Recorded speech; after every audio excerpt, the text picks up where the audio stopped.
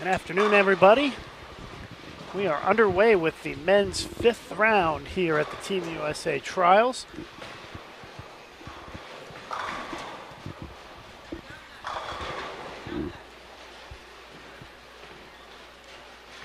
Got 6 more games in the tournament for most of these guys. For the 3 who are at the top of the standings, they'll have a little bit more work to do this evening because the top 3 in the overall standings will advance to the stepladder finals tonight. We already know the 3 women who will be bowling this evening. And the top seed is Deandra Asbady. The second seed, Danielle McEwen. Third seed, Josie Ernest. And they will be battling starting at 6 p.m. Pacific time, about 9 p.m. Eastern for those of you out east. It's going to be an exciting stepladder final on the women's side, and I expect the same on the men's side, regardless of who advances.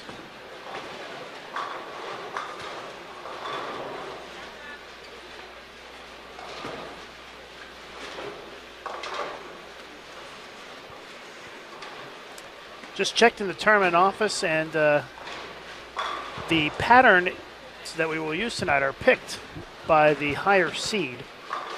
And I can report to you that Danielle McEwen has picked the Beijing pattern for the semifinal against Josie Ernest. The winner will take on Deandra Asbady on the Atlanta pattern.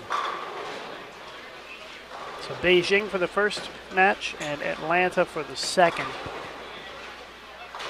on the women's side.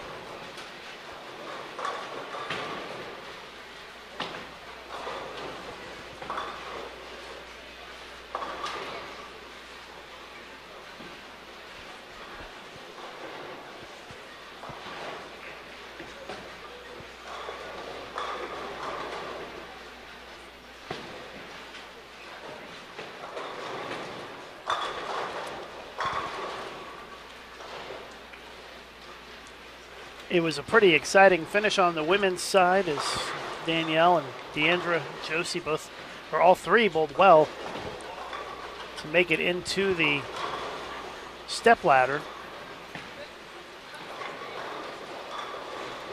And we should expect some similar excitement a little bit later on in this block as we get down the stretch here.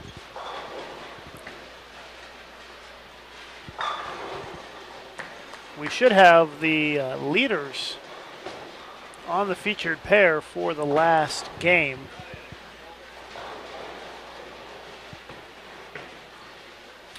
They are again all moving right.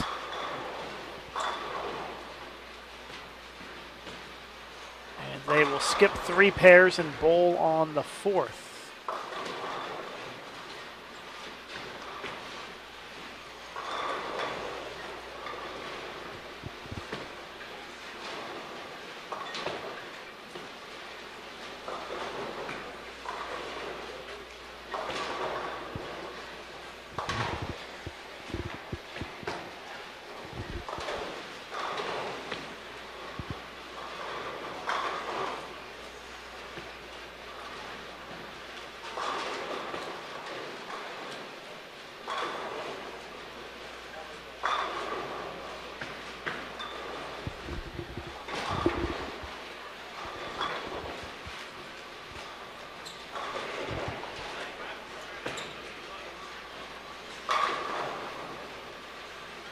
Blair asking a question in the chat what the format is for the stepladder finals. It is 1-game matches. 1-game matches for the stepladder finals. And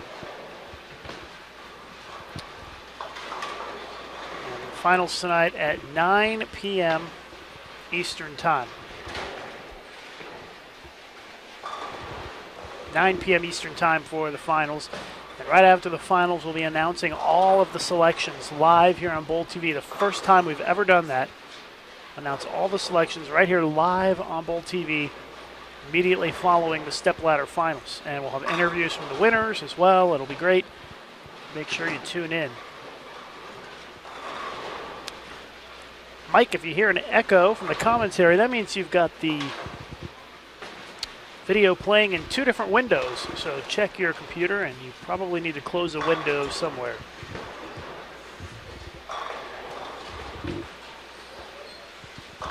Featured pairs. This game we got Neil Cooley, Mark Idzerda, Brian Dragotta, and Christopher, whose last name does not appear on the scoreboard. Other pair, Ryan Motes, Brennan Howe, Jordan Frere, and Riley Dempsey.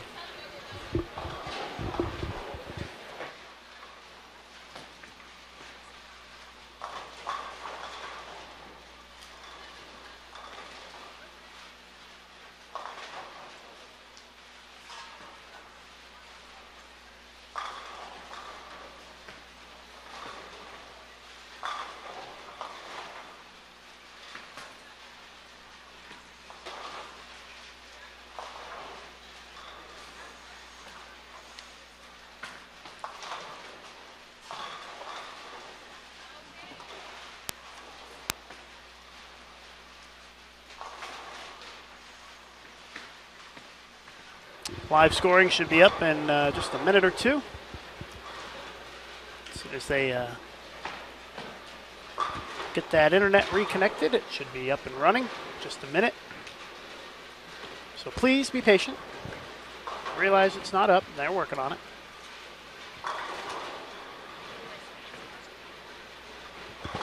We're just in the first couple of frames here, so you haven't missed very much.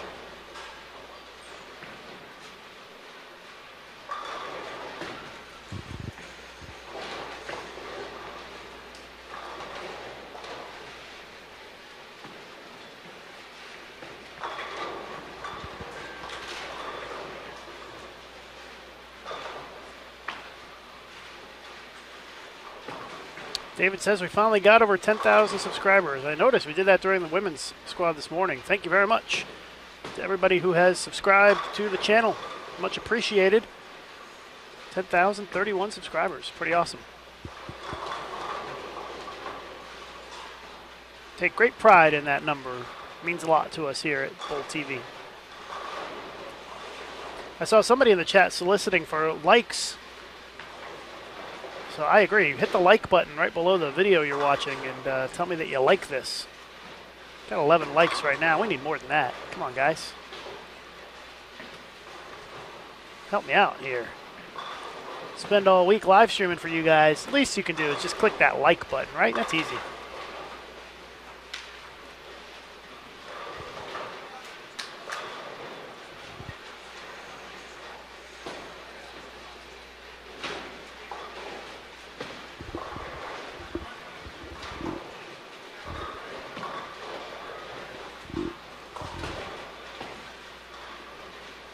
Live scoring's coming online right now.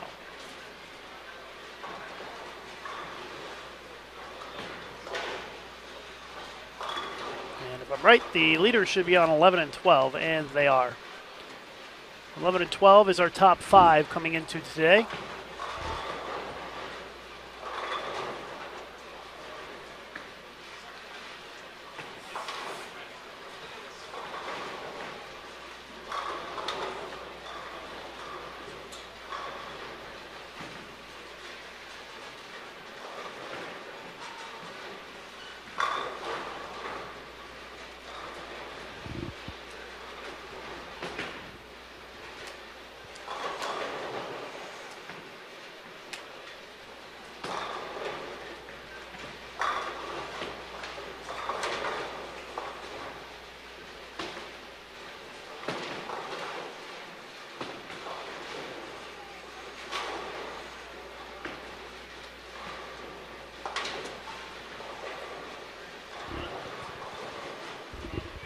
And I think that the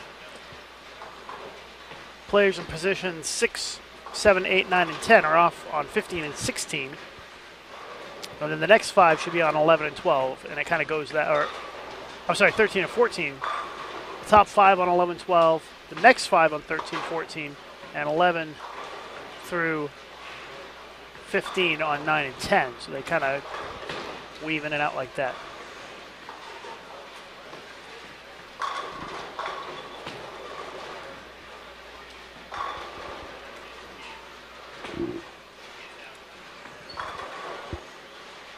Brennan gets the strike. First one of the day for him.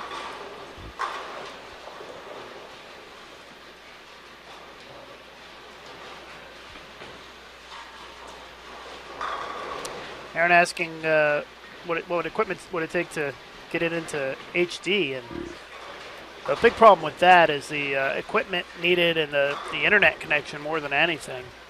A lot of the places we live stream from don't have an internet connection that is fast enough to support that sort of streaming, and unfortunately YouTube does not support that at our basic level of service right now. It's something they've tested.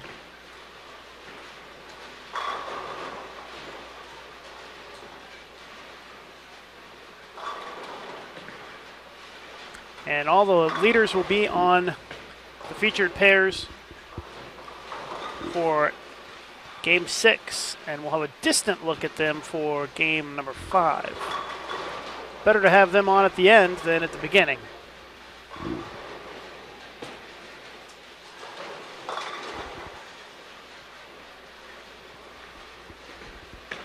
And I don't believe Ustream supports HD either. It's still expensive to do HD streaming, so maybe one day we'll get there. But personally, I think the picture quality is pretty good with what we have now. I mean, what do you guys think in the chat? You're able to see the ball, the pins, the players, all pretty good, huh?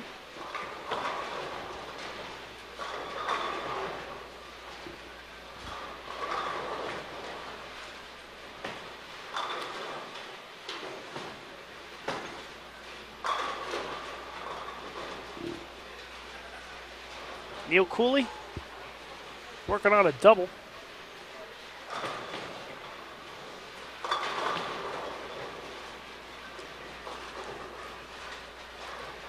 I think Neil Stremmel will be joining me again for the end of this block. That's my hope. I think he's planning on coming up for the last game or two to help decipher the points.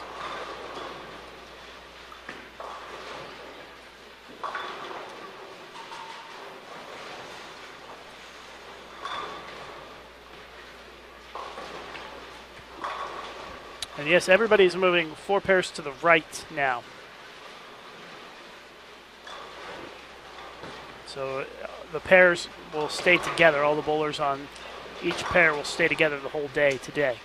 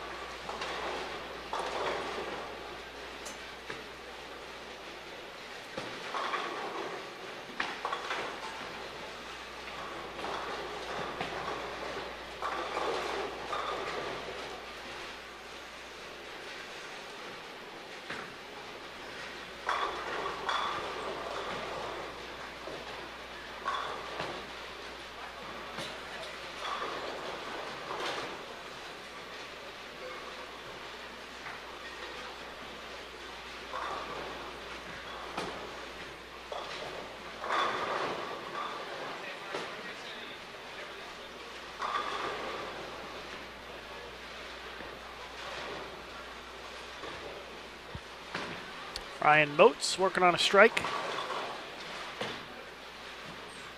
The live streaming is working, so if you don't see it, please press refresh on that page. But I'm looking at it right now. It's working fine. John Zerbinski's gone open double so far to start the day, so it's definitely working. He just got another strike, just updated.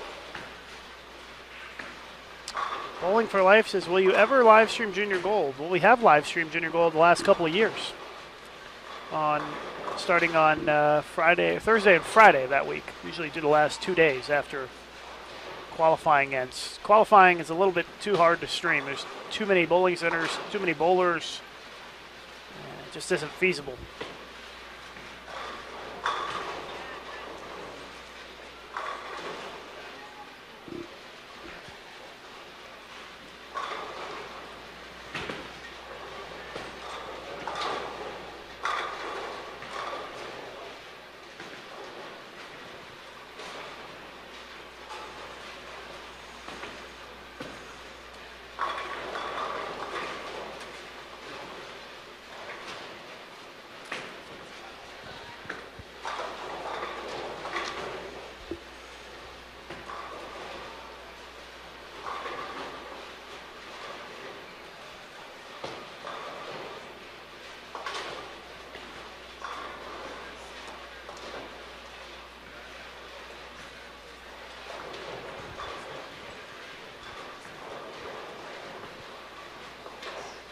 If you want to check our upcoming live stream schedule, you can do that at bowl.com/livestream.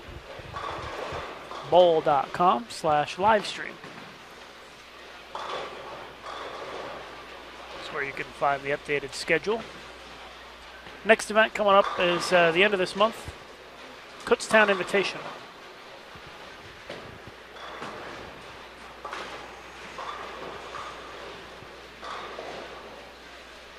It's going to be a great NCAA women's event.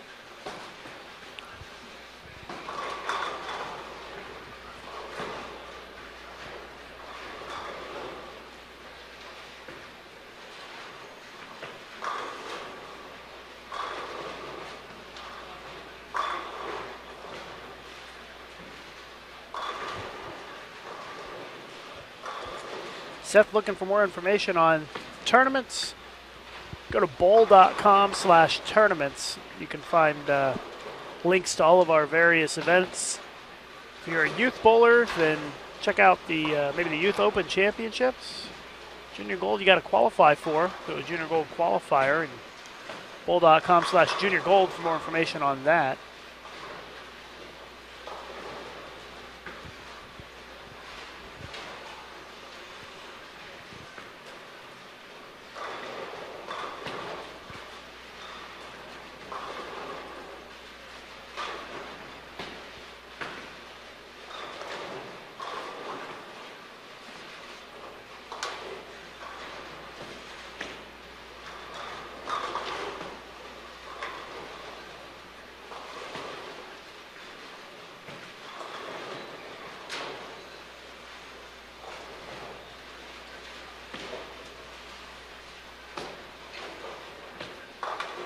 How many 300 games have we seen so far at this trials? I believe the number is at 7, if I'm not mistaken.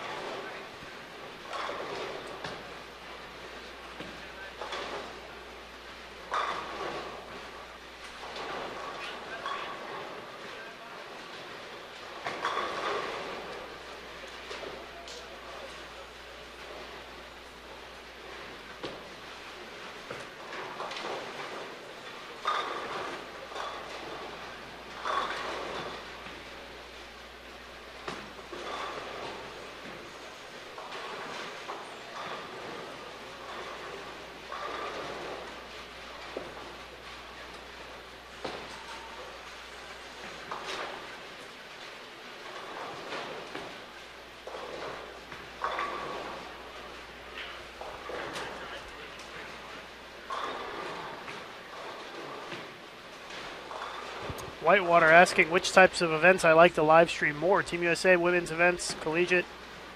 Which type has the most viewership? I think my favorite to live stream would be the USBC Queens. And we usually do pretty good on viewership for that. It varies, but It's not out of the question to get 1,500, 2,000 watching at any one time. And the Queens will be next Labor Day weekend, so early September. And it's right here at Sunset Station, bull.com/Queens for more information. And of course, we'll have live streaming throughout the event, as well as the World Championships the 2 weeks before the Queens right here at Sunset. So Sunset Station going to be my second home this year.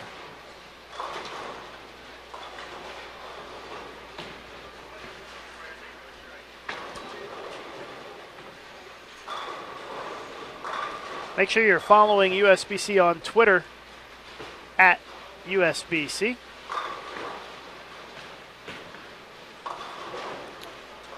can also follow me on Twitter if you like, at Lucas_Wiseman. At Lucas_Wiseman. Feel free to send me a tweet. Let me know who's watching. Maybe you got the setup at the pro shop or at home on the big screen TV. Send me a picture. Let me know if you got the big setup for the live stream today. Maybe some of you will do that for the finals tonight.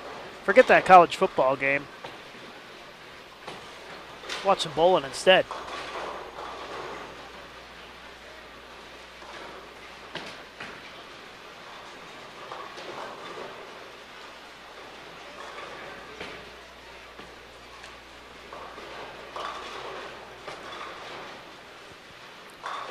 Marcus having a good game here on the right lane. Spare, and he hasn't missed since. Until I put the Wiseman jinx on him, and he leaves the 3-6-9-10.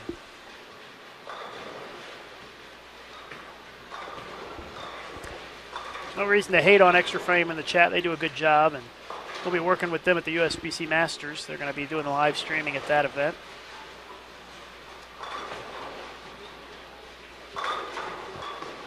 I think you can do a monthly deal with them, monthly subscription, so it's an inexpensive way to be able to watch the Masters, because the Masters definitely one of my favorite events of the year. I love the Masters. What a great event with the format and everything, and the bracket. It's awesome. Yeah, so well worth a few bucks to watch that on Extra Frame.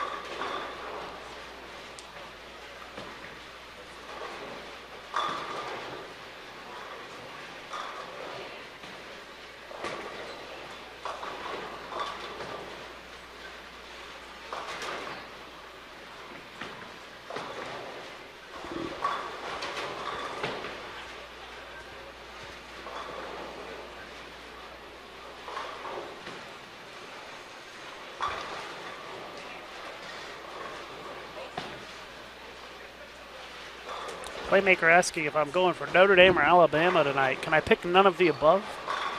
I really don't know who's going to win. I would guess Alabama. No clue.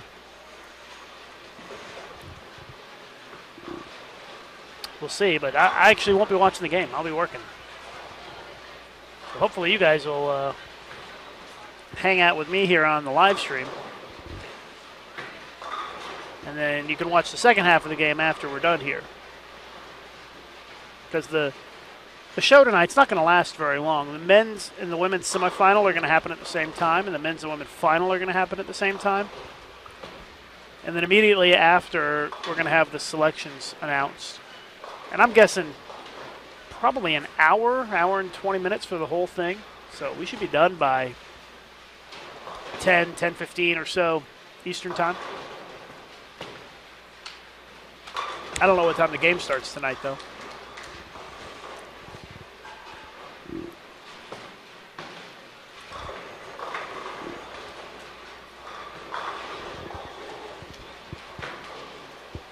Nice shot by Riley Dempsey in the 8th.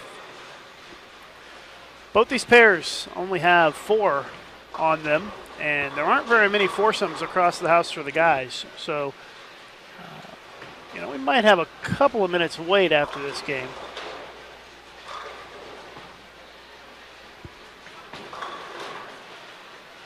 Mostly 5s across the house, although there are some 4s. I don't know if they've got the 4s following each other. It doesn't look like it.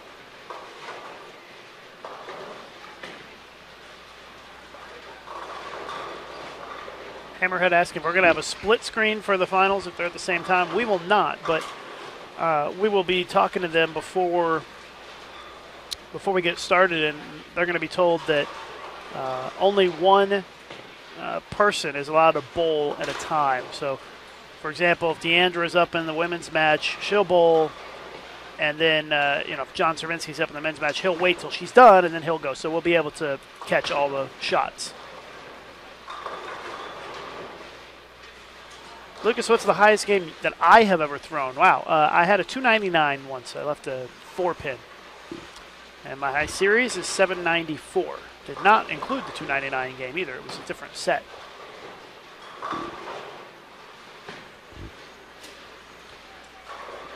Man Do Nation wants to know what time the stream starts tonight. 6 p.m. Pacific time, so 9 p.m. Eastern time is when the live streaming of the finals will begin. The men should wrap up around 5:30 or so here, about 4 hours from now. And then we'll have a brief delay while they tabulate and check all the scores before we get started with the stepladder finals. So there's a possibility it could be a little bit after 6, but hopefully it won't be. Top 3 advance to the stepladder. Number 2 bowls number 3. The winner bowls number 1 for the title.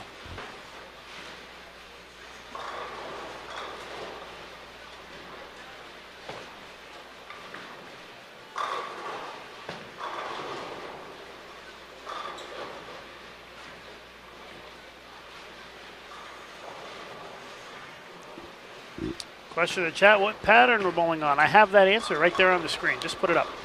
Bowling on London, 44 feet. Scores are a little lower on the women's side this morning, so we'll have to wait and see what the scores look like on the men's side.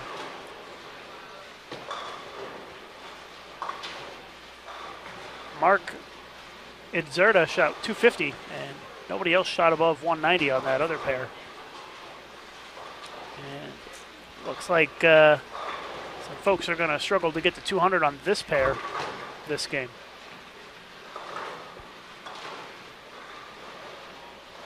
The high average on the women's squad this morning was 231, but it dropped off pretty quick after that. You only had 10 players average 215 or more, so scoring pace a little bit lower today.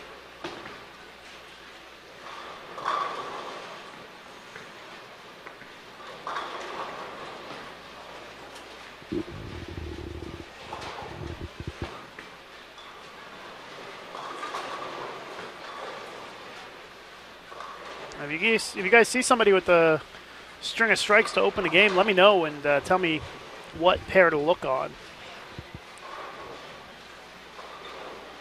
See that Perry is the front 7, but let me know what pair Perry's on, so I can keep track of it as well.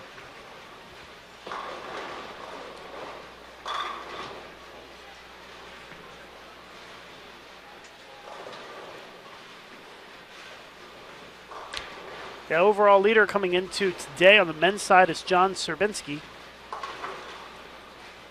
And he is in a great position because I think he needs to finish in the top 50 to secure a spot in the top 3. So he's in really good shape. And John Janowitz was second. Front 8 on 9 and 10 is what I'm hearing in the chat. It doesn't surprise me. That would be our, now it's front 9 for Matt Farber. It's our top grouping down there in that zone.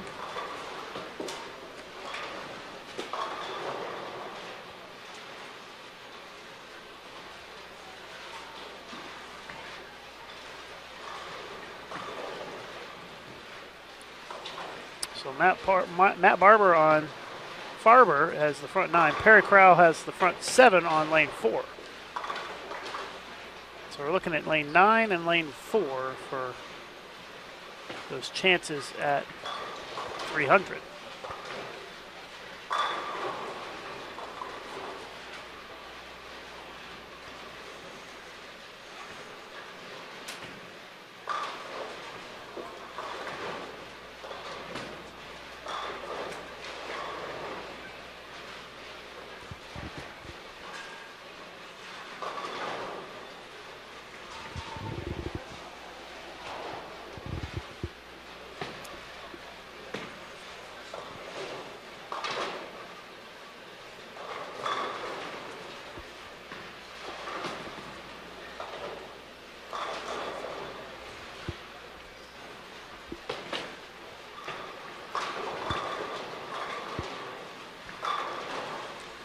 Going to be a couple of minutes before Farber gets up with the front 9.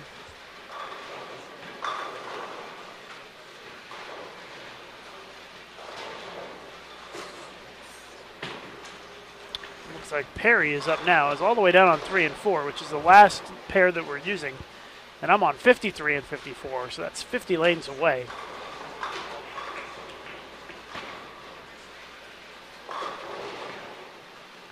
If you're not watching the live scoring, you can click down below and find the links right below the video you're watching for the live scoring, the live stats, and the results. But thanks to Brunswick for helping us out, getting some of that stuff squared away here this week. It's been a nice treat to have the live scoring. And I hope that it's something that we can do in the future.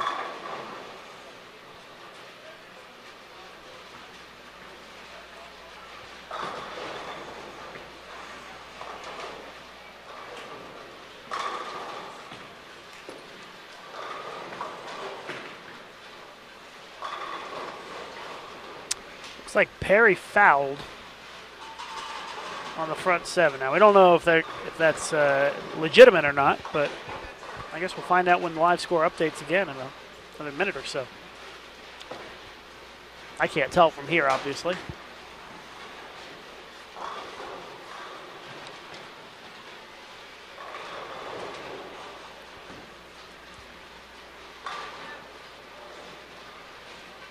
Yeah, it looks like it was a foul. He went foul 6. So how about that?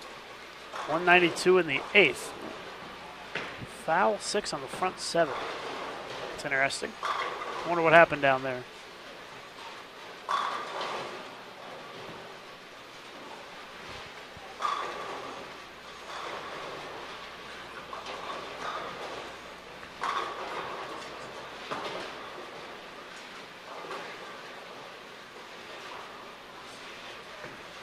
So I guess we'll have to keep an eye on 9 and 10 where Matt Farber is to see if he can close it out. John Janowitz bowling well so far on 11 and 12.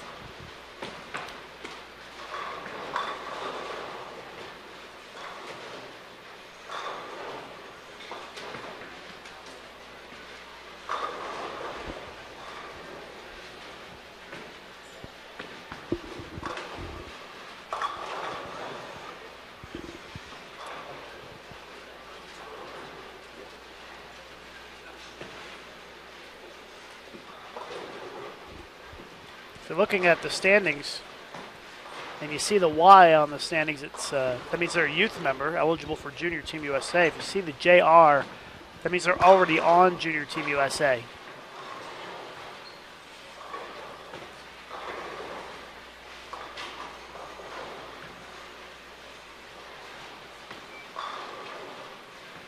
So if you're already on Junior Team USA, you can't take one of the automatic spots away. So Libby, if you're watching, hopefully you are, and there's your answer.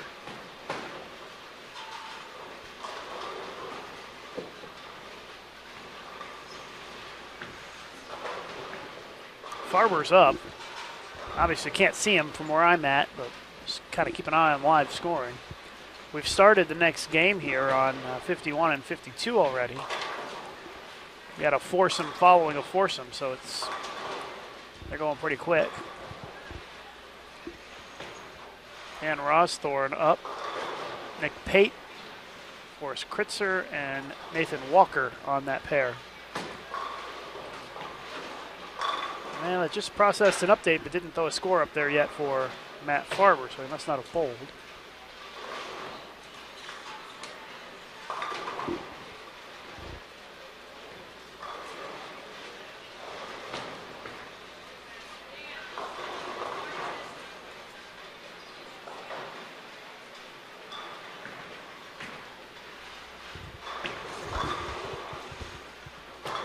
Wait for the live score to refresh here to give us an update on Farber.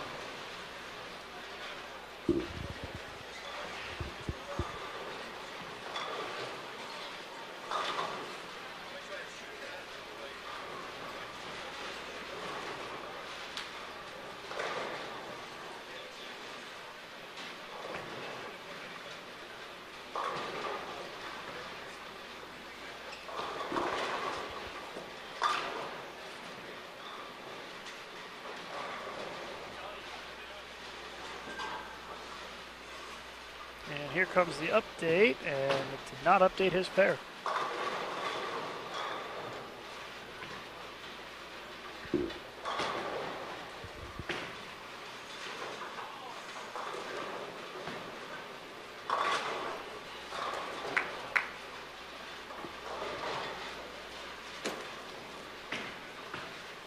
Jay Futrell shot 181 on that pair.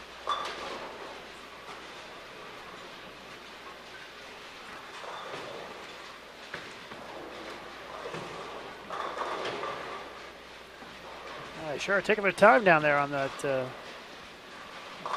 pair where the leaders are.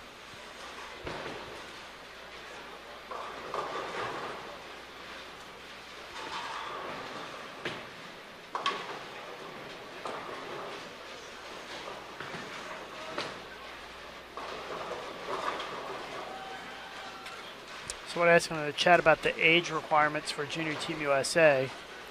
All bowlers 20 and under as of January 1st are eligible for Junior Team USA. 20 or under as of January 1st of this year.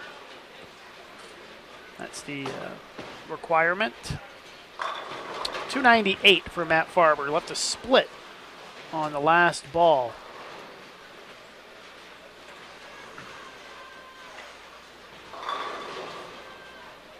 Brian, I went to see you in New Jersey at the Masters. Thanks for watching for a bit here.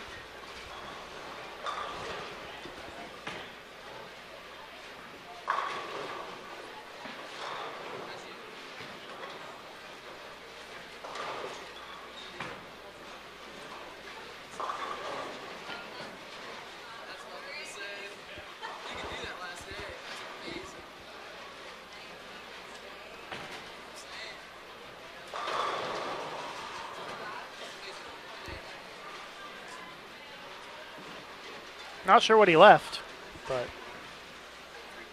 if somebody finds out, let me know. Yeah, 298 for Farber.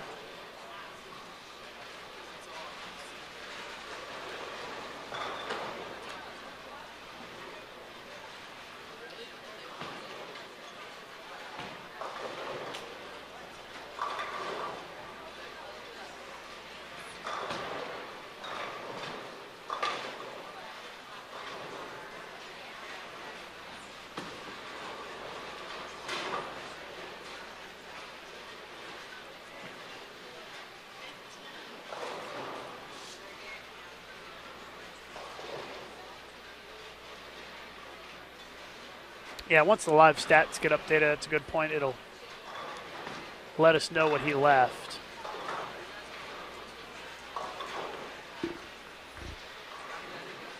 Kyle King, 206. 11 and 12 will be the pair you'll want to look at now for the leaders. John Janowitz is bowling very well.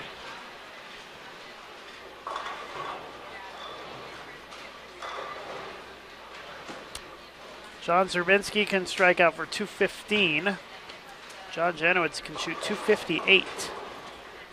EJ Tackett can only shoot 210. Eddie Van Daniker, 236. That's on 11 and 12, so you may want to check that out.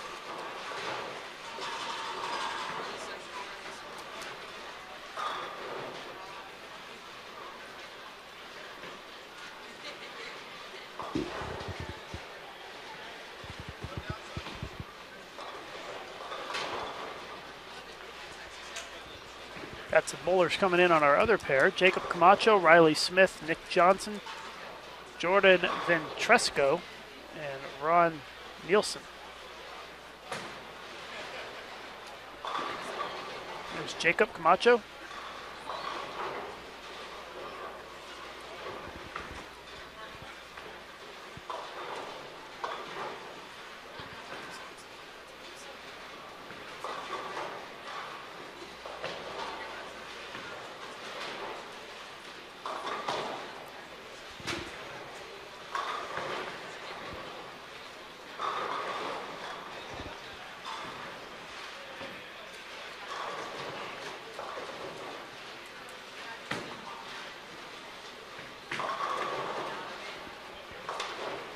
John Zerbinski ended up shooting 214.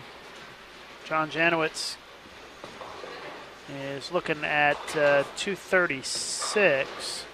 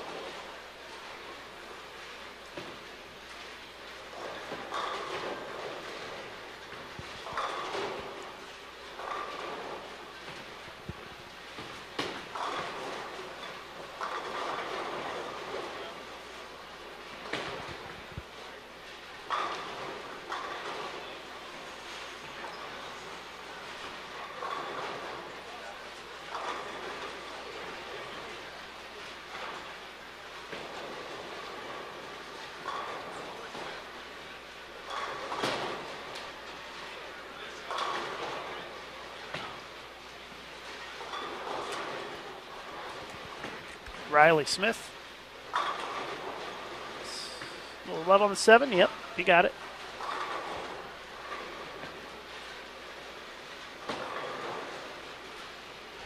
Nice. Perry Crowell, 252 with a foul 6 in the middle of the game. Danielle saying in the chat that Farber left the 210 on the 298 game.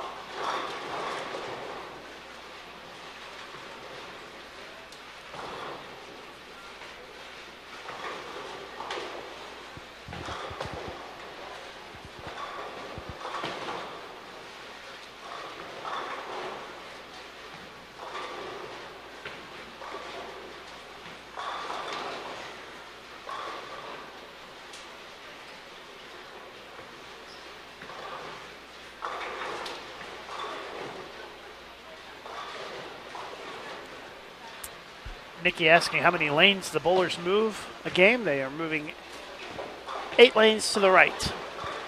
So if you're on lane 50, you go to lane 58.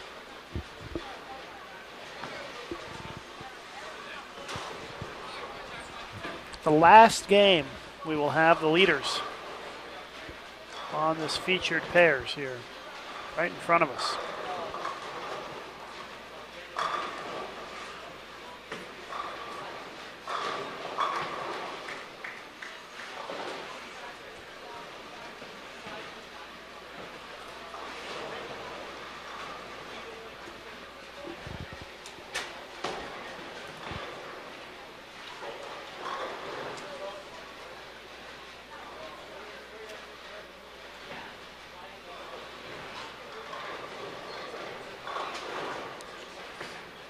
So that last game should probably start in about 3 hours. It is a long block.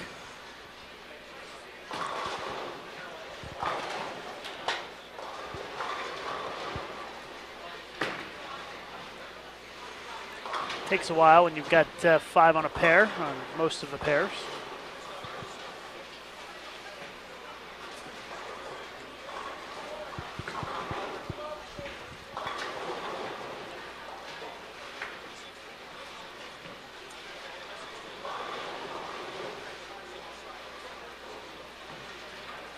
Camacho. He leaves a 4-9 split here in the second.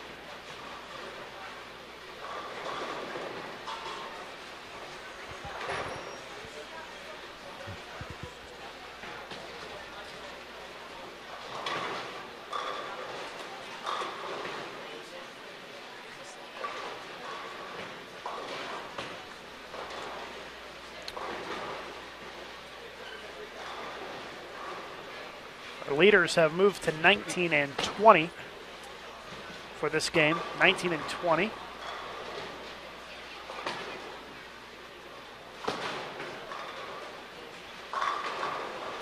John Serbinsky, 214. John Janowitz, 233. Kyle King, 206. BJ Tackett, 199. And Eddie Van Daniker, 235.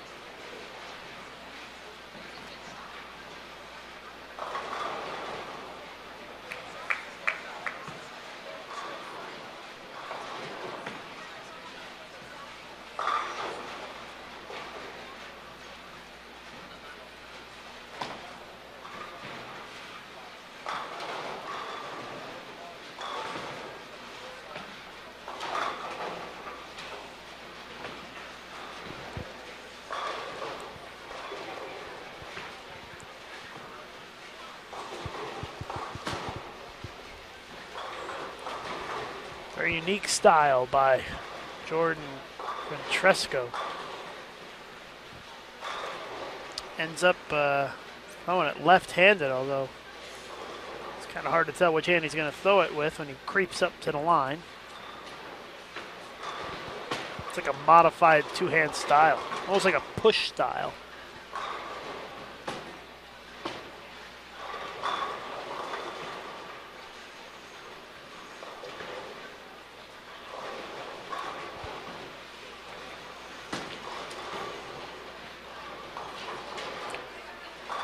It's interesting that he's able to generate enough ball speed using that method.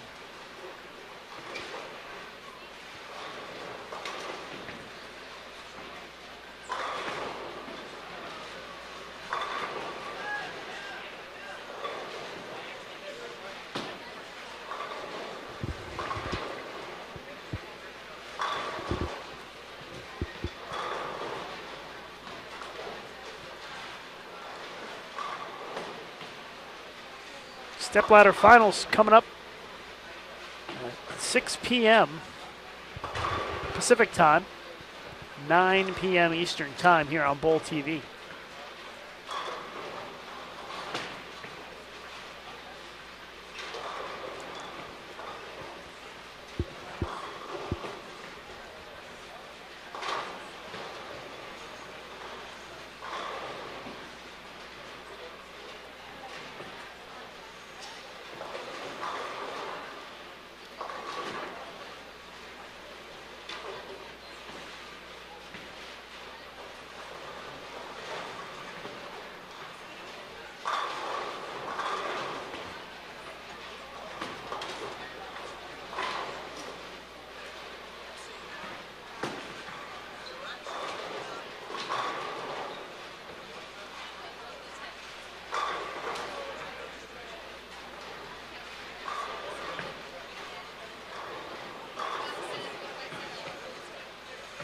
Fourth frame for Camacho, working on a strike, looking for a double. Started with a couple opens.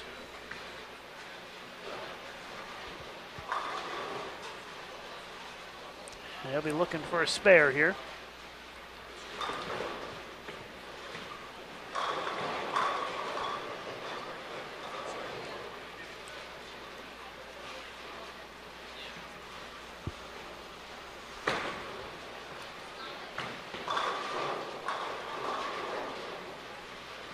John Serbinsky and Kyle King both have the front three on 19 and 20, the front three.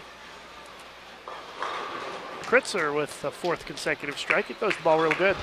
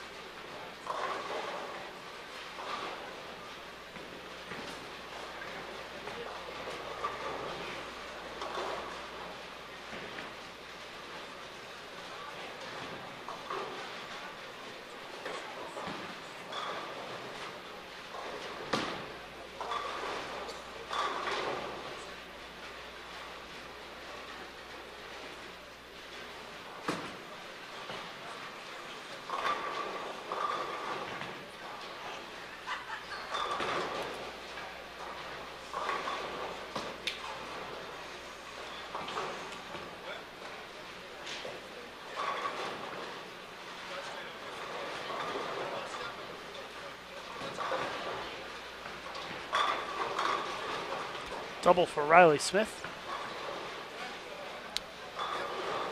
Kritzer looking for a fifth consecutive strike. Pulled that one and got the strike anyway.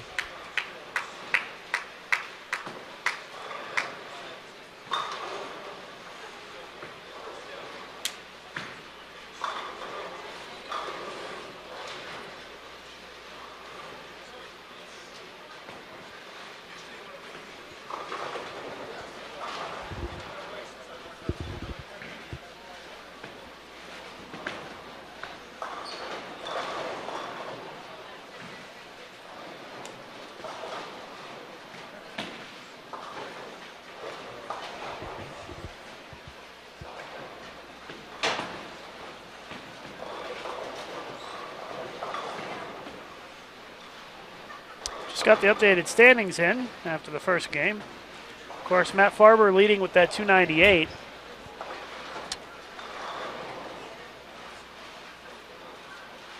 And I'm not so sure that the results are accurate. I'm going to check on that.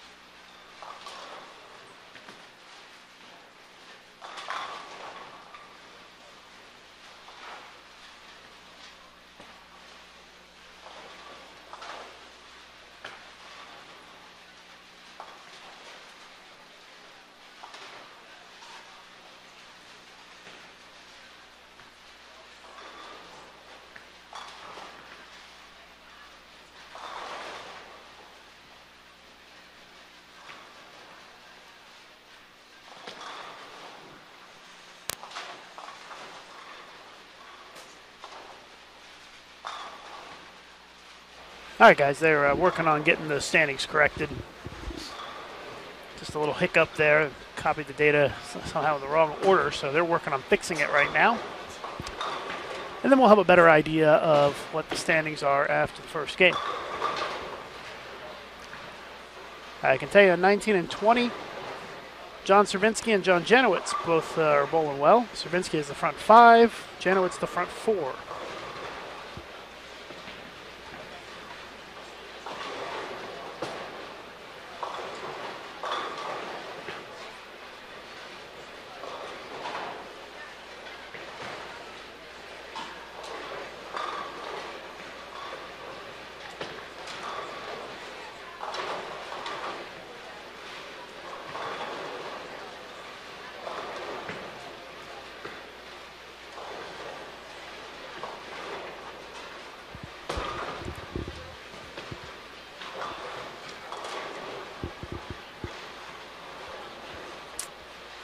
So about halfway through game number 2 on 53 and 54.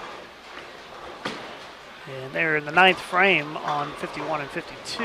Little messenger, nope. Little short pin there. John Janowitz left a split on the front 4.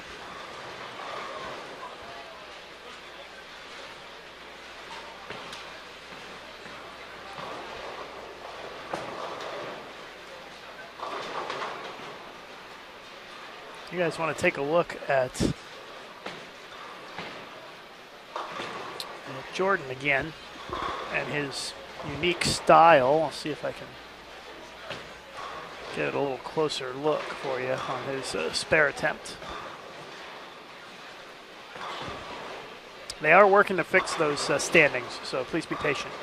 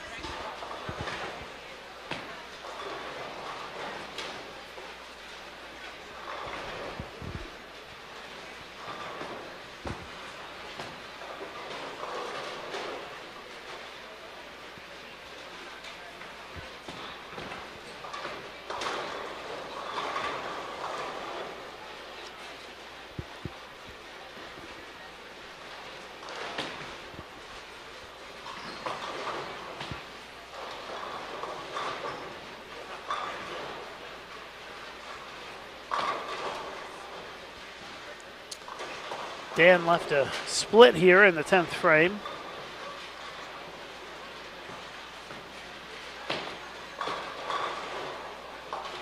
And open frame for him. He shoots 181.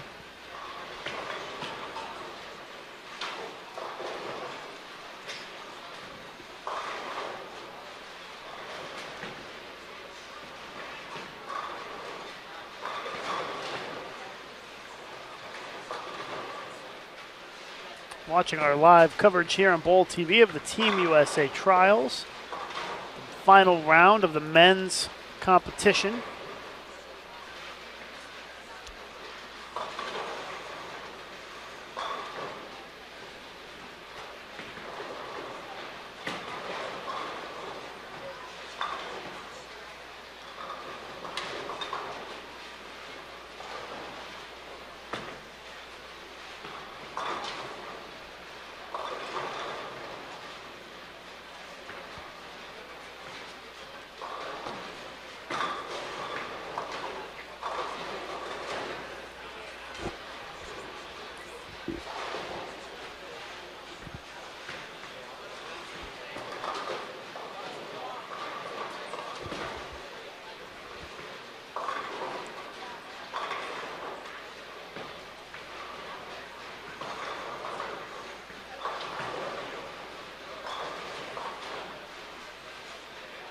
John Zerbinski has the front 6 on 19 and 20 now.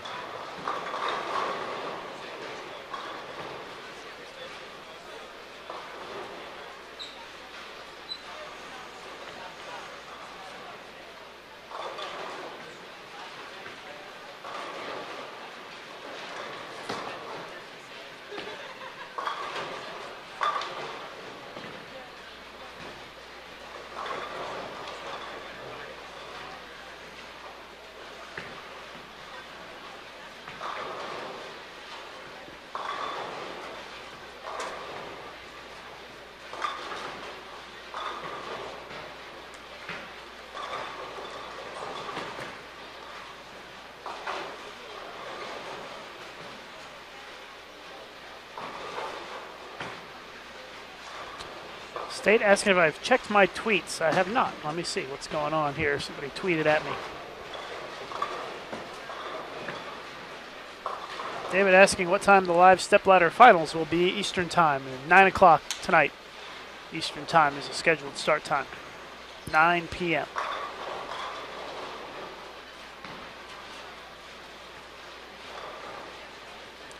What a great way to wind down before going to bed. Watching some fantastic stepladder finals action this evening. If you want to tweet at me, you can at Lucas_Wiseman. Or you can follow USBC at USBC. 10th frame for Kritzer. Leaves the 5-pin.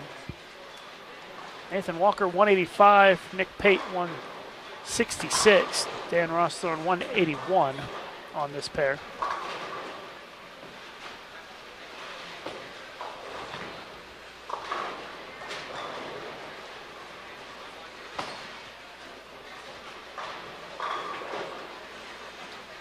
And they just sent out the updated, corrected standings. It looks a little better now.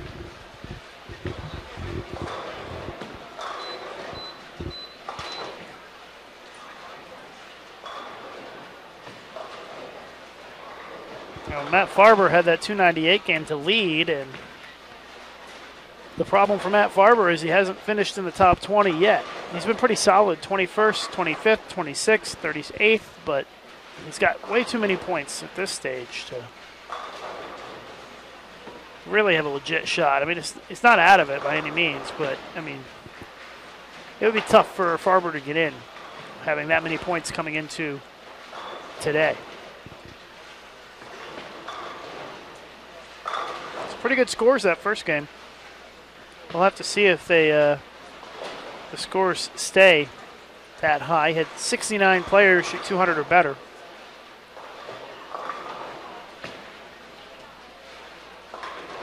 Make it 71 players shot 200 or better. And you had 12 players shoot 240 or better.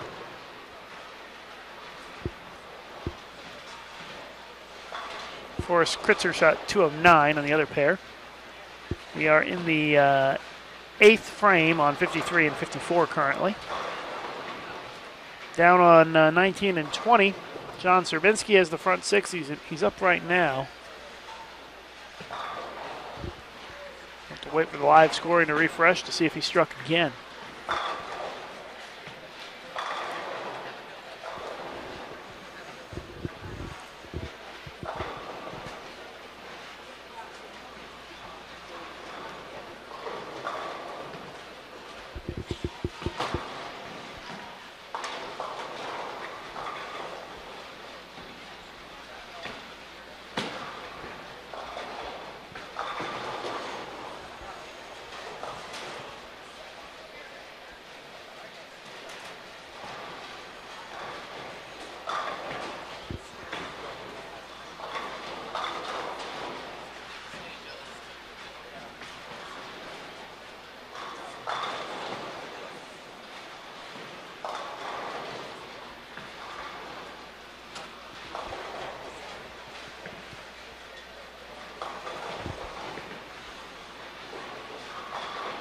John Serbinski, front seven.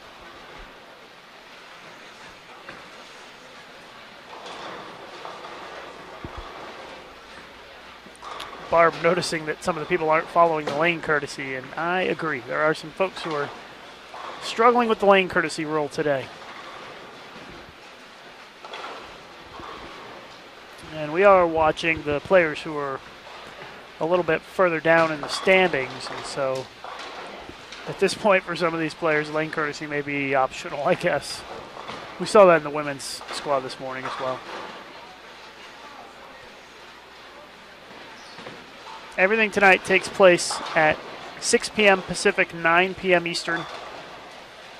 The stepladder finals will be first, and it'll all happen concurrently. The women and the men will happen at the same time. The women's semifinal and the men's semifinal together. and then both finals will be together. And immediately following that, we'll be announcing the selections of Team USA 2013, as well as Junior Team USA 2013. Matt Lawson is in the house. He's going to help by hosting our little show at the end of the stepladder finals. It's not really much of a show. It's more of it's just an announcement process, and Matt will interview some of the people involved. I think Rod Ross is planning on coming out and talking for a few minutes, and maybe Neil Strummel. We'll also talk to our winners tonight live on Bowl TV.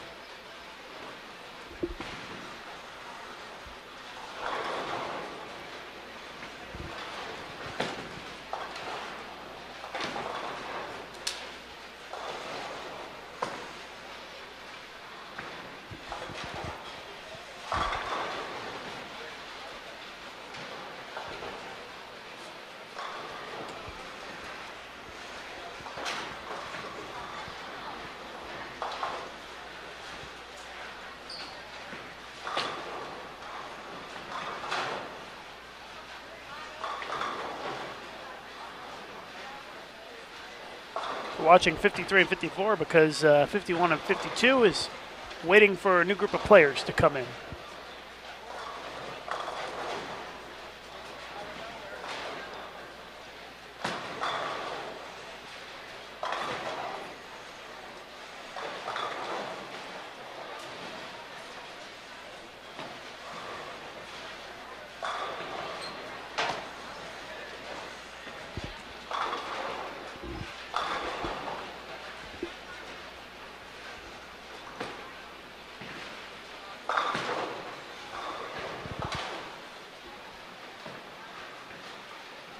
John Serbinsky has the front 8.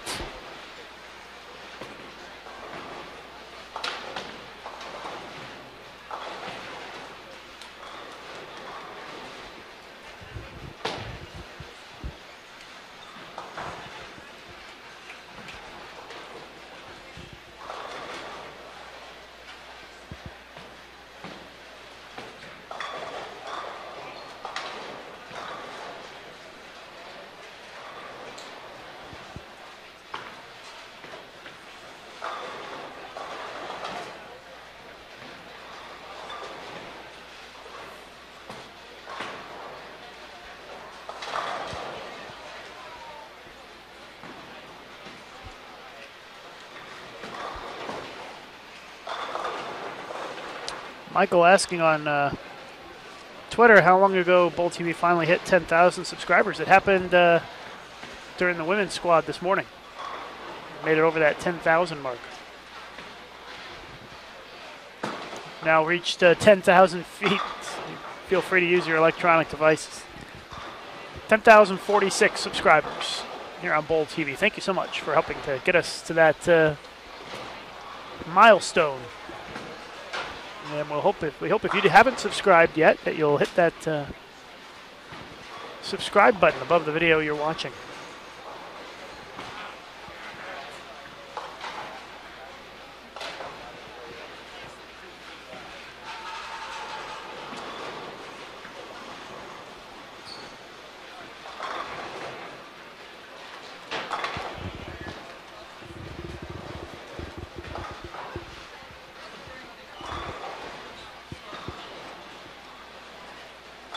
Looks like we've got our next group of bowlers coming.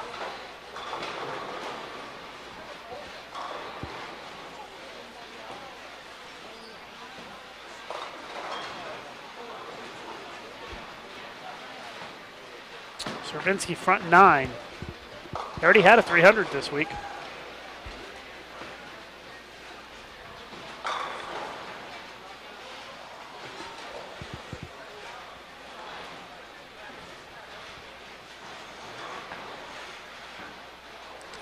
Our other featured pair is going to be Darren Young, Austin Thompson, Terrence Robinson, and Kevin Jones for game number 3 on 51 and 52.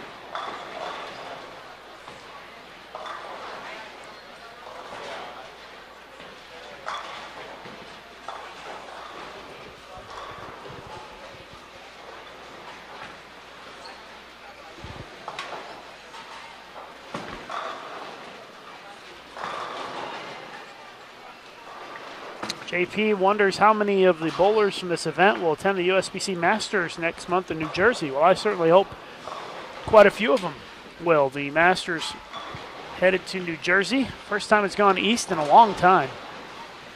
I'll be out there for it. We won't be live streaming it here on Bowl TV, but our friends at Extra Frame will have coverage for you. If you want more information on the Masters, you can go to bowl.com/masters. bowl.com/masters. All right, if you're on the live scoring and you're not on 19 and 20, now's the time to go there because John Zerbinski has the front 9. John really looking to solidify his spot in the top 3 for the stepladder tonight. He had a nice cushion coming into today. Just needs to finish in the top 50 to be guaranteed a spot on Team USA and to make the stepladder. And shot 214 the first game, now has the front 9, and he's looking pretty solid so far.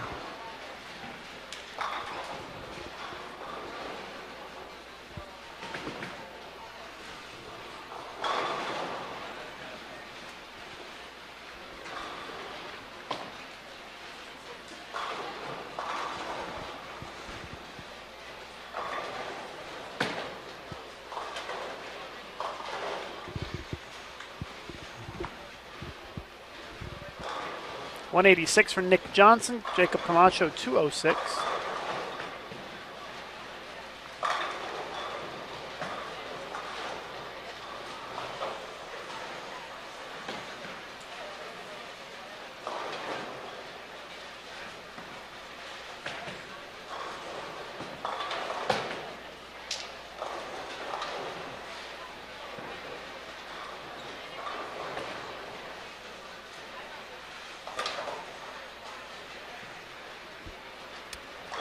John just bowled. I'm not sure what he did.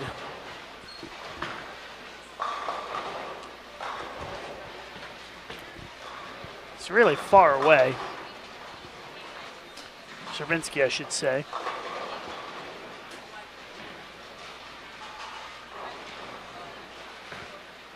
.299 for John Zerbinski.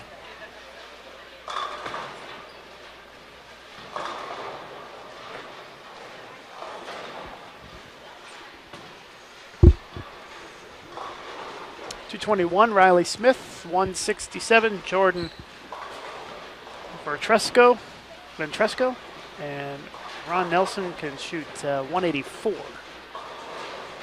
Kyle King had a 248. Great game for him.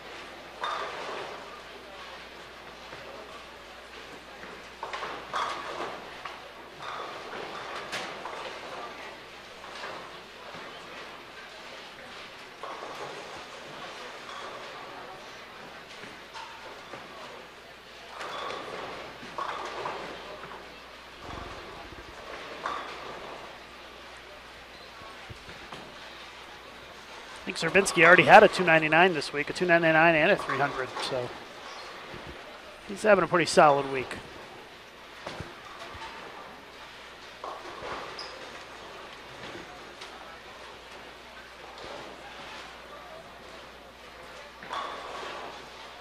Just getting underway here on 51 and 52.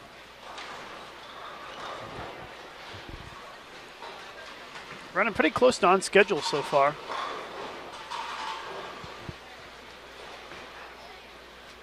Which bodes well for us starting the semifinals at 6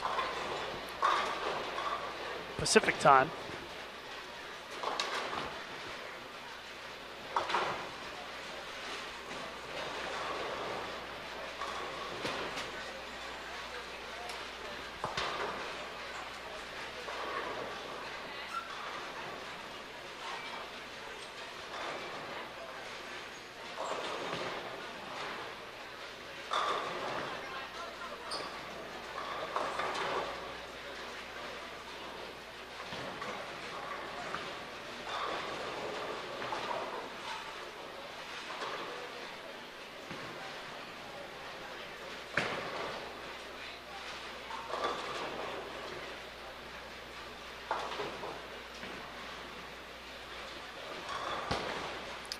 Darren Young, Austin Thompson, Terrence Robinson, and Kevin Jones again are on this featured pair for Game 3. Just another foursome.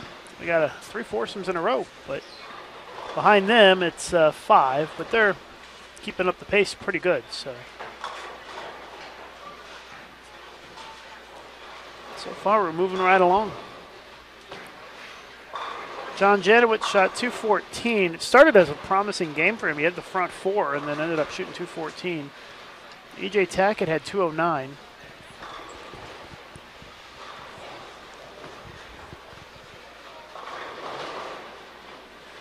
Still waiting on a final score for Eddie Van Daneker. Marshall Kent, 268. He shot 247 the first game today. So Marshall is bowling well. He is hoping to defend his title here this week, just like Danielle McEwen has a chance to do. And Marshall's got a real good chance, if he bowls well today, to get into the top 3.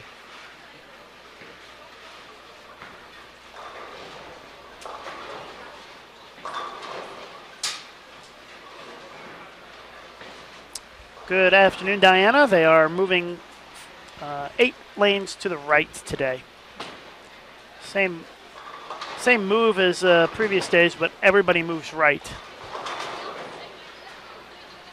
So if you're looking for John Janowitz, he just finished on lane 19, which means he's going to 27 next.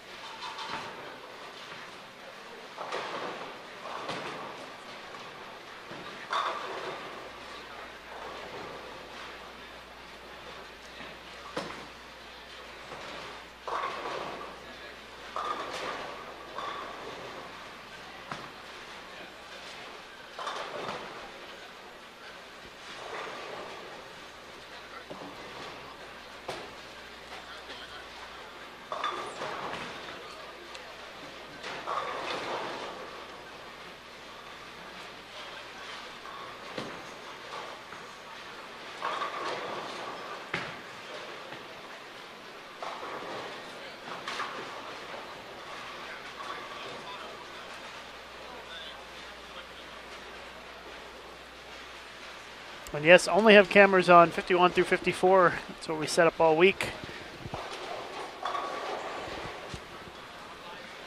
And the leaders will be on these pairs for the last game.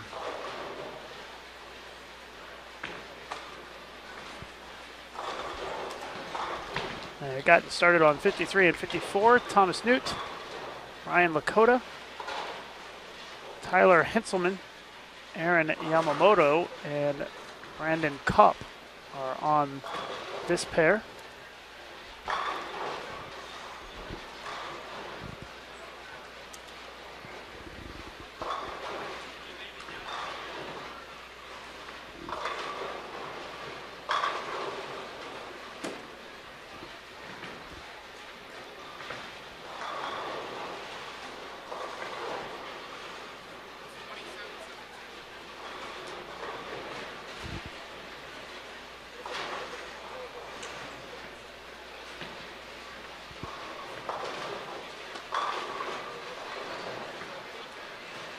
So we had a 298 in the first game by Matt Farber, and a 299 in the second game by John Serbinski. So will we have a 300 this game somewhere? I don't know. We'll find out.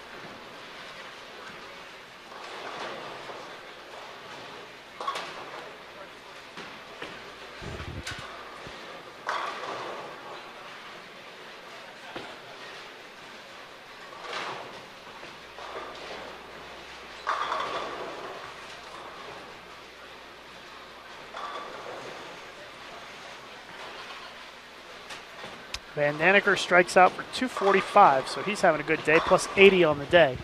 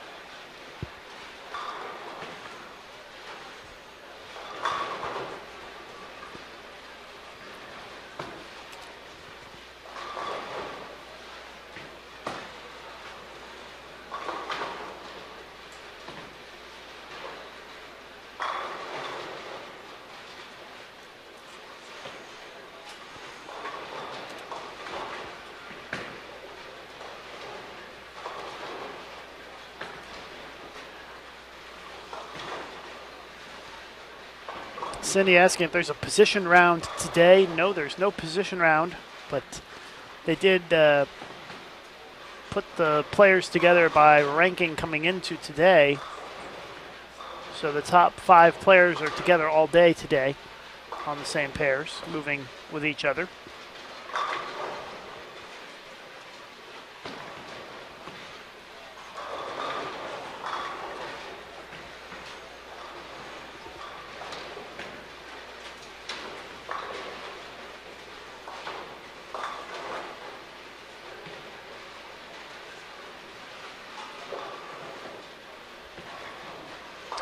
JP asking if I have a favorite for tonight's women's final. It's hard to say. They're all so good. We'll see. I think Deandra's got a real good look and the advantage of being the top seed.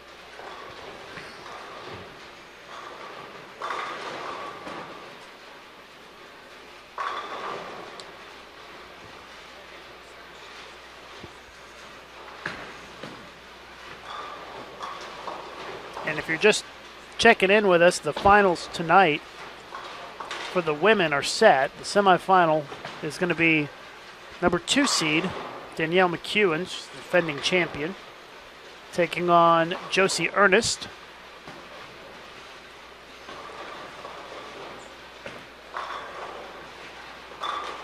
The winner will take on Deandra Asbeidi for the title. And Danielle picked the Beijing pattern for her match, and Deandra picked the Atlanta pattern for the final.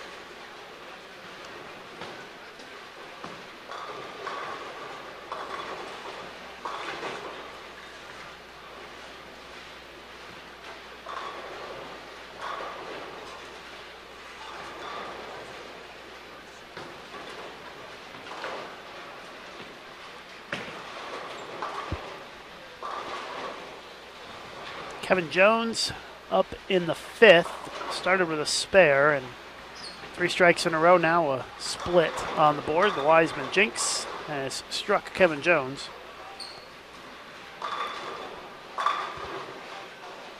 Check in with us for sure in about 2 hours or so. When Game 6 gets started, we'll have a much clearer picture as to the top 3 who are going to make it onto the show tonight.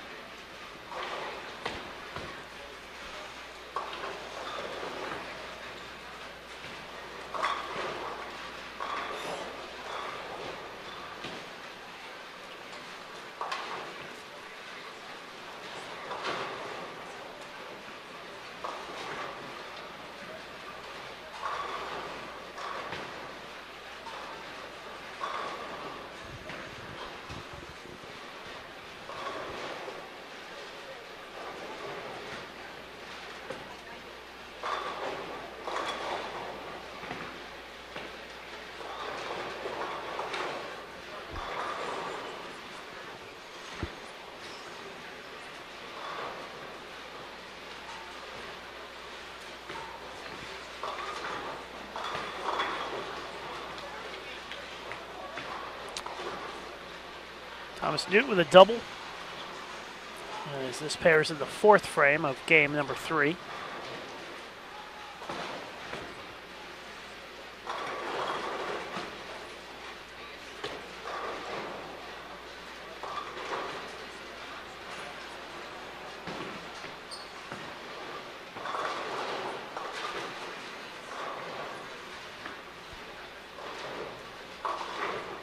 Chad asking why was Deandra crying when I interviewed her earlier. It's she lost her grandma Betty last year, and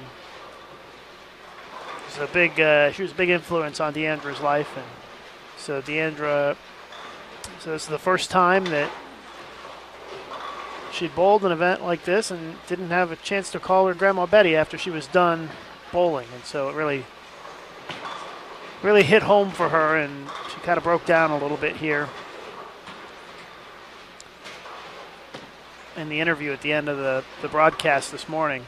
It was a very touching moment, and obviously she meant a lot to Deandra, and Deandra really dedicated this performance, I think, toward her memory.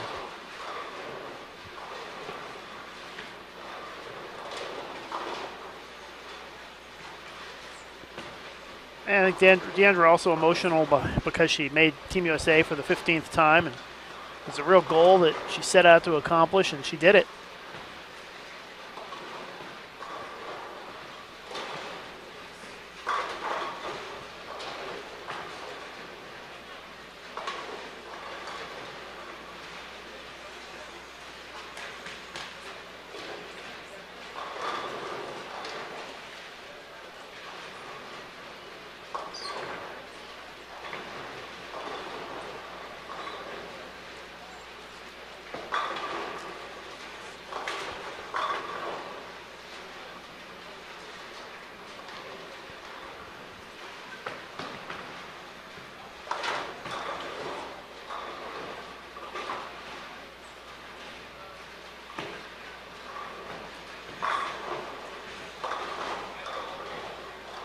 Austin Thompson bowling a good game here. Spare 5-bagger on the featured pair.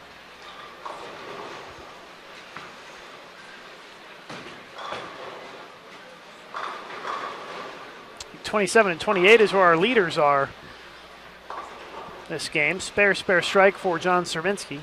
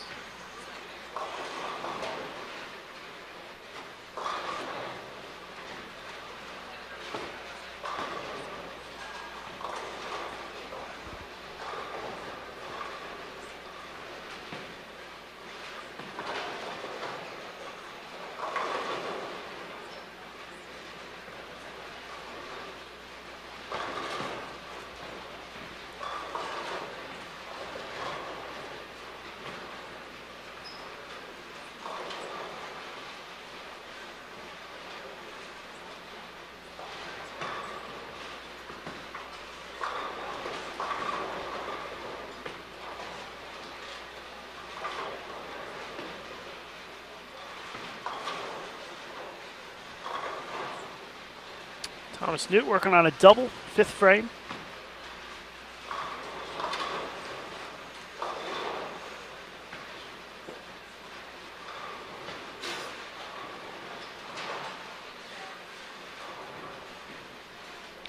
Samuel asking before each block this week whether players are alerted ahead of time of the pattern they will be playing on. Yes, they were. They were all told at the orientation right after practice, the practice day, so they all knew in advance. It's been on bowl.com since that day as well. So everybody was told of what the patterns were before we got started with the competition last Wednesday is when they were told, I believe.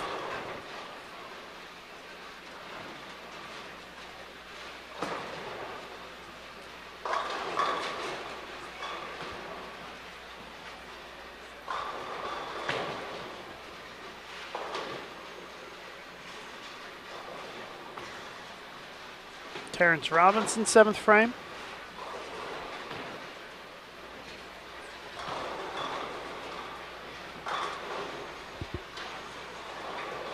He leaves the bucket.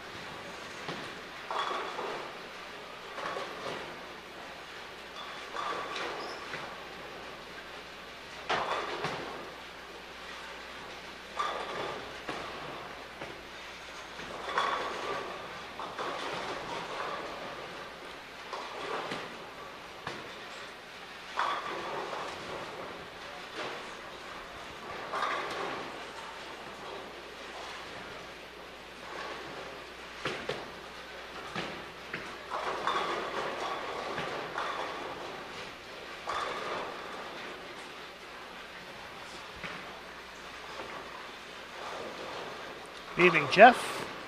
Thanks for joining us.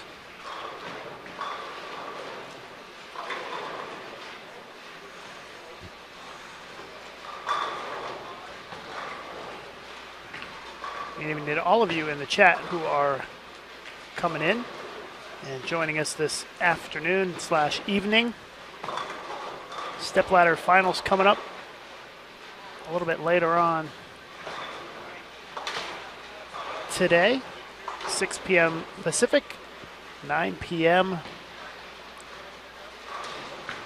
Eastern Time. Chris Preble in the chat. Good afternoon, Chris. Wondering what the thought is behind the stepladder. The tournament staff decided to add the stepladder to try to add another layer of excitement for the event, and I think the players generally are okay with it, mainly because the top 3 are already guaranteed the spots on Team USA, which is what this event's all about. So it gives us a opportunity to showcase the bowling in the finals format, which a lot of tournaments do. So in that respect, it's good from a live streaming standpoint, but it's not the only reason they did it. Many of the events that Team USA bowls in are similar to this format, where you bowl, but it's much shorter. You bowl a 6-game block, cut to the top 4 for a stepladder. Or not a stepladder, for a semifinals and a finals. So there's a match play element in World Championship competition as well. It's very similar to this format. So that could be some of the thinking behind it as well.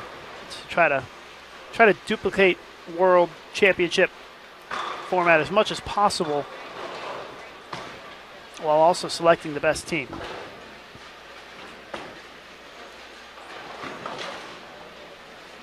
Standings just got updated if you want to check those out. John Serbinsky is in 2nd place for the day. Marshall Kent is in 1st place for the day.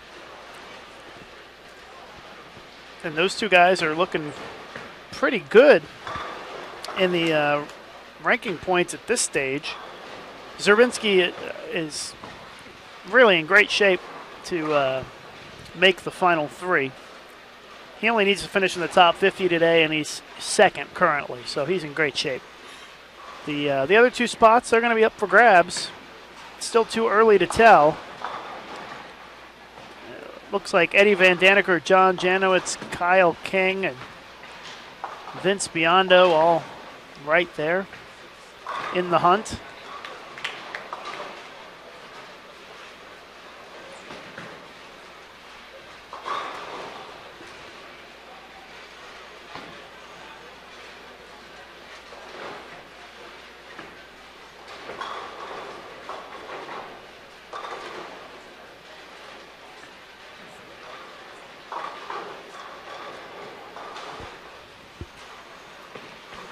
E.J. Tackett as the front five this game.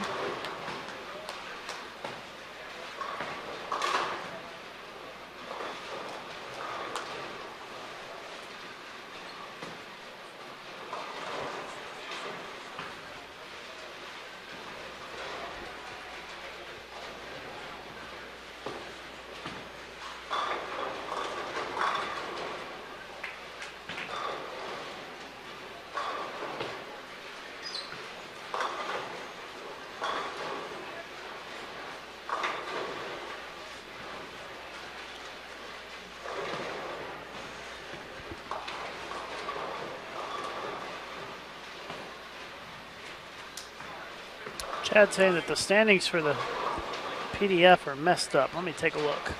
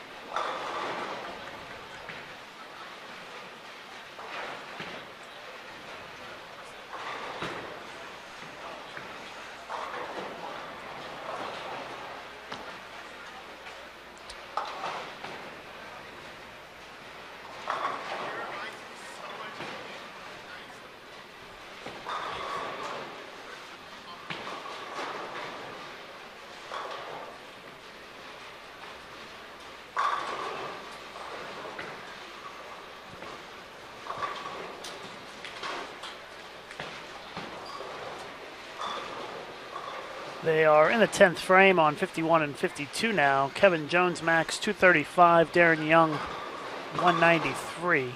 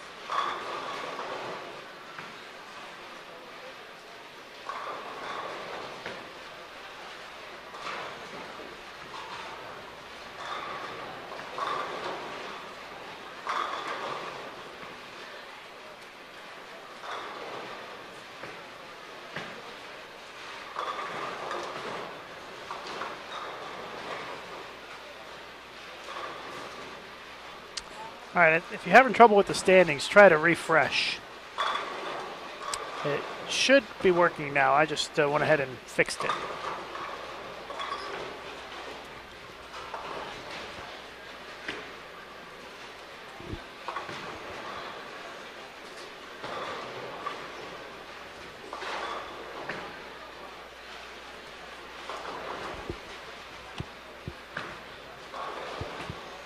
.192 for Darren Young. Kevin Jones finishes with .235.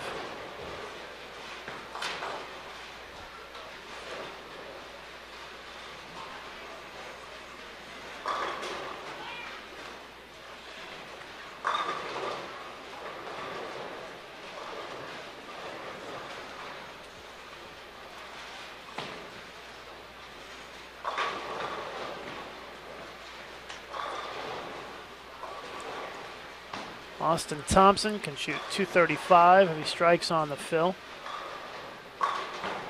Hello to the gentleman who's sitting in front of me watching the live stream on your phone. Thanks for watching.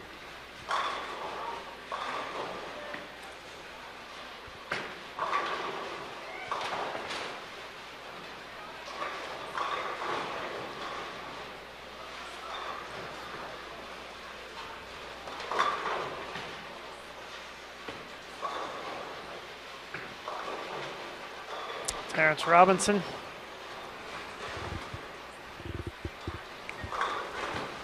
Going to shoot in the 140s this game.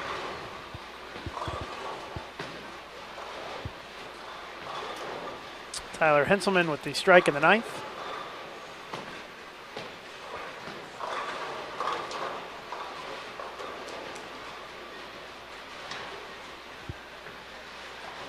And then Calp misses the head pin, leaves the washout here in the 8th frame. We're in the closing stages of game 3. Austin Thompson finished at .235.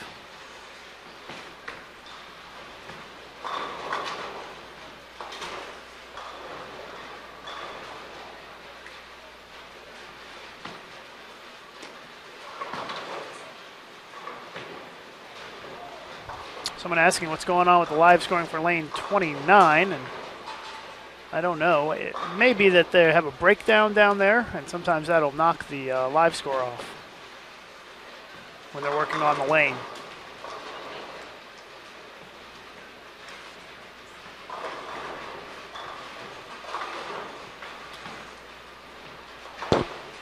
Marshall Kent is on there, and if you just want to see the score, you can click on the button that says Show Commercials on Inactive Lanes. Click No, and it won't cover it up. Marshall Kent, front 3, 9 spare strike this game.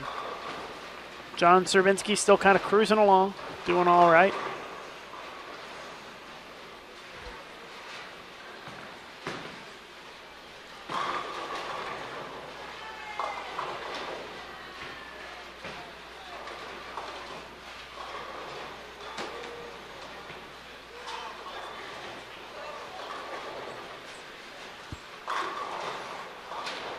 Ninth frame underway here on 53 and 354. Thomas Newt, ninth frame, can max at 189 this game if he strikes out in the 10th now.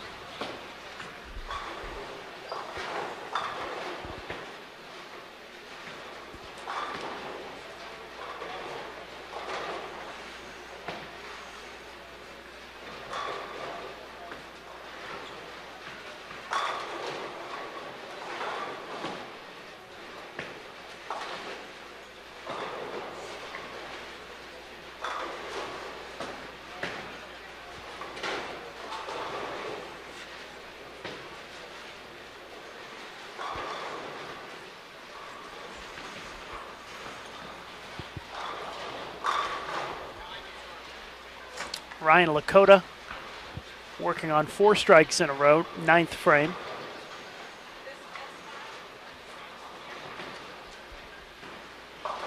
Pulled that one through the face, left the 4-6-10.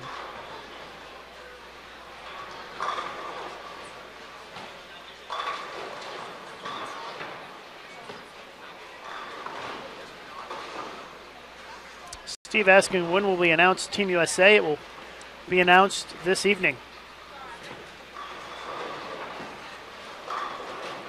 MCP asking when the pros that you can watch on TV are going to be on, and some of them are bowling in this tournament, and it will be Game 6. We just finished Game 3, so got a couple of more games to go before they will reach our featured pairs. And tonight, the stepladder finals will feature some bowlers who have been on television in the past. All three of them, in fact, have made appearances on ESPN for the women.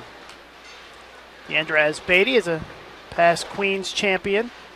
Josie Ernest made the Queens telecast last year, I believe, and Danielle McEwen has made television for Fairleigh Dickinson as a college bowler in recent years. And that will be live coming up at 6 p.m. Pacific time, 9 p.m. Eastern time here on Bowl TV, so be sure to tune in.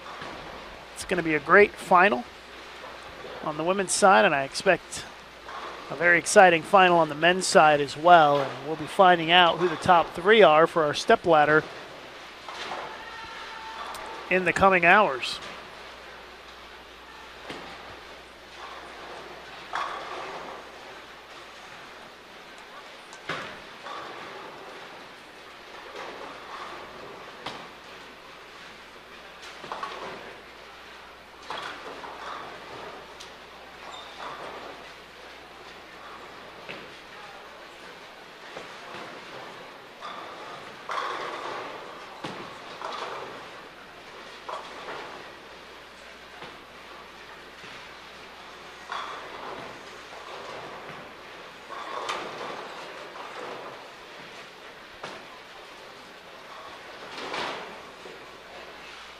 By the way, John Serbinsky's 299 according to the stats.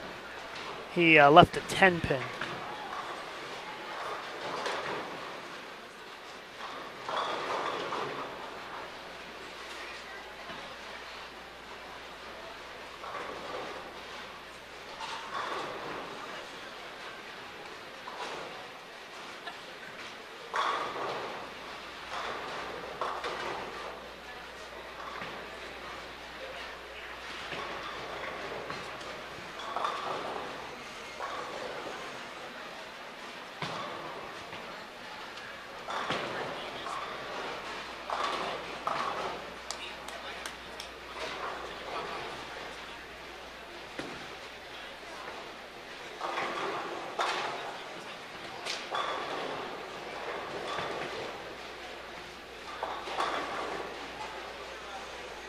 And again, for the first time, we will stream the announcement of the selections of Team USA and Junior Team USA.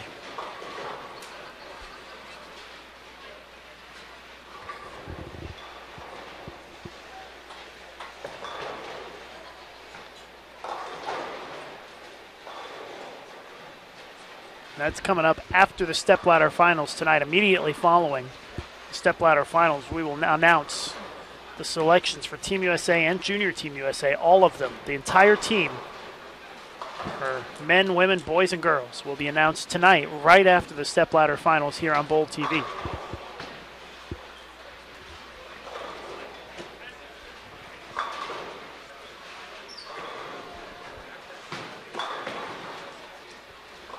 .208 for Ryan Lakota. Tyler Heinzelman, 200. Thomas Newt, 169. Aaron Yamamoto can finish it out. Oh, he missed the spare, 191. Had a chance to get to 200 there, but whiffed on the single pin. Brandon Kalp can shoot 175.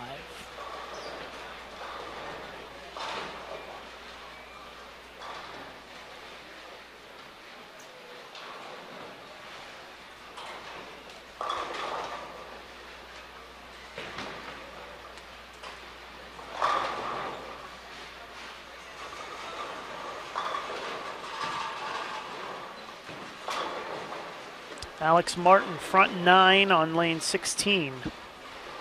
Lane 16, Alex Martin, front 9, for those of you watching the live scoring.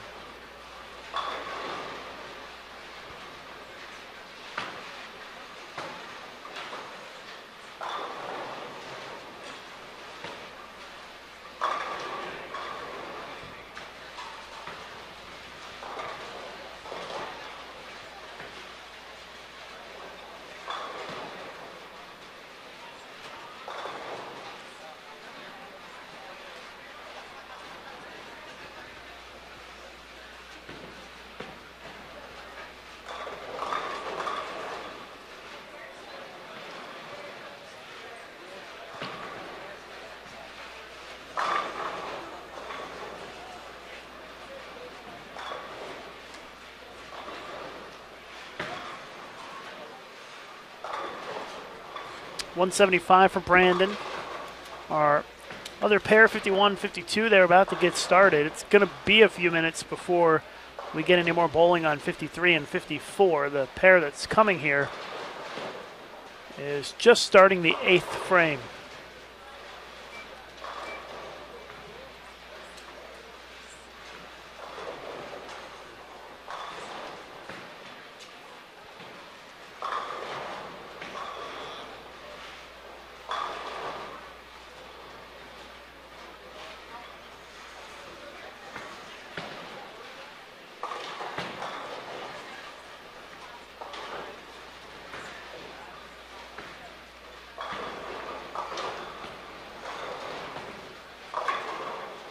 Got Brian Eaton, Tyler Cruz, Aaron Grondike, Corey Barber, and Anthony Santos on this pair.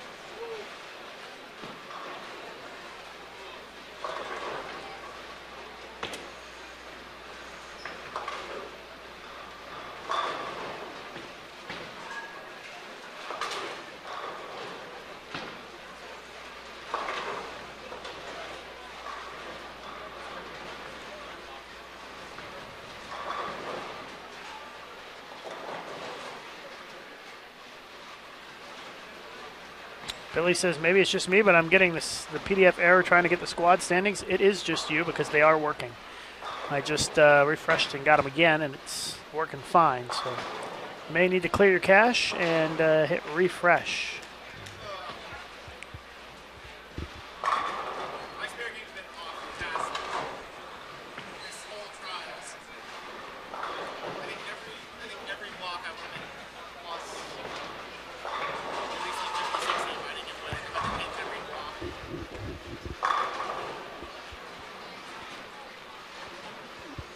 So the standings should be working.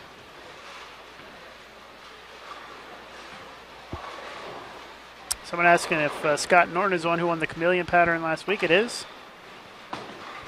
Scott Norton bowling in this tournament this week.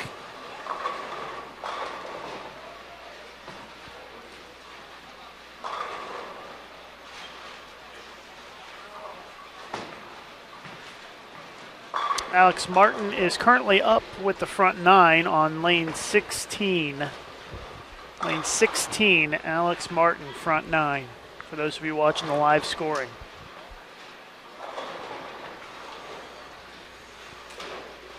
And we'll follow along and see if he finishes it off.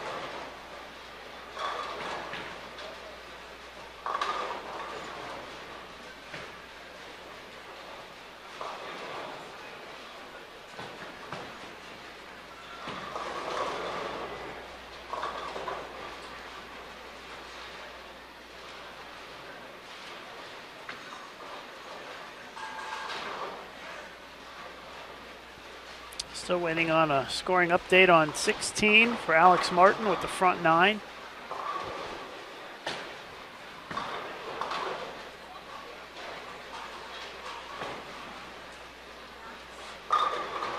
Marshall Kent can max at 279 this game. Marshall is making his play to get into the step ladder tonight.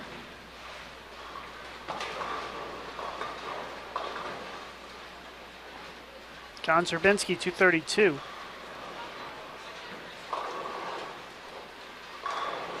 Alex Martin, 278.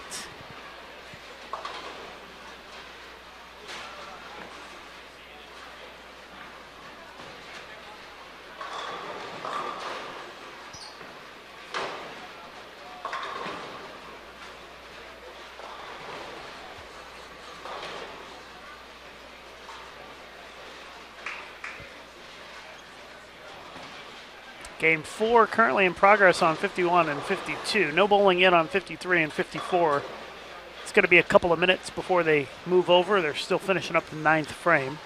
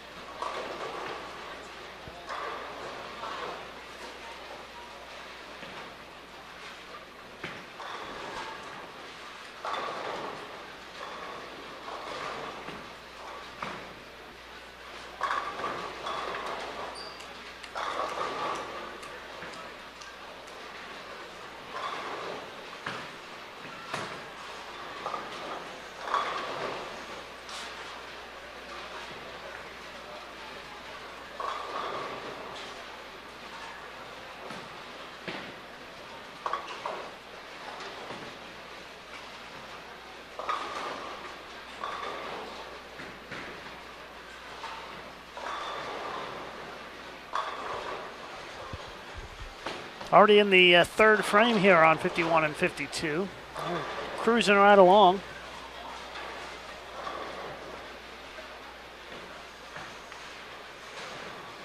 No bowling yet on 53 and 54, so as soon as we get bowling there, we'll be flipping there. This is always what happens this time of the block and a position round. The players at the lower end of the standings tend to bowl much faster than those at the upper end of the standings.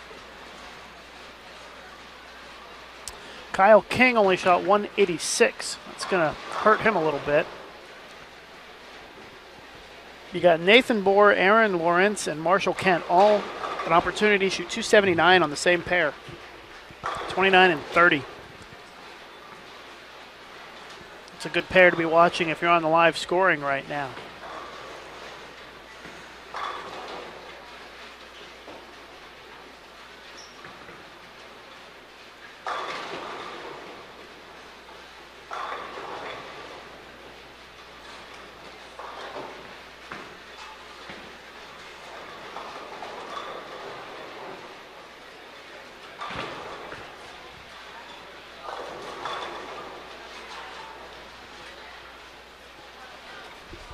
Corey Barber up on the left lane, Tyler Cruz on the right lane, Brian Eaton, Aaron Groendyke, and Anthony Santos all on this pair here for game number 4.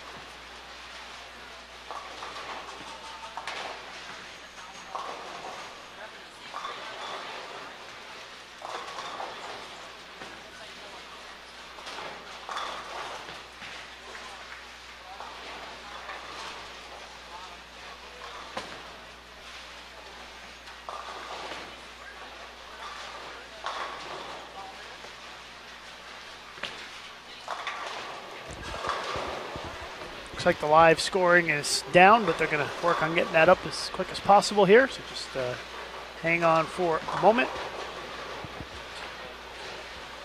And we do have the next group of bowlers on 53 and 54 now. It is Nick Cooper, Tanner Spacey, Riley Chin, Justin Gartner, and Bobby Phillips.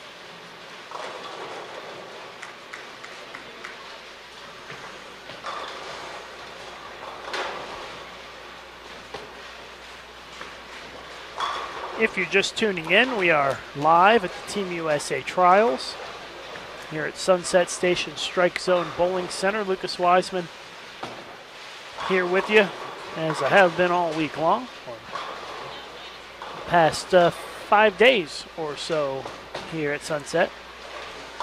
And it's coming to a close, folks. We've only got 3 games to go until we know the 3 players who are going to be in our men's finals this evening. We already know the 3 women. It's Deandra Asbeatty, Danielle McEwen, and Josie Ernest. So Danielle and Josie will bowl in the first match. The winner will take on Deandra for the title.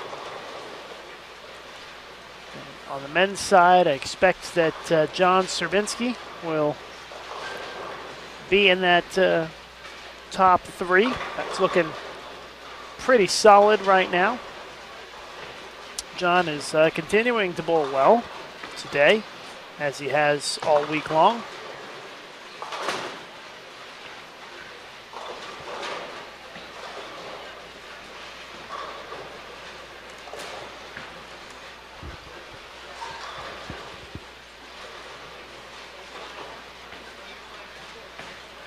John Janowitz and Marshall Kent both have a real good chance to join John Zervinsky. But it's going to be a waiting game to see how those players all finish out and how they end up here in these final standings tonight.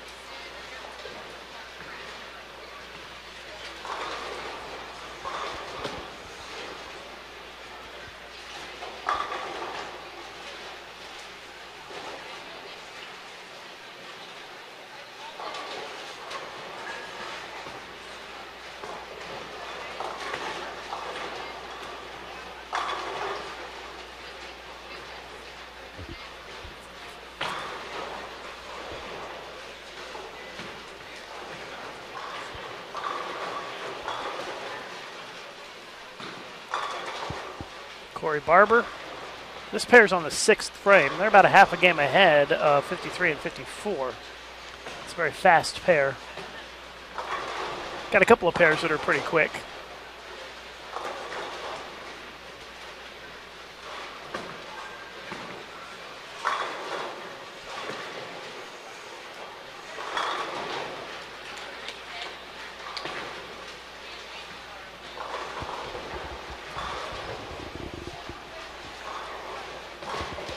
Have summoned Neil Stremmel to the rescue for the live scoring, so he's going to go and help us out and see if he can reset it for us.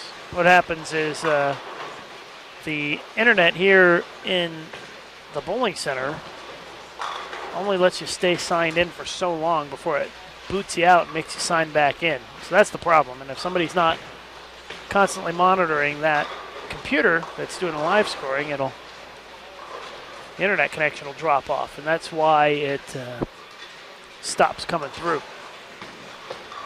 So we got to do a little bit. We got to do a little better job of keeping an eye on that here and down the stretch. We don't want to lose the live scoring at a critical time for sure. So apologize for that live scoring being down. It's still in beta mode. We're still testing it. So.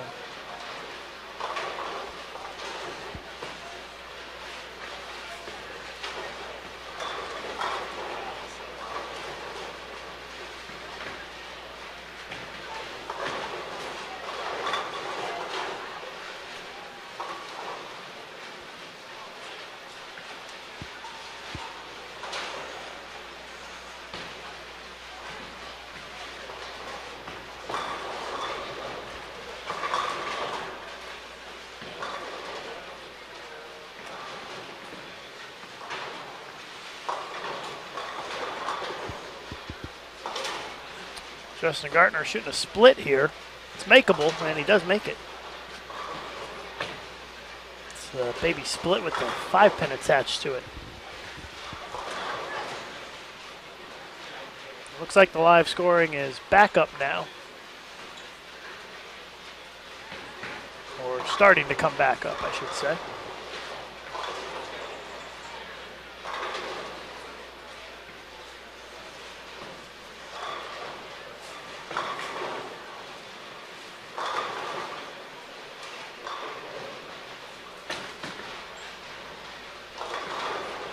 John Janowitz ended up shooting 232 last game.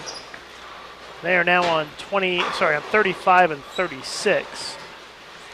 Marshall Kent had 262, Nathan Board 256, and Aaron Lawrence 279. Vince Beato 231, all on that one pair.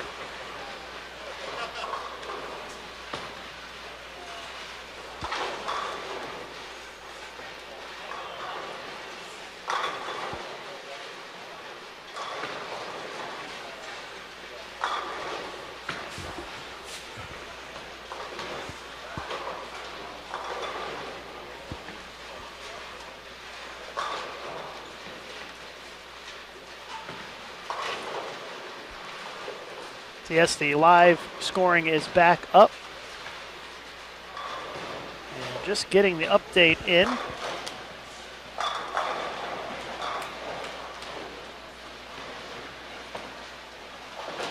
Starting to shape up well for John Serbinski, John Janowitz, and Marshall Kent, at least at this halfway point. They are the top three as of now. If the standings were to remain the same. But there is still some flexibility where that could change.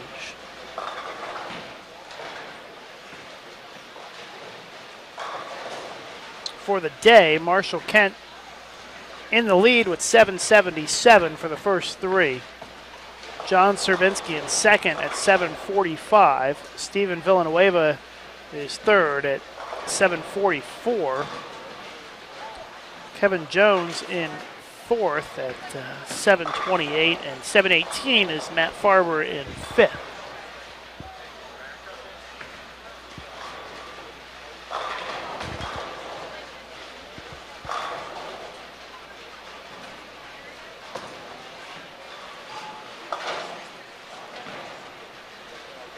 I think right now John Serbinski is, I'm getting close to saying he's locked into the show.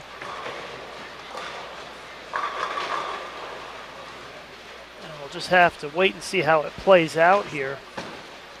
But John Serbinski shooting a big number of the first three. He's really solidified his position. He just has to stay in the top 50 to make the finals. And he's looking real good for that. So I don't think there's going to be a lot of drama for that number one seed for this show. I think that's going to be John Serbinski. He's had a lot of good finishes this week, and he's looking like he's headed toward another one here today.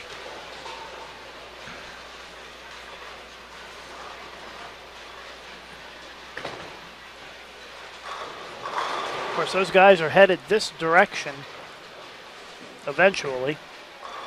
This is game 4 right now. They will be here for game 5. I'm sorry, for game 6.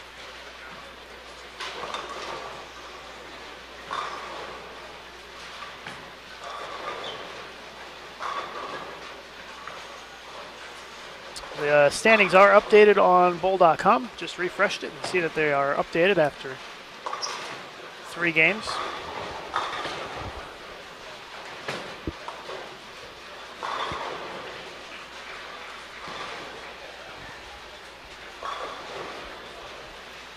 So if you want to check that out, you can. Just got game 3.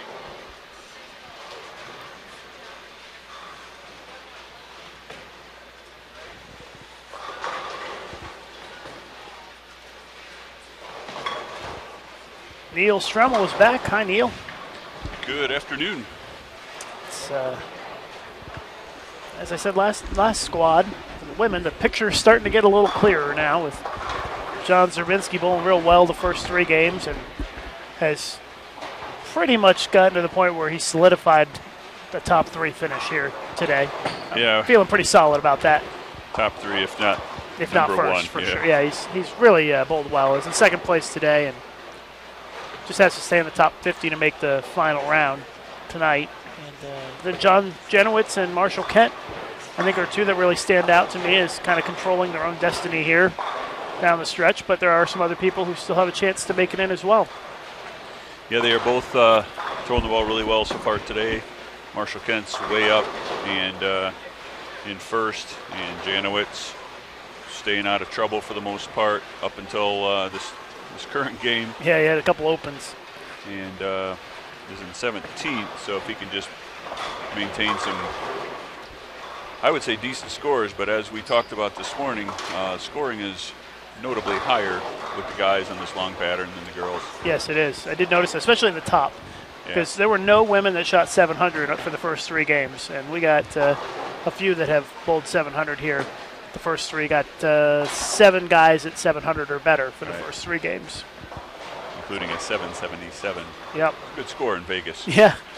I'd like to see that I don't even know if he's. I don't think he's old enough to gamble though. He's not old enough to play the slot machine. But I know. But if he'd stayed next to me and get 777, I'd give him a couple of bucks. That's right. How about on the triple lucky sevens machine, right? I'd put it in his smart account for him. That's right. I'm not sure how that would work. I don't know either. I think Susan might have a problem with that. I'm just joking. I wouldn't do that.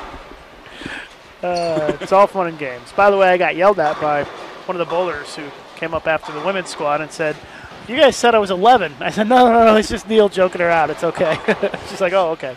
I think that's Neil with his crazy sense of humor. I saw, I think it's funny probably, so I should stop doing it. But saw Camacho at check-in, and I said, "I'm just joking. I don't think you're 11. You just all look like 11 to me because everybody here is very young." Not everybody, but most everybody. Because you're old and tall. Yeah, I'm almost dead. I'm that old, and I'm 192 next week. So feels but I don't feel a day over 185, and I feel like $100. But yeah, we still got a pretty tight race. Second, third, fourth. 5th, maybe. So there's a few things that could still happen here. Vince Biondo and Nathan Bohr and Eddie Van Daniker have a lot of opportunities, as does Kyle King and EJ Tackett. And they're right there seeing everything. So they have some good opportunities, and by the time they get in front of us, it should be very exciting. Looking forward to it. Yeah, I think so. I think hopefully we'll have a pretty good idea of who's got the best chance to make it in by the time they make it to our pairs. A lot of that depends on how they do here in games 4 and 5. We got a game and a half before they make their way to us. And the unique thing, like we said with the girls, as the games went on, they opened up a little more, and we saw some higher scores the last 2 games. for the guys, we're seeing some high games now, and depending on who you follow and how deep they got and what they did, they might get squirrely or they might get easy. So it'll be interesting to see how like John Janowitz and Zerbinski and Marshall Kent, how they all are able to finish based on that scenario. John Zerbinski should be feeling pretty good. He's got a couple opens already this game too, so. I mean, I think he Janowitz are apparently watching each other a little bit too much, and they must have watched the Neil Strummel School of Bowling video that I put out. So they've got too many opens already.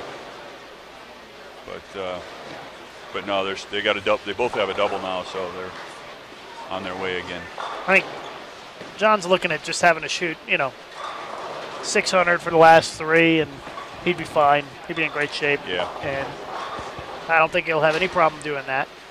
Yeah, he has really put on quite the show this week with, 171 participants. He has been in the top 10, assuming he stays there for today. He's in the top 10 4 out of 5 days, and his bad block, he was 17th. Yep. So out of 171 bowlers, that's quite impressive. On 5 different patterns, too. Yeah, exactly. 4 coming into today. Well, he's had a 299, a 300, and another 299 today. Yep. He had a couple of them. It's on 3 different patterns. That's impressive. That is very impressive. And he's been bowling PBA events, and just getting sharper and better as time has gone on. Yeah, if he ends up hanging on and taking that #1 seed, he definitely will have earned it. Yeah. He will definitely have earned his spot on Team USA for this year. Chris Preble was in the chat a little while ago asking why or what the thought process was behind having the stepladder finals. Well, honestly, I'm not one who's always overly excited about stepladder finals, because you could lead the whole week and then lose 1 game and you're done. But the thing is, that's the way it's done in WTBA. Whether it's doubles or singles or the Masters, you could be leading by quite a bit the whole week, and next thing you know, you're bowling in the bronze match. You got to win that to get to the gold medal match. You got to win the last 2 games, even if you led by 100, 120 pins. And we see that on the PBA. We've seen that on the PBA for as long as I can remember. And that's just a part of our game, and we need people to realize that. It happened to Marshall Kent at the AMF World Cup. He led, I think, wire to wire. He dominated, and then he ends up in the stepladder finals. He loses the 1-game final match to Malaysia, and he gets 2nd place. Both awesome all week. A lot of people would say was the best bowler of the week, but 1 game, and that's part of the deal, and that's part of what we want our Team USA players to get used to and understand, and we the coaches, Team USA coaches, want to see that. The thing is, the top 3 have already made the team, so it's not like this is going to be something that determines whether you make the team or not. So I feel a little better about that. Yeah, they're basically bowling for prize money, the title, and the opportunity to represent the United States at the World Cup. Correct. And those are all 3 pretty big things. Everybody comes here wanting to be the champion, so you want to try to win it. And then the prize money, of course, $1,000 first, $500 for second, $250 for third, and then an all expenses paid trip to wherever the World Cup may be. And an all expenses paid trip to camp for all of them. And then all the other events that we have throughout the year, and there's quite a few of them this year, including the combined World Championships for the men and the women. That'll be here in Sunset Station. Top 36 men's teams and top 36 women's teams will be coming here from around the world, and USA is one of those, and we will be competing against all of them. And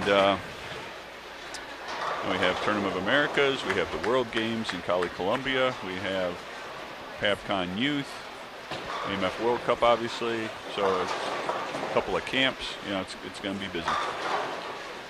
And one thing that John Cervinski is doing this week, in addition to bowling well and putting himself in position to win this tournament, he is also making a statement toward the coaching staff that he is a very versatile player on all of these patterns with the dominating finishes, and they're going to have to consider him as one of the players who might get to hold the World Championships later this year based on this performance. And you get 6 out of the 10 are going to bowl the Worlds, and it's some pretty stiff competition to be selected for that. But John's making his case here this week as well. Yeah, and it's in this building. So that's part of the reason why I wanted to have team trials in this building, is because this is where the combined World Championships are going to be. And he's proven he can bowl on these lanes on any pattern you put in front of him. He's gonna throw honor scores. He's gonna dominate, and you're exactly right. Eyes got to be wide open for that. The final scores here on 51 and 52 as they're finishing up. Brian Eaton 174, Tyler Cruz 182, Aaron Groendyke 192, Corey Barber 235, and Anthony Santos looking at 236 if he can cover the spare and strike on the fill. We've got some pairs finishing game 4. We've got some about halfway through game 4. So it's just it's kind of normal for this point in the tournament when we have this position round. The lower end of the standings, they tend to bowl faster. The higher end tend to bowl slower. Yeah. Higher end of the standings. Well, and more at stake for the people at the top of the standings, I suppose. One unique thing that we don't follow that WTBA does virtually everywhere is after every game before you move, typically they wait for everybody to be done, and then you move, and then you bowl again. We tried that one year. It took forever. Yeah, it does take forever, and WTBA does take forever from that standpoint. But they've started to follow more of this format. If you can move and you're ready and you can bowl, they've started to allow that. But that's one thing we didn't want to follow here at team trials, is that's just a little too painful. It is unique from WTBA standpoint. You're bowling and you want to keep bowling, but they would make you stop in between every game, and so between every game you got 5 or 10 minutes of waiting to bowl. Game 2, waiting to bowl game 3, waiting to bowl game 4.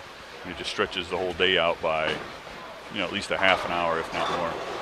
It does. But on the same token, if you did it in this situation, then at least everything is tabulated and tallied pretty quick, and you're able to, because in this situation, you might have people finishing after others, and it really delays the amount of time it takes to get the points figured out. But that's what happened this morning with the women. There was a foursome, and so they were obviously a little slower than the rest of the field, and so that delayed getting the final standings out. But I don't think that's going to be as big a problem now for this squad, with mostly 5s and 4s across the house. Yeah, since we have mostly 5s, everybody's pretty much the same pace. But yeah, they start to get spread out a little bit, but spread out by maybe 3, 4 frames, looks like right now. Yeah. So. And the good news is that for the guys that are at the top of the standings, they of course tend to bowl a little slower. So, and understandably so. So, if they're the last ones to finish a game, then it's not that big of a deal. Yeah. Agreed. John Janowitz has put together 4 strikes in a row after a couple opens. So he's rebounded nicely. And that's on 35 and 36, which I see is the most popular lane pair right now. So every game, people keep following the leaders. So they want to watch that pair and watch those pretty much top 5 guys. And it's John had a spare and then a couple of opens, and Janowitz, that is, and that's typical of him. He's a player that's been around the world bowled on Team USA, practice on these patterns a lot, and when you move pairs, you got to try to find it as quick as possible and make a quick move and jump on it, and that's what he did. He got a couple opens and a spare, and now 4-bagger. Marshall Kent's got a couple opens this game. He's on 37. You want to follow him. Yeah, he did the exact opposite. He got a double right off the bat, and then he went through probably through the face for a big 6 split. Yeah, Marshall Kent went strike, 6, 7, 7, 6 strike. So it's lost in the middle. Yeah, middle of his game. He kind of gave away a little bit there. So he's got some work to do here in this game. It could easily be the kind of thing where you start off with a couple of strikes, maybe get fooled into thinking I'm right where I need to be, and then it takes a couple of frames to realize, that's not so much where I should have been, and then it takes almost twice as long to figure it out and get back lined up again. Well, John Janowitz, he ended his string at the 9 spare in the 8th. I think you ended it. Way to go. I like how every time we talk about a pair, it becomes the most popular. It's kind of cool. People are actually paying attention. Got the live scoring up in one window, the live streaming up in one window. Yeah, everybody should have 2 or 3 monitors going. And, exactly. Have everything going at the same time like we do. Hopefully they do that tonight. If they're watching the football game, they also are watching our live streaming. Yes, I hope so. And we're going to be using lanes 49 through 56 tonight, and we'll have great coverage of the whole thing for you right here on Bowl TV. Yep, I don't know if are they planning to keep the live scoring up during the stepladder tonight, I wonder? I believe so. Okay. If they're not, they will be. They should be. Yeah. That way you can follow along the scores. Although it's pretty easy to let everybody know about, because it's only going to be 2 matches at a time. So but still, the live scoring is always nice to follow. It's nice to be able to see the scoreboard anytime we're doing live streaming. And if you know somebody that's bowling league here, they'll be down on the very low side. You can check out their scores. Check out their well. league. Do they just have one league tonight down on the low end? Yeah, it's down on the low end, and they shouldn't be too close to us. So because I think we could have a big crowd tonight for the finals. A lot of people are probably going to stick around. It might be pretty packed in here.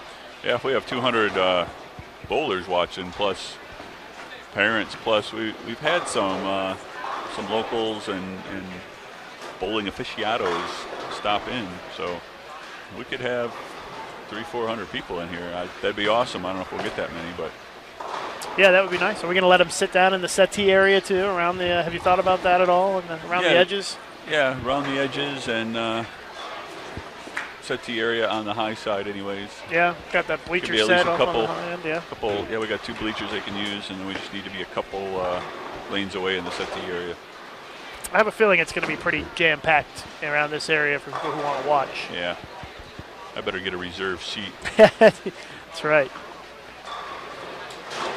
I don't think you'll have any problem getting a seat. I don't know if I'll be able to sit down. We'll see how it goes. As long as everything's going smooth, I'll be able to just sit down and watch. That's what I hope happens.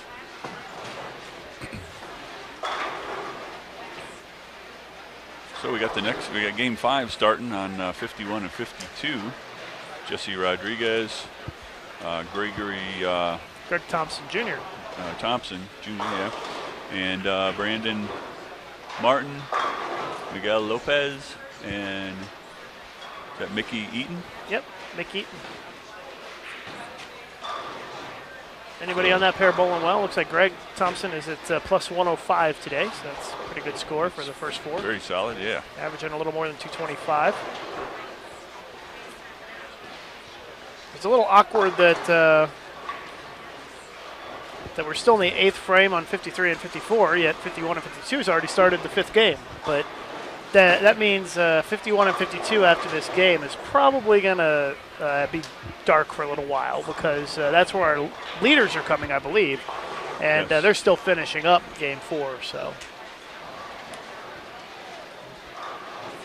Yeah, because 43 and 44 are black right now, dark right now. So. Yeah, and that's the pair that's coming here. It's still waiting on our leaders to move over. So. Yeah, and 54 we have a brutal 7-10 by Bobby Phillips. Hate it when that happens. It's yeah, Bobby Phillips left it, and I thought it was Aaron Foshee, but he's bowling on the right lane, and he's always standing on, he's almost standing on 54 to bowl on 55. Yeah, I'd be standing as far away from that as I could.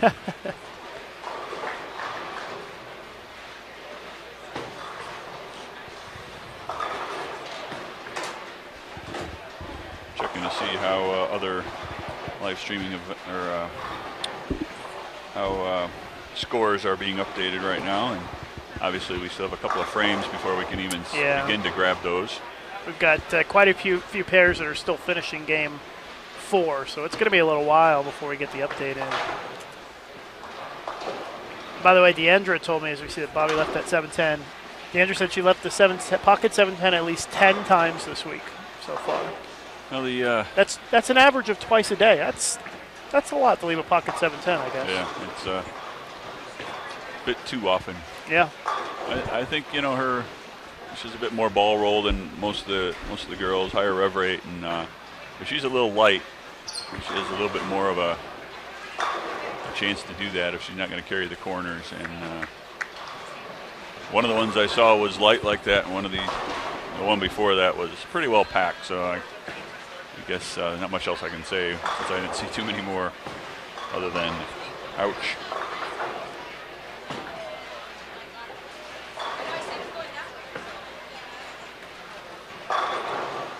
So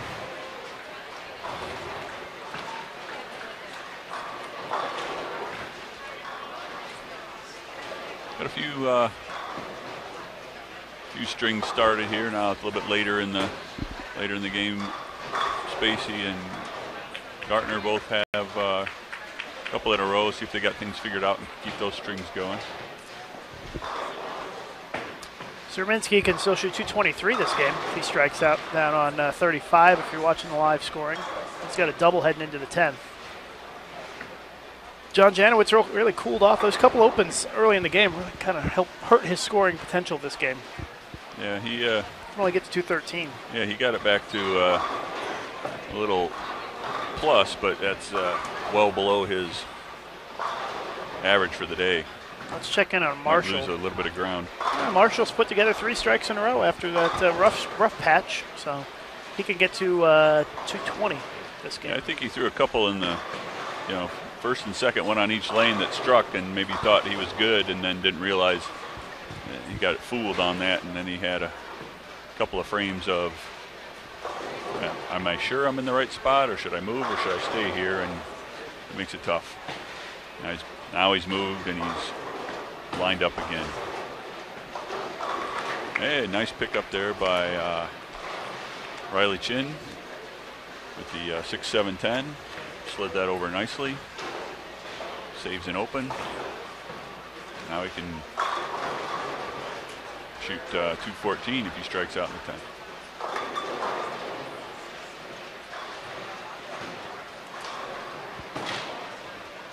Justin Gardner's about ready to step up on 53, see if he can get his streak going. He's got a decent game going there. Take a look. Brandon's going to go first. Let's watch you shoot him. Let you watch him shoot the spare. Too many hours of live stream. My brain is turning to mush. Yeah, and it was pretty mushy to begin yes, with. I know. It was. That was too easy to set that up. He's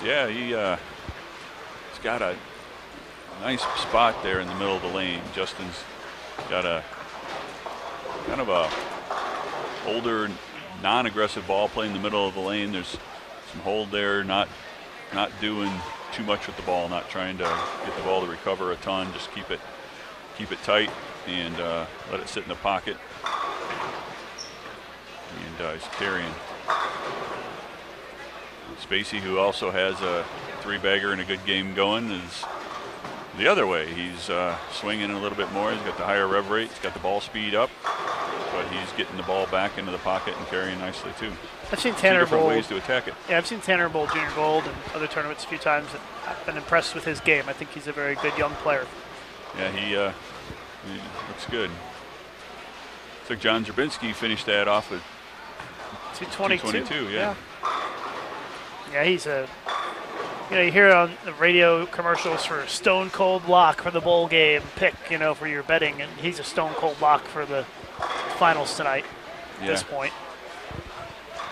John Serbinsky's going to make it. I mean, 2 games, unless he, hits the ball off his ankle every shot the next 2 games, I'm pretty sure he's going to make it.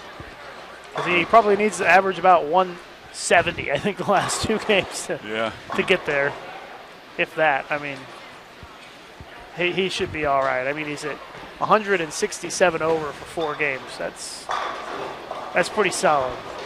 Yeah, as long as he doesn't pull a Nancy Kerrigan and get whacked on the knee between this game and the end of the round, I think he'll finish. I mean, I was kind of thinking he was looking at maybe 100, or probably about plus 80 to 100 today overall to really just to to get make in. sure, yeah. Yeah, and he's at 167, so he's good. Yeah, pace he's going, it's a no-brainer. Yep. Even if he drops off, 15 pins a game from where he's at, he'll still make it he'll very still be easily. fine. Then the next question becomes, who are the next 2 in? And John Janowitz left a split in the 10th frame. Ouch! Yeah, he's usually clutch in the 10th, but that's brutal right there. Looks like Marshall is getting ready to step on the approach. It'd be interesting if Marshall made the show, because if that happens, both of our defending champions have a chance to double up. That's an excellent point. And as far as I know, correct me if I'm wrong, I think that's only been done 1 time by Shannon Pluhowski. Yep, she won 3 times in a row. It's been done on the guy's side? It has not. Yeah, so that would be very impressive. And this format, is a tough format, and it rewards consistency, and that's what we're seeing out of them. So that'll be interesting. JJ made the split in the 10th. Sweet. What was that? Did you see it? I didn't see it. I just know that I saw him shooting at a full rack just now on the fill. Marshall Kent 197. So he's going to fall back just a little bit toward the field. He almost covered up those opens, but not quite. And Marshall had a pretty big lead on John in second, 32 pins. So he just gave a little bit back. He's still right up there. I don't know if he'll still be in the lead. It depends on what Villanueva, Jones, and Farber shoot this game, among others. Yeah, but Kent and Zerbinski, they're going to be real. Yeah, they're real tight with each other. 1-2. Yeah, 1-2, and or wherever they end up. Close enough to the top. Yeah, they'll be right there at the top for sure. What pair is Villanueva on? I don't know. Anybody in the live chat know where I haven't. Villanueva is? He's got to be on the low end of the house. Yeah, I haven't seen him today. He's got to be somewhere in the 20s, I would say.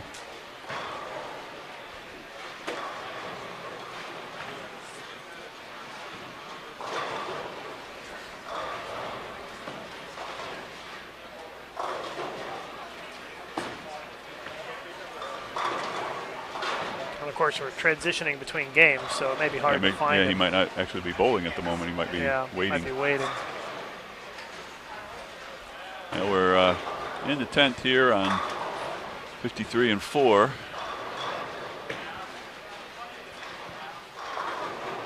Nick Cooper throws his fill ball for a 9 count for a 203. Riley Chin had a double in the 10th for 210. Nice split conversion and then a double to go on top of that for a solid finish. Justin Gardner already has his first strike in the 10th. He's throwing the 11th shot and buries that one rather nicely. 248 game. 248 for Eddie Van Daniker. It's a big game for him. He's having a good day. He definitely is. He's now at, let's see, plus 131 over.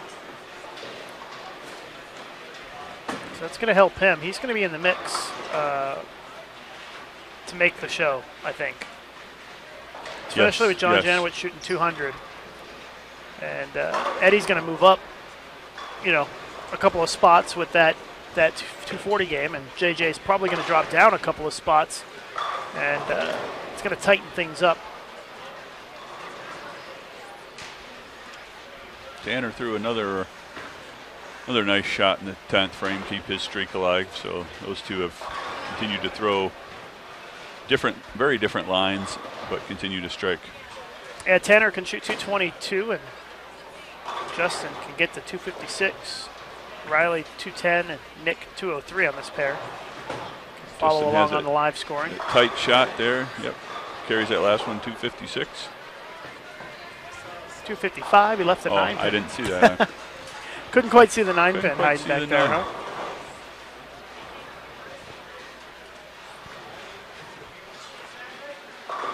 Tanner up for his 11th shot.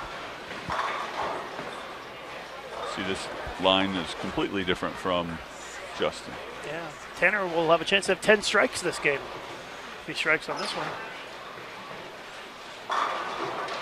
Yep. Yep. So 252. It's a good game. That Way to dreaded, show off. dreaded split right in the middle of that long streak is always painful. Yeah, he gets 252 if he strikes on the fill. Yep. Jesse Rodriguez working on a couple opens.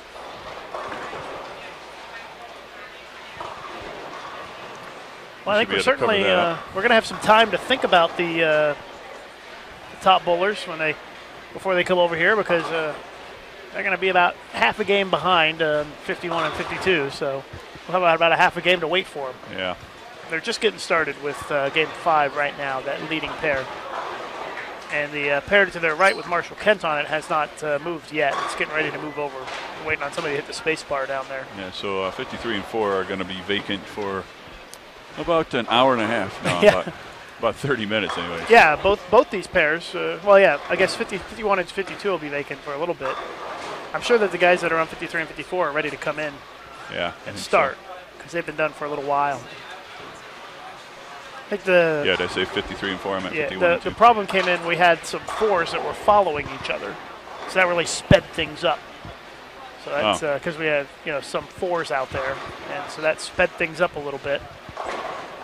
Yeah, the last day we do a little bit different seeding, just like they do for team and trios in WTBA. They essentially seed or rank the teams and put them together so they're all bowling together. So that's, once again, that's what we do. We want them to get used to knowing who the top teams or top people are around them and be able to focus on that and deal with that kind of pressure. If you're just tuning in, you're watching our live coverage of the Team USA trials from Sunset Station Strike Zone Bowling Center. I'm Lucas Wiseman. Neil Stremmel is joining us for the end of this block. John Forrest is checking in from Jakarta. Says, cheering for JJ and says hello. So hello to John Forrest. Yeah, it's good to hear from John Forrest again. It's been a while. He's a giant in the land of Jakarta down there. I know what that's like. At least he doesn't have blonde hair, so everybody doesn't stare at him as much as I was gawked at while I was in town. Yeah, you've been to Jakarta? Yeah, it's the average height is about 4'10". Yeah. Nobody has blonde hair there. I have been to Indonesia as well. I've been to Bali, and yeah, you're right. It's kind of the way it is. Yeah, I think a couple of Australians wandered around in the mall I was at. And the bowling center was in the mall, and there's still a picture. Yap Kakwi and Herman Glenn, and then a few of the local Indonesians from the bowling center there in Jakarta. And I look back at that picture, and I'm like, yeah, I'm a head taller than everybody else. How tall are you, Neil? 6'4". 6'4". 6'8" with the afro. That's funny. They started on 53 and 54 now. Randy Cook, Jeffrey Young, Oscar Chan, Christopher Prather, and Chris Colella, however you say it. Something like that. Tomato. Yes. Everybody has a different way to say their name. Colella is what I would assume. But you never know, because you would guess that Stephen Padilla is Padilla, but it's Padilla. So it's impossible to learn how to say all of the names. So just starting game number 5 on 53 and 54. Yes. And we're going to get to see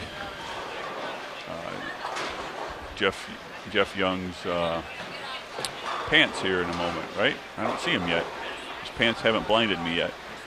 See on our earlier. Yeah, he's You're thinking of Greg Young. Oh, I'm thinking of Greg Young. Greg Young. I haven't My seen bad. him today. I saw him walking through the bowling center, but he has not crossed in front of our live stream. There's a couple people with orange pants today. Rhino, of course, is one of them, but and Greg Nathan Young, Moore is wearing the blue pants. I don't know what kind of what color blue that is, like a sky blue pants or something. But, so guys definitely trying to make an impact on the. I don't think Greg Young is bowling up to his pants potential today. I saw him a couple of games ago and wasn't going as well as his pants had hoped, but he's a great young bowler. Seen him around for a while, and he'll continue to improve, I'm sure. Well, we can actually see from our spot here the leading pair now off to our left as they are making progressing toward us. And they should be here within the next 45 minutes or so. And we're actually pretty close to being on schedule. I think just about everybody is in game number 5 now. I think a couple of pairs might still be finishing up game 5. And you got 3 or 4 pairs down on the low end still doing waiting game to 4. Move. Oh. Yeah. It looks like they're done, but yeah, somebody needs to hit the space bar. Looks like 30 is still finishing up. But if you're looking for our leaders on the live scoring, 43 and 44 is where they're at right now. Janowitz started with another split in the first frame. Yeah, he's starting to hurt himself with those open frames, isn't he? Yeah, it's the start of each game. He's not moving enough or guessing wrong, and it's tough when you're moving pairs like that to know exactly what's going to happen.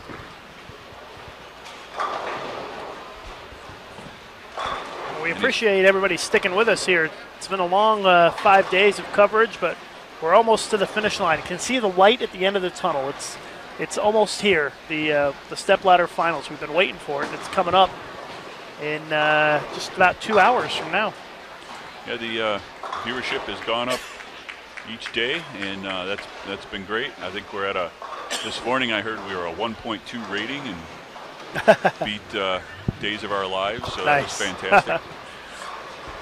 Good job, Lucas. That's right. We're certainly the top-rated bowling show on TV today. And I think we were yesterday, too. No, I mean, the PBA was on ESPN. I'm sure they crushed us. Dang it. I mean the day before. Yeah, the day before for the sure. The overall average, we're doing good. If we did points per day. That's right. Ranking points per day for 5 days.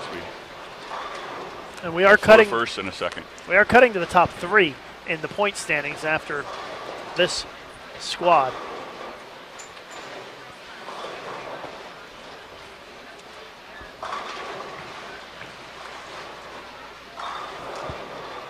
It's always cool to see the people sitting in front of us on their iPads or their iPhones watching the live streaming, trying to get signed in to watch and stuff. And I had one guy last game sitting in front of me watching, and I said, hello to the gentleman in front of me, and he turned around and waved at me. It's always cool. There's a lot of people watching here, which is nice. They actually never really had Wi-Fi in this building, in this part of the building before, and they did some upgrades and got Wi-Fi in the bowling center now, so that's nice to have. Yeah, we were here in August, and they did not have Wi-Fi, so somewhere in between then and now they put it in, so it's great upgrade for the bowlers, especially the tournament bowlers that we have all the time in this center. Yeah, it's a nice thing to have.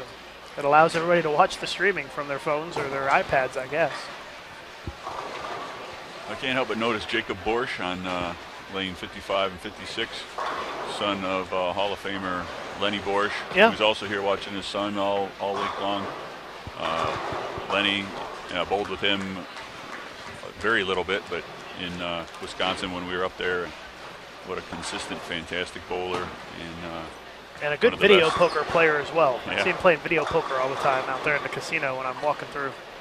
He's got a system, and it's not bad. That's what you got to do. That's right.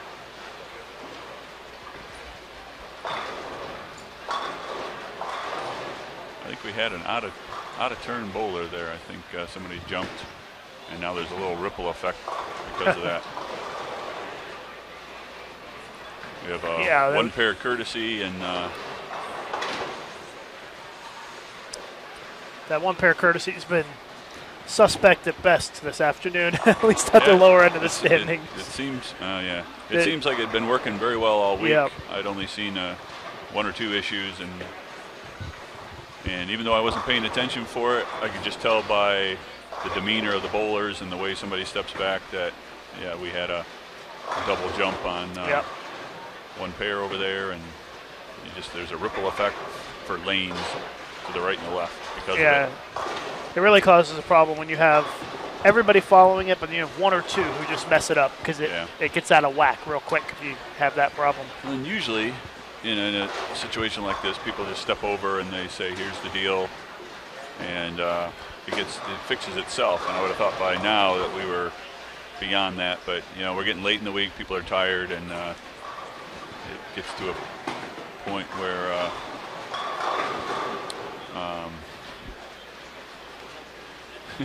I don't want to say they don't care anymore, but it's difficult to focus as much as you need to at this point. Some of them are just in the they get out of here mindset at this point, you know. Yeah, the ability to focus if you're near the top, the adrenaline's there, and that makes it easier to continue to focus. But if you're not there and somehow you're in a mindset where you're not worried about trying to learn anymore, it's just a tough place to be. Hope that's not happening to many people out there, because every day is a new day, and every day is a new pattern, something to learn on each one of them.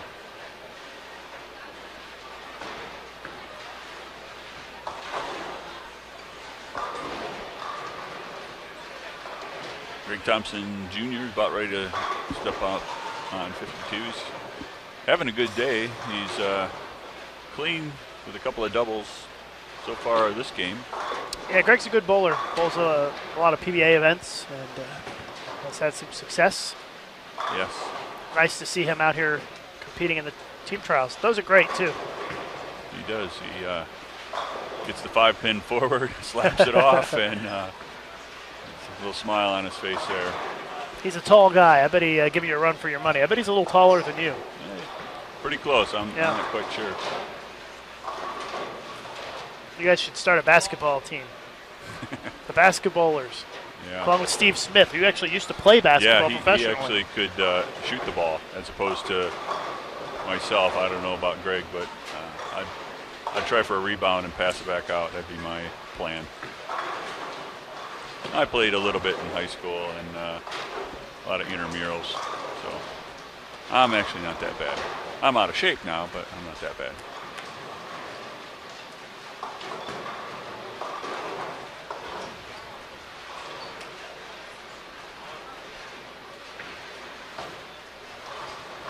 We have Oscar Chan stepping up on 54. And a nice pocket 710, the DeAndre special. That was a pretty good shot, too. That was not Maybe light. Our stats guy can give us an idea how many 710s were left this week. That'd be interesting to know, huh? Try to go through and check that out.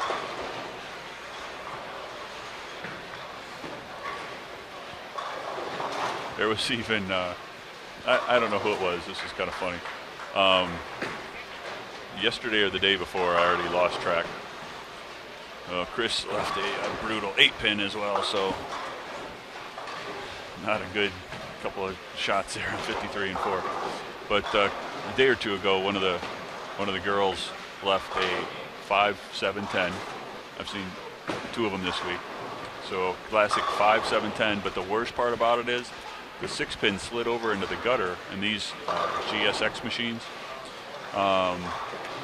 based on the frame of it, it hits the 6-pin that was standing up in the gutter and immediately thinks it's an out of range and just sweeps it off. And so she's got to not only did she leave at 5-7-10, she's got to hit intercom and call back up to the front desk and say, "You respot to 5-7-10 for me, please." And they're like, "What? Are you kidding?" Are you sure that's right? Oh, yeah, 5-7-10. That's dreadful. And then you can hear the call go into the back. Oh, you couldn't. And every step quiet, along the way, everybody giggled. 5-7-10 on lane 60. Yeah, that would. That's the double whammy right there. Dreaded 5-7-10. Looks like the standings are updated after game number 4. We should have them coming into our email here in a second. Yep, just got it. Steve Villanueva leading the day at 978. Big day for him. Marshall Kent second, 974. John Serbinsky third at 967. That's pretty tight there, top 3. Well, how about Kevin Jones coming in with 424 points on the day? He's in 5th place on this squad. And I'll tell you what, that's not giving up right there. That's exactly what we're saying. That's an average of more than it's a new day. Yeah, it's a new pattern, and just keep on going. There's still more to learn, and that's you right. can still shoot something. His average finish for the tournament in the 100s and each day, and this is his day. He's got a chance to make it into the top 2 to get some prize money today. Actually, they've all been good games too. It's not. Yep. He's got a 278, but he's also got a 204, 205, and 248. That's pretty solid. So if the standings stayed like this, John Zerinsky obviously easily the number 1 seed with 30 points. Then we have a tie at second with 82. Yep, Janowitz and Marshall Kent. And then 87 points for Eddie Van Daneker. So that's going to be a real interesting dynamic. And then next is 104, and that is Vince Biondo. 106, E.J. Tackett. And 108 is Nathan Bohr. Kyle King is at 117. But here's the thing. He's dropped back today. Yeah, positions 5, 6, 7, and 8 all are in the double digits today. And so they have a lot of points that they can make up if they can bowl really huge last 2 games. Yeah, if they could shoot a couple of 250s, give or take, any one of them, they could make a significant move, especially Kyle King, who's at 45. He can make a significant move and cut off quite a few points by picking up a lot of pins. And if we look at Kyle, he's at 838. And just kind of looking up, he is only 62 pins out of 15th place. I mean, so that's 30 spots right there. Yeah, that's 30 spots. And so that 117 drops to 87, which exactly puts him right in the mix. Tied for 4th.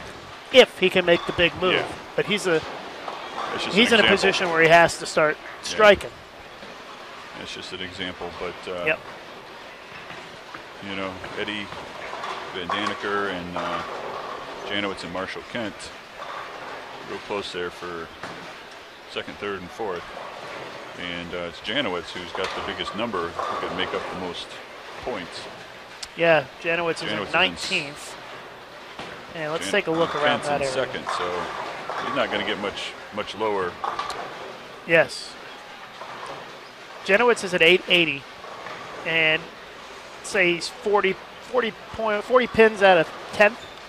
So, if Janowitz has a strong finish, he could make up 9. Yeah, he can lock himself in almost that last game. Really, just he controls his own destiny. He doesn't have to worry about anybody else. It really only has to make up a couple of spots. Yeah. Because Marshall Kent can't make up any more, and Eddie he'd have to make up 5 spots just to pull even,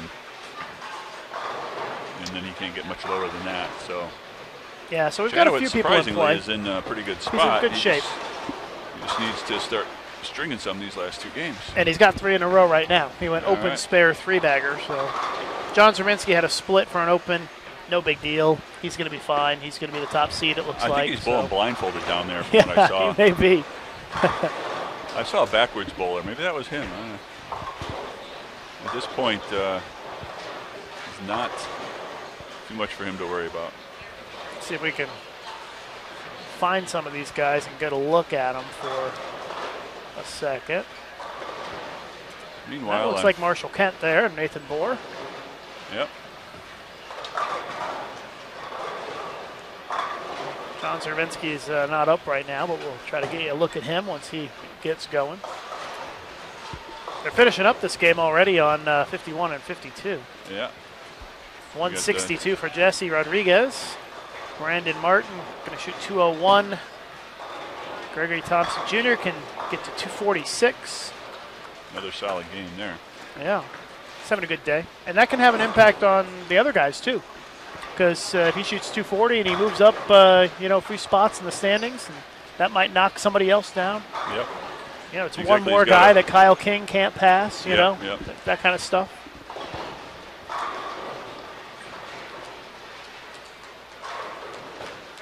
But there are no, talking about selections and stuff in the chat, there are no guarantees as far as selections go. So I tell you, all these guys want to bowl their way onto the team and finish in the top 3.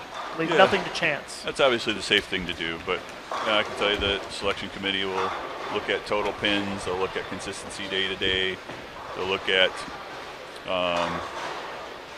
consistent finishes even with maybe one big number.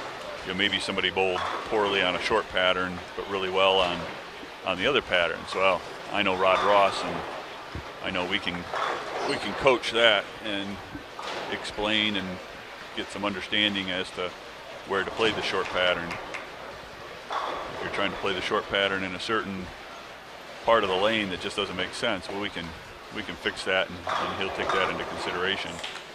Eddie Van Daniker missed a makeable spare in the 5th frame. So he's got a double and an open through 5 and 97 in the 5th. So that's not the kind of mistakes you can afford to be making at this stage of the competition. Yeah, and Kyle King is clean, but he's still only 99 in the 5th because he doesn't have a double. He needs to start striking it, and quickly, if he wants to make a move of any sort. It's going to be an interesting finish, I think. At least for the number 2 and 3 spots. Yes. There's John Janowitz down there. He's trying to just hang on and get into the top 3 down the stretch here. Now we just had a 300 off to the right. William Trudell. If I'd have been paying attention, we might have seen it. But. So another 300. I think it's our 8th. There's John Janowitz. That looked pretty good. I don't know if he got the 10 out. Yeah, I can't see the 10 from here. He did strike. Looks like he struck. I don't think they're high-fiving him for a 10 pin. That gives him 4 in a row, so he's starting to make his move that he needs to make. By the way, that 300 for Trudell may not. Let's see here. Where's he at in the standings? Yeah, he was already 10th. Yeah, he was 10th. So he's got 287 points as of right now. So he's not a factor in the overall.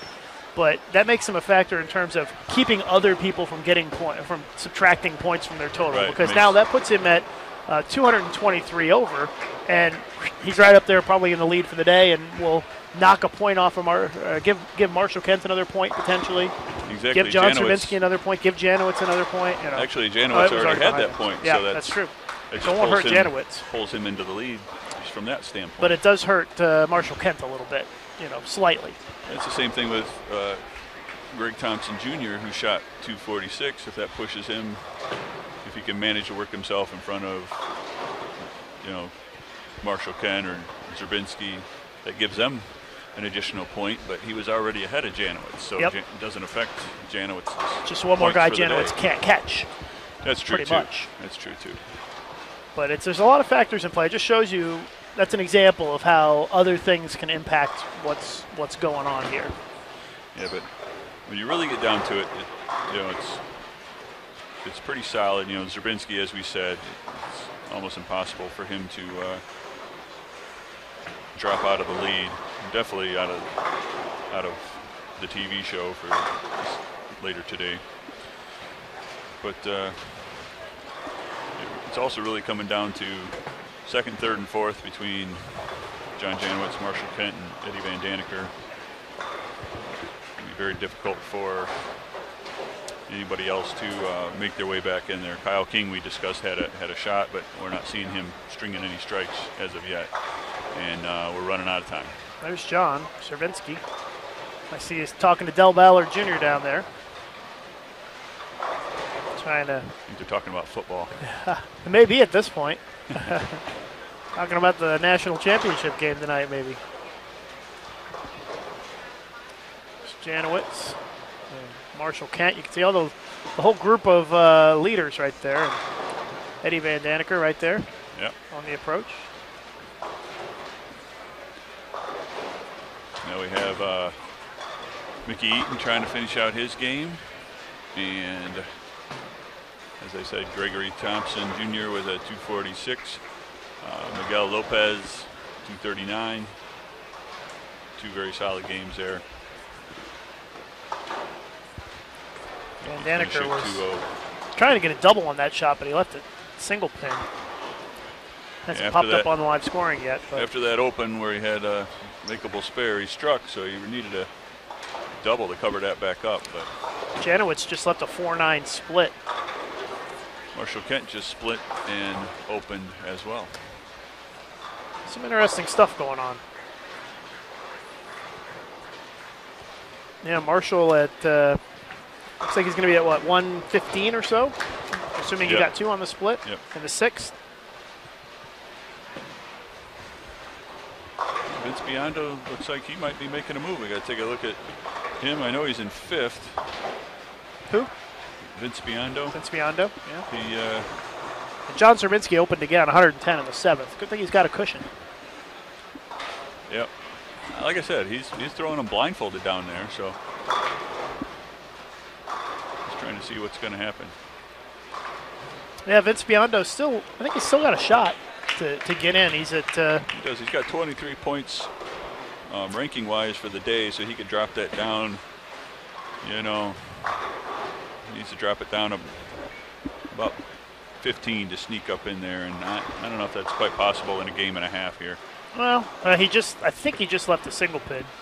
His max this game is still 259, it looks like, and if he did that, chances are he's probably going to move up, 8 spots or so, 7 spots. Yeah. But he'd have to make one more big jump up the standings the last game to really get there. Jeffrey Young in front of us has a 3-bagger, double and open, and a 3-bagger. So step ladder coming up tonight, about an hour and a half from now, right here on Bowl TV. 6 p.m. Pacific time, 9 p.m. Eastern is when we will have the stepladder finals, about a little more than an hour and a half from now.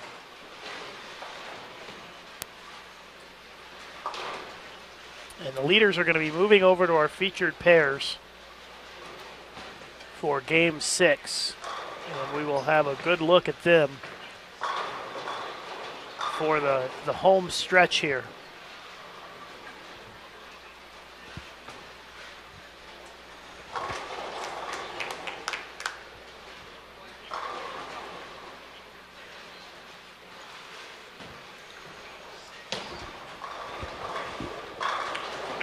So look at Marshall Kent and Kyle King. There's Kyle.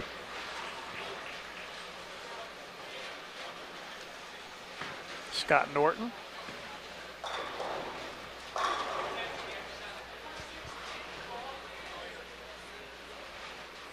So be sure to stick around for that stepladder this evening. It's going to be pretty exciting.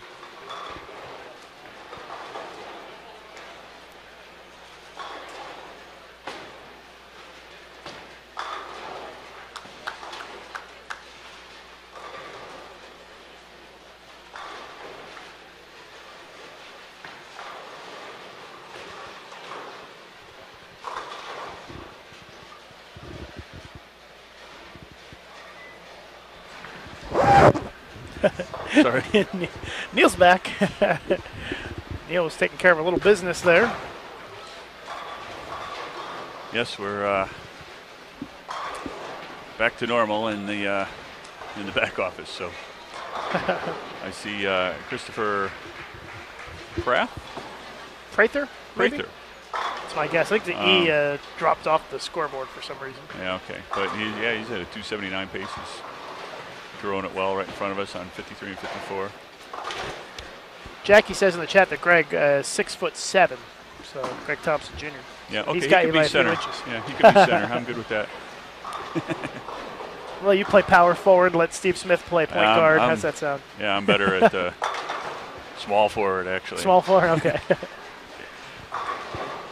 That way I have an advantage over whoever I'm guarding. Jeffrey Young, his 4th consecutive strike. Yeah. Someone asked in the Nice chat, shot. do we know why Kelly Kulick didn't bowl this year? I don't know. I haven't talked to her. I think she was chicken. She was scared? Yeah. I find that hard to believe. I think she was. Chances are she had another engagement going on, something. Maybe she had to work. Well, she helps her dad's auto shop, Yeah, well, hopefully she heard me because then maybe she'll show up next year. We'd like to see her, that's for sure. Yep, and, it's not the kind of thing that she wouldn't do. It's not that she wouldn't come here to bowl. I guess there's only so much traveling you can do, Yeah. Kelly does a lot of traveling. There's John Zerminski. I think there was a tournament in Finland, a world ranking tournament in Ball Finland. Master is going on, I believe, pretty soon.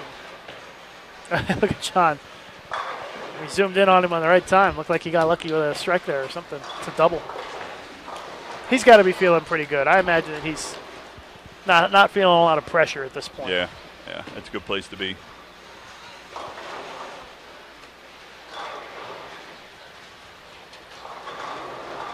Watching Nathan Bohr down there, A.J. Chapman, Cameron Doyle, a lot of Wesley Lowe, a lot of good young players down there. A lot of good shots. By the way, Greg Thompson Jr. does not play basketball, but Neil can still recruit him if he wants to. Yeah, Neil doesn't really play basketball either, I don't think. Yeah, I used to play a little bit. Now I'm out of shape. I played tennis over Christmas, and I'm definitely out of shape.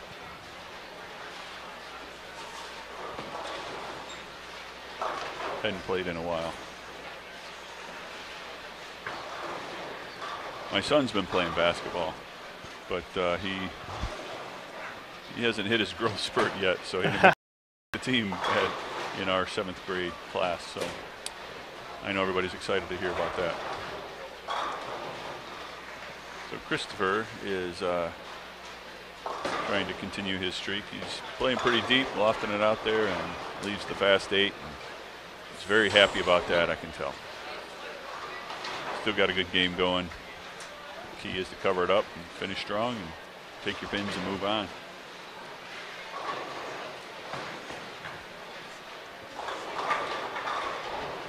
Marshall Kent had an opportunity to really secure a spot almost if he could have bowled a big game, big finish, but he's kind of not doing a whole lot down there. I mean, he's just kind of putzing along, I guess, an open and a double, and yeah, not really doing a whole lot down there. That looked like a good shot. Looks like he left a 10 pin. Not sure if he carried. Yeah, it's a 10 pin.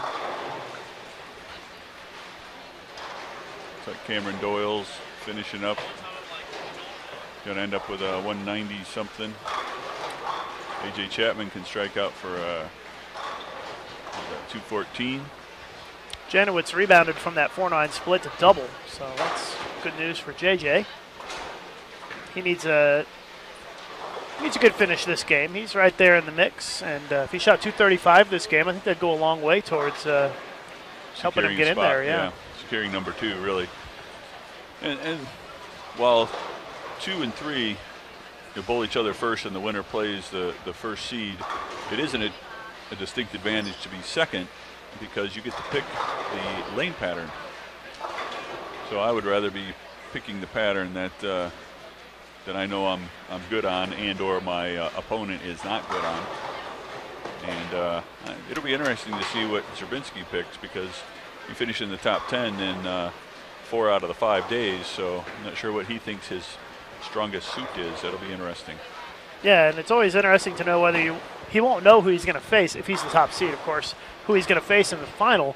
But sometimes it's almost like if you're good on all the patterns, you play defense and see which pattern your opponents are the worst on, and see if you can, if I'm looking at the stats and I see that, somebody bowled, was 85th on one pattern, then That might make my decision a little easier, but a lot will depend on who makes it. But he won't have a lot of time to make the decision, I don't think. No, he won't have a lot of time, and he won't be able to wait to find out who he bowls. So if the standings stay the same, I would not be surprised if John picks the what did we bowl on yesterday? Atlanta? Yes. He finished third, and both Janowitz and Marshall Kent were in double digits. Or Paris, where surprisingly Janowitz was 35th, and Marshall Kent was 11th. Zerbinski did well on both of those patterns, while his two potential opponents were in double digits. So that'll be interesting to see how that plays out. Wesley Lowe finishing up over there on 47. Got a double in the 10th. Looking at a 183.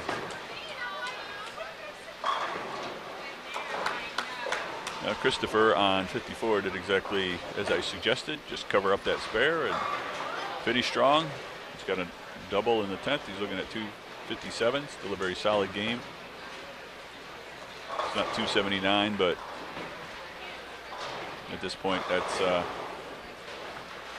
what he's the best he can get, and that's what you got to do. You got to take what the lanes will give you. Wesley Lowe struck out for the 183.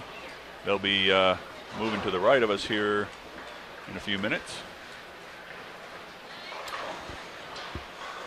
Yeah, and I don't think we're going to have to wait too long. Maybe a couple of minutes to get started with Game 6 on the featured pairs. They got, a frame to go, 2 frames to go on that pair that's moving to 53 and 54. So yeah, it looks like it two frames. And might be 5 or 10 minutes before we get started after these guys finish up. And the leaders that'll move to 51 and 2 are finishing up the 10th now. So they should be here in a matter of minutes.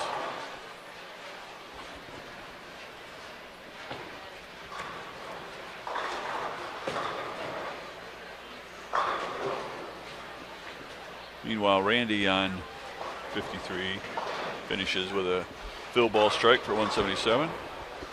Jeffrey Young's about to step up, see if he can add on to his 5-bagger. And again, the standings will come after this game. So we got to wait for everybody to finish up before we can give any standings. John Zerbinski, 178. Kyle King opened in the 10th for 185. So his chances are fading a bit. Yeah, I don't know if a 300 will move him up enough from where he was. He needed a couple of 250s, and even with a 300 and with the 185, you can't average 250 in the last 2 games. So, and that was just for a chance, for a shot back into the top 3. There's a look at John Janowitz. He struck on his first shot in the 10th. So that puts him in the 220s, and another strike will put him in the 230s. He's trying to get into that top 3, and it's starting to look a little better for him. It's starting to, as I keep saying, the picture's getting clearer. Yep, and with 2 opens this game, it's a good thing he had a 4-bagger and now a 3-bagger. This next one is key, and looks like a good shot from here. And yep. Yeah, he struck. Came with the old fist pump. Yep. So now the next shot's just pin count. That was a big one for him. Yeah, he'll be in the 230s for sure. He threw a lot of strikes that game for 235. Yeah.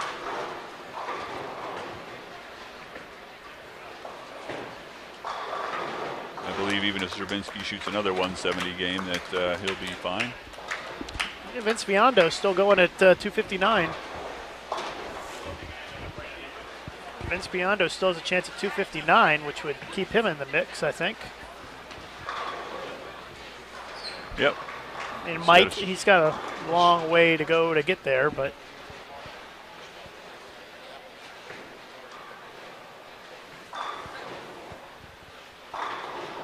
Marshall Kent's up in the 10th here in a moment, or right now, I guess. And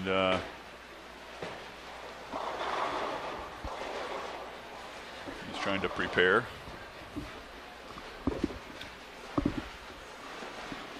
So finishing up in front of us,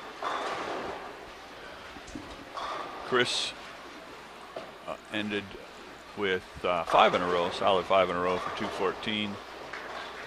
Jeffrey Young, little high, but carries for 255. Had, I think, an 8-bagger there to finish with 255. Very nice game.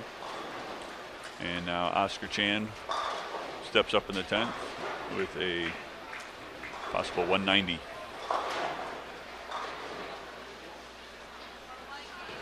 Jacob Borsch over to the right of us has 4 in a row to try to finish out his game, but Ryan McCoy with a 223, Gary Faulkner with a 229. Some good games over there as well.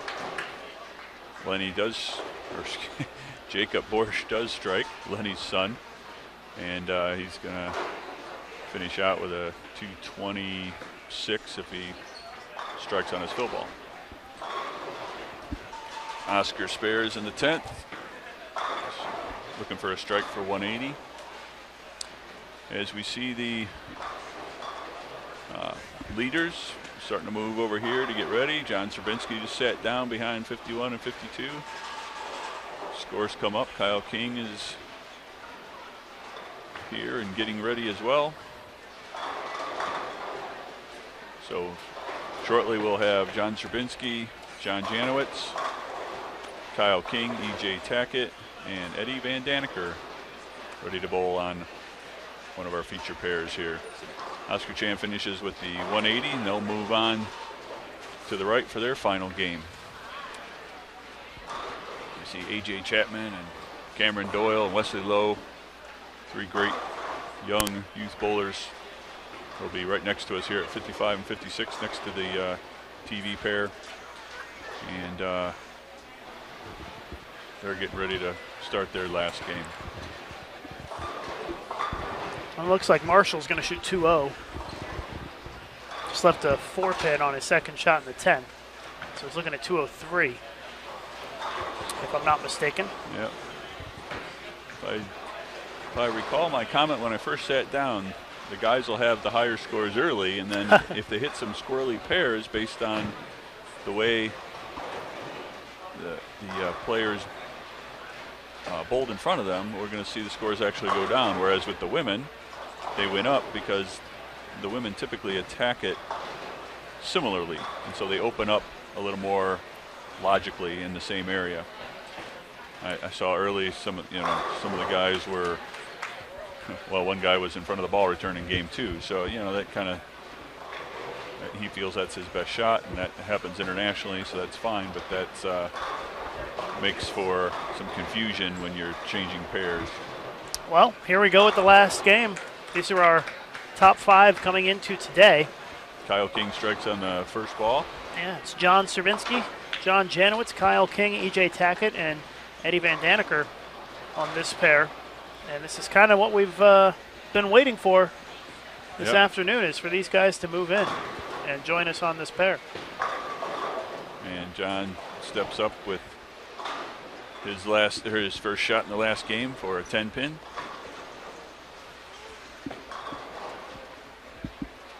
See if he has a slight move coming up to deal with that.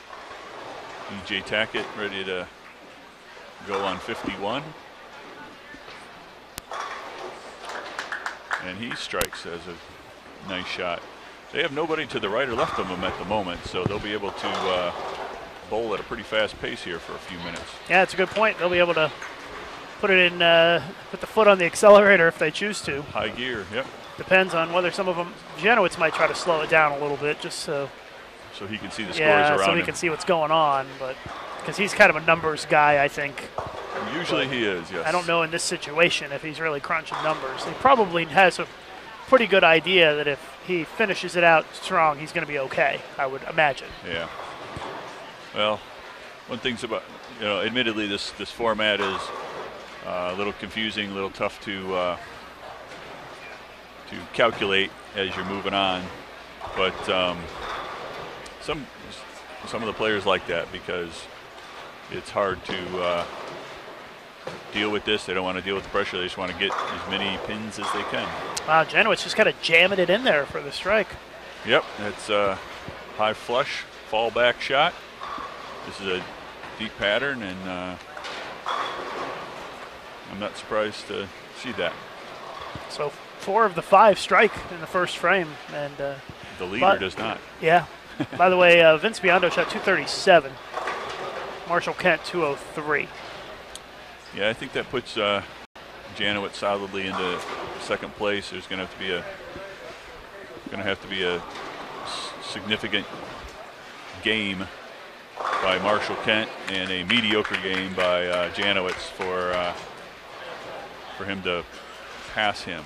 Now Eddie Van Daneker can possibly pass Marshall this last game as well. We got to get the update for me to solidify that. Yeah, and some of them are still finishing up that. I think they're just finishing up the 5th game down there. So.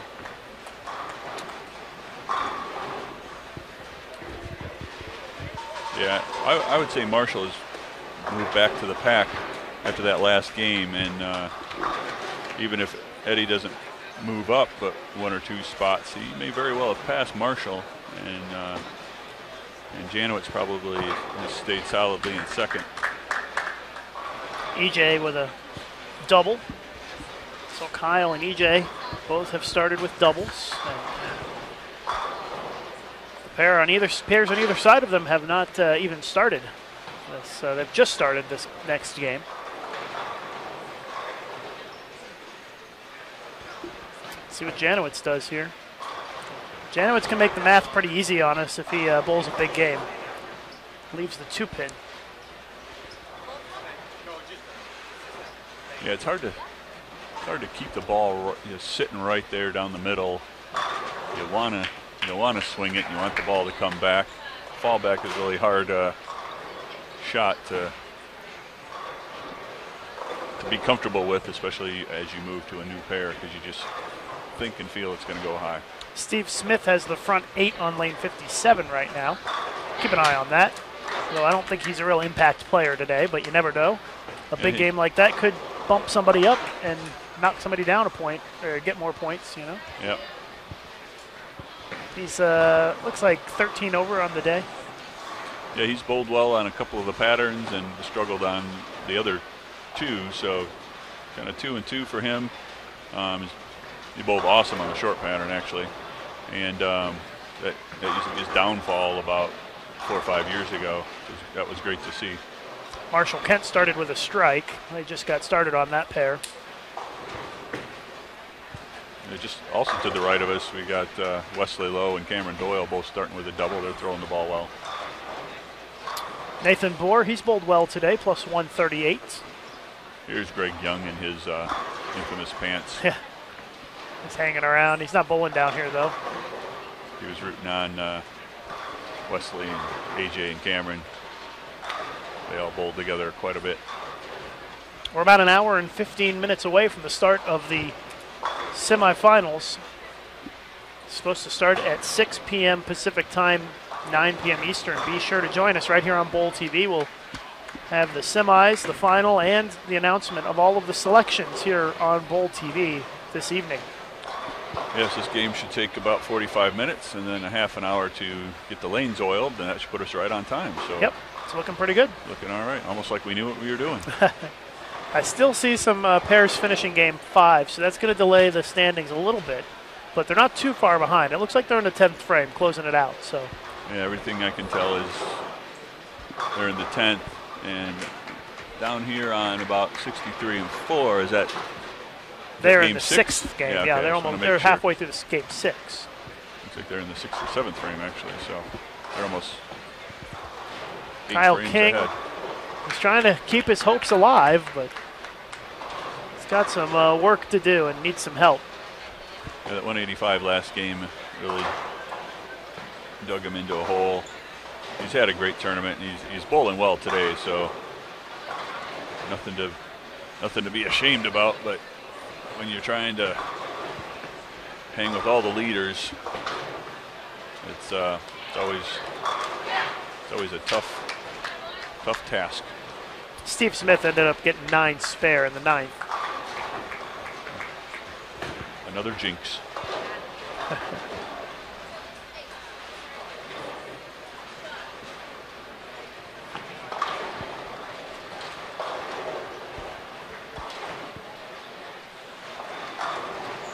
EJ leaves the 2-pin, it looks like. 4-pin, I believe. 4-pin on his 3rd shot, so he's no longer perfect.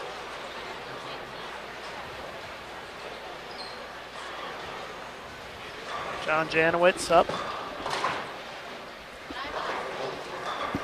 Strike for JJ. JJ looks pretty calm. Yeah, he's been through this a time or two. He knows he just needs to focus on one shot at a time and throw it decent. Stay out of trouble. Strikes will come because he's that good. His facial expressions always crack me up. One of the best guys you'll ever know or meet.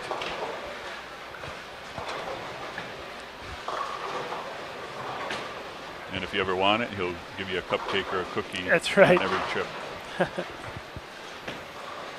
There's Aaron Moritz. He strikes on his first shot this game. He's plus 97 today. Yep, that's some good shooting.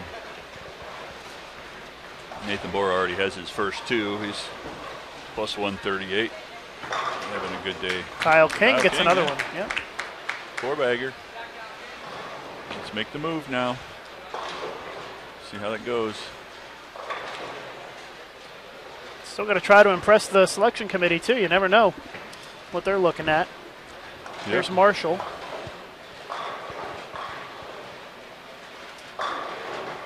Oh, Marshall leaves an 8-pin and gives it the thumbs up. Good move there, Marshall, using your thumb. Yeah, Kyle's been very consistent. 10th, 20th, 18th, 24th. It's just today he's 45th. So by finishing strong, if he could make that number down into the 20s or 30s, he could really show his consistency. That'll, even if he doesn't make it to the top 3, that'll. I wonder about some attention. Eddie Van Daneker, what his situation is. He shot 180 last game, but he's got the front 3 this game. So, I mean, he was one that was still in the hunt. You know? Yeah, without seeing the scores, I think he might actually be in 3rd right now. Yeah, I mean, Marshall. We've got John and JJ who we're both looking at for 1st and 2nd, but 3rd place is the one that's really fluid, and it could be Marshall, it could be Eddie, it could be, Kyle. We're waiting for those standings to come in, which they just finished down there. They're going to wait to hit the space bar, and then it should clear. And the standings should come in just a couple of minutes.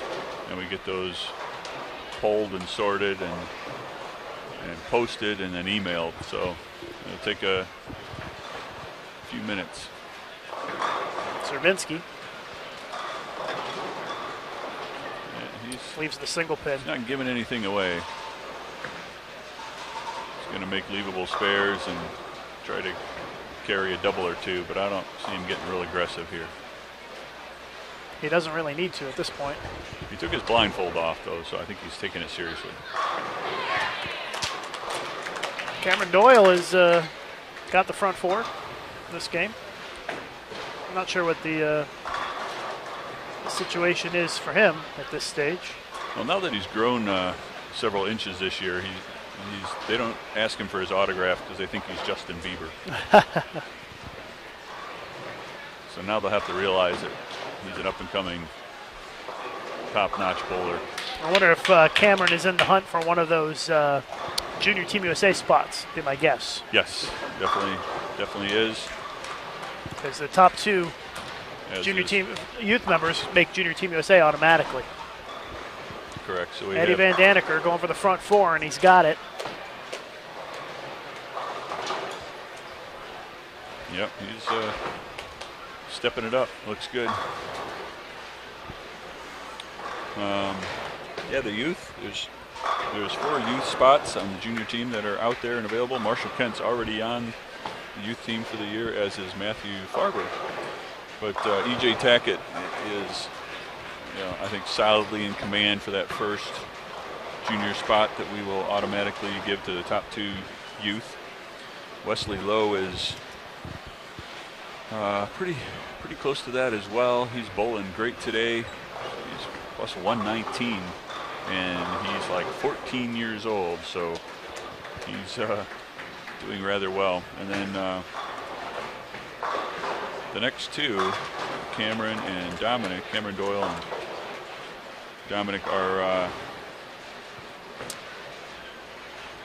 think still trailing Wesley, and AJ Chapman has the opportunity to step in there.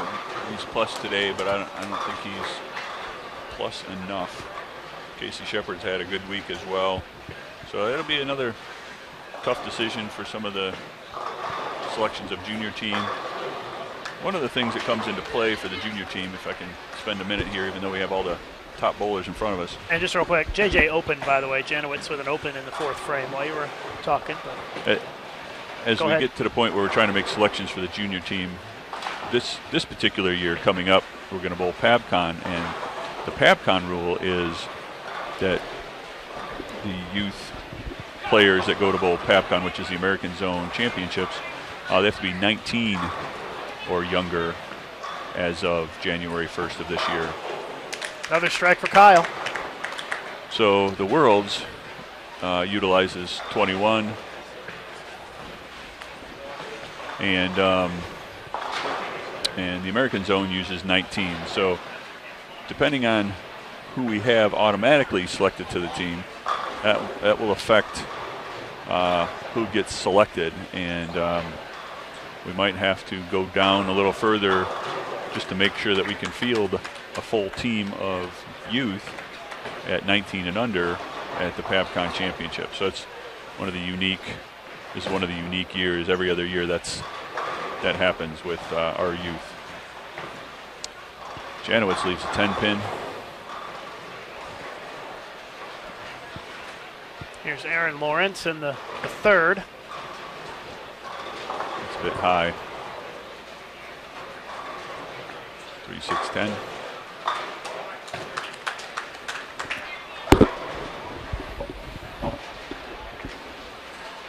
Still waiting for those standings to come in. They just finished down on the low end. So yeah, so we're probably coming soon. Probably a frame or two away here.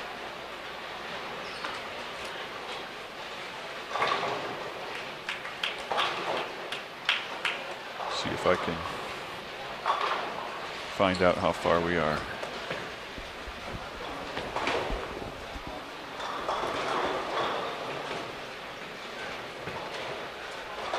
JJ spared in the 5th.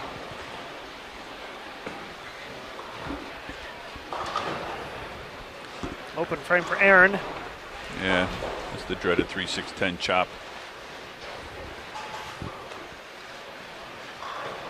Eddie Van Daniker. He's got some strikes on the board, front 4. This is a key shot for him. Very nice shot. Solid carry.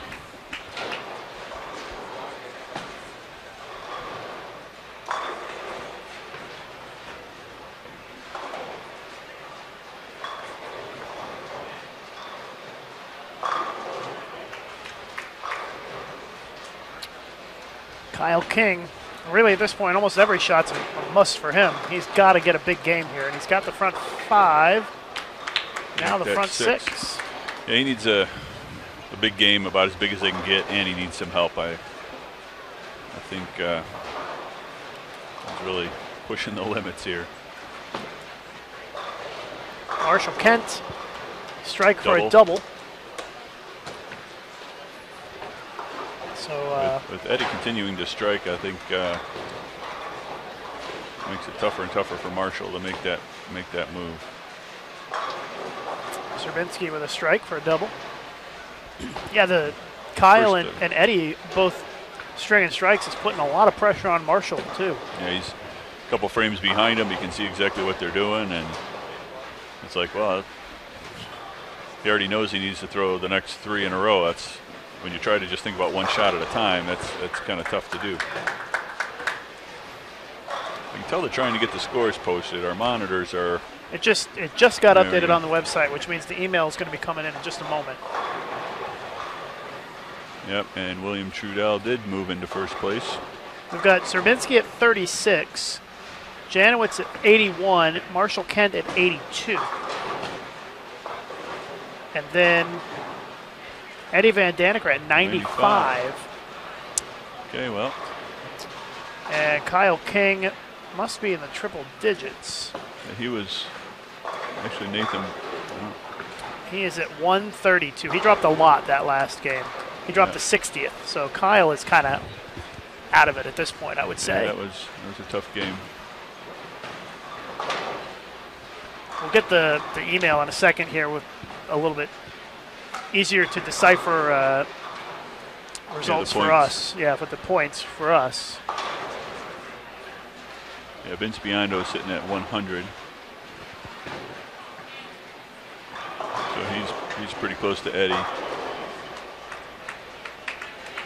So second and third, fourth and possibly fifth. Going to be very tight here. And with Eddie stringing those strikes, Vince with another spare. He does not have a double yet. Yeah, Vince sitting at 100. Clean. It'll be hard for him to move up, especially with the start that Eddie has. Kyle King with his 7th in a row, front 7 for him. E.J. Tackett with a solid game as well. I would say he is a lock for junior team, spot number 1. Just waiting on that email to come in. Hopefully it'll come here in a second.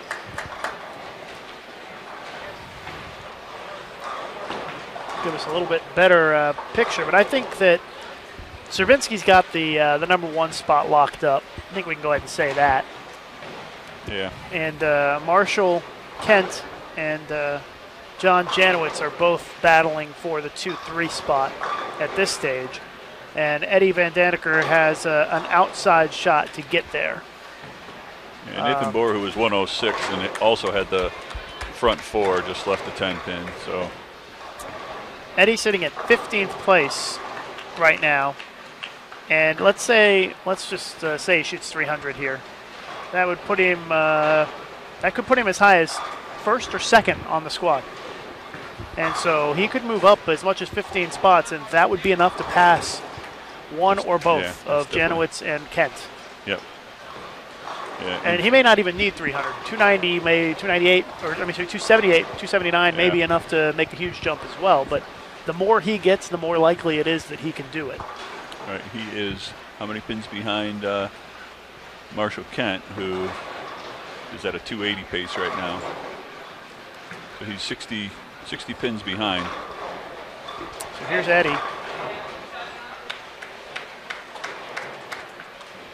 Stepping up here, and he's got the front 6. Really needs to keep it going. That looks a little wide, yep, and it is. Leaves the 2.5. It's going to hurt. Yeah, that puts him at a 278 pace, while Marshall is got a lot more strikes to go, but he's at a 280, possible 280. The thing is that Marshall can't really move up any more than he already is. He can get more points, but he could lose 1 more point. That's it. Yeah. But if he can make sure that he doesn't get passed. I'm being told that the email is being sent right now. Okay. I still don't have it yet, though.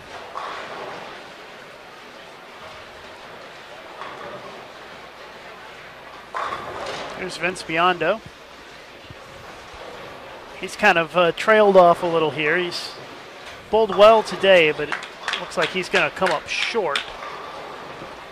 Yep, there's the strike. He needs to start stringing from here. Oh, and Eddie Van Daneker chops the 2.5. He threw straight at that, and I'm not a fan of plastic straight at that on the left side of the lane. Just got the update. Yes.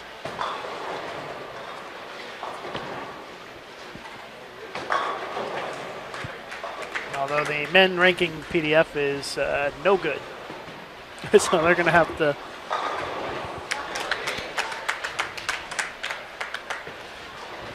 They're going to have to resend. Yep. Tennille's going to go after him. The other part of the email is what's online. Yeah, what's on the website. That was not doesn't really help beneficial us anymore. for us. But I feel like we're pretty. I feel pretty secure in what we're saying here at this stage. Yeah, we do have that. It's hard to look at it from that standpoint.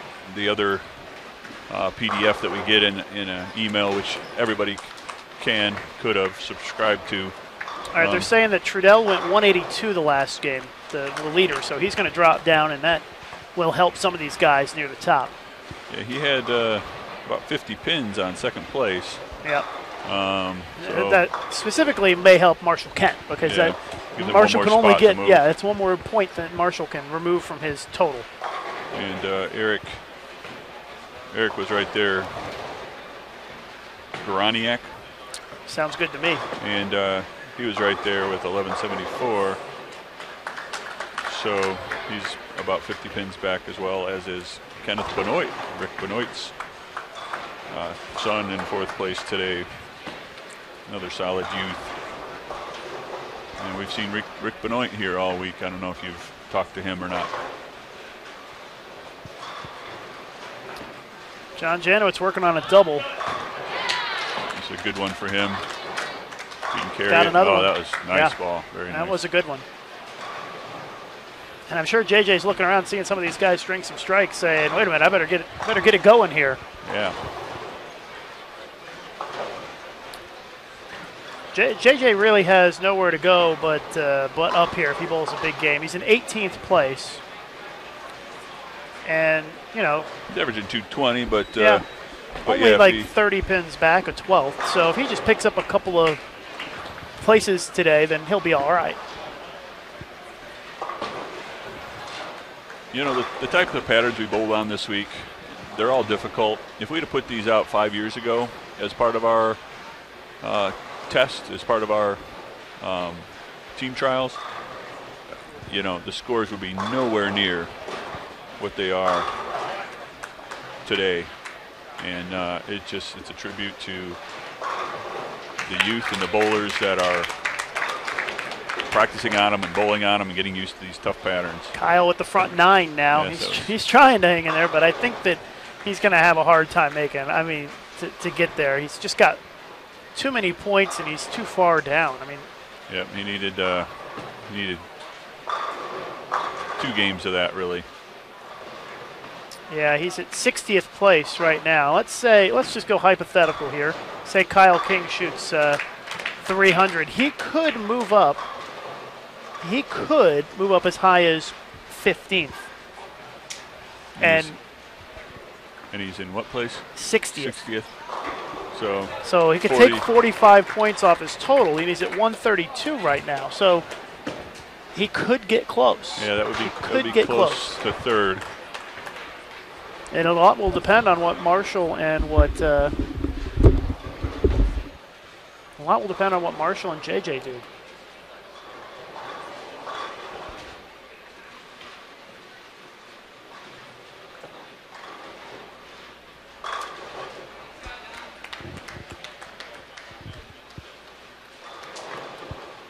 Aaron Lawrence, he gets a strike in the 6th.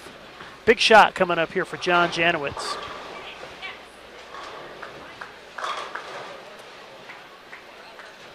Double J working on 3 in a row, 9th frame. And he gets another one. Big shot there for JJ. And he may maybe feeling a little relieved right now after that one. I think he's feeling pretty good at this point. He had a little smile and a wink to our cameraman, Matt Lawson, who's here to take some video of this group as well as the finals.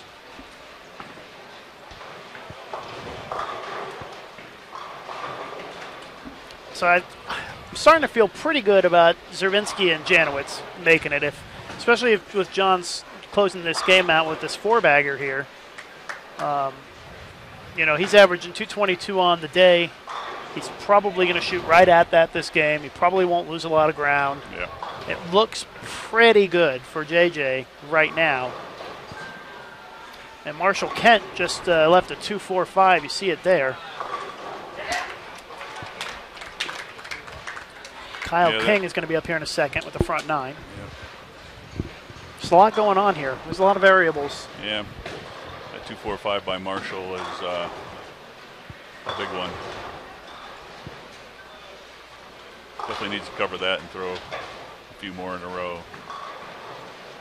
Let's tell you what we do know right now. John Zerbinski will be the number 1 seed. We know that for certain at this stage. That is a guarantee. It's done. What we don't know is exactly who 2nd and 3rd will be. Eddie Van Daniker with a strike there in the 9th. That was a big one for him. He's trying to make the move up and get in. Kyle King is trying to he's trying to throw the Hail Mary pass here. Yeah. He's trying to go for the big 300 game to give him enough to get in there, and he's still not out of it at this point. But he's got the front 9 right here. Oh, and it's a 10 pin, and that's a dagger right there. That ball was a little flat in the end. Didn't finish as strong as the other shots he had. I really think he needed to carry that to have a chance. Yeah. I agree, because now we're looking at 279 versus 300, and at this point, that's a big difference.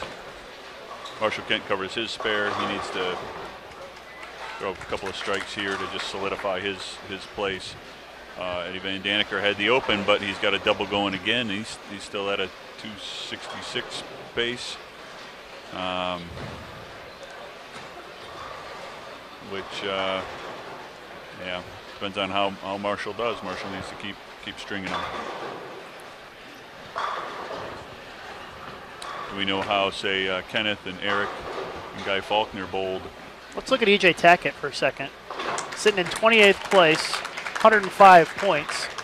Can shoot 258 this game, which could potentially move him up, say, 12, 14 spots. I don't think it's enough. That would get him in, right about 90 or so, potentially. Yeah. I don't think 90 is going to be the number. Yeah, I think around 85, 86, somewhere between 82 and 86 is going to be the number. John Zerbinski closing out what has been an outstanding 5 days for him. Just a real impressive performance here this week. And he will have one more game to bowl this evening for the title. Yes. He's going to shoot, 259 this game to close it out. So, John Zerbinski, welcome back to Team USA. Yeah, it's been 2 years, and it'll be great to have him back. He's a fantastic bowler. Kyle King strikes on the fill. What a great finish for him, though, 279. He gave himself a chance, but I just think he's going to come up short. Yeah, he'll come up short, but he showed his versatility. He's going to have low numbers all 5 days. He's shown what he can do on all these patterns. And while he isn't going to guarantee himself a spot, he's made a statement to the selection committee. John Zerbinski is done. One game to go for that young man. He will be our top seed for the show this evening.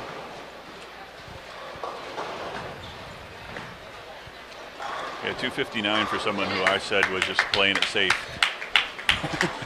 Not giving away the pocket, not doing a whole lot. EJ. Finished with the last 8 in a row, so yes, it's impressive. Very impressive by John Zerbinski. And a big 10th frame here for John Janowitz. He can close this out, and I feel pretty comfortable saying he locks up a spot on the show tonight if he could, get a strike or two in the 10th frame.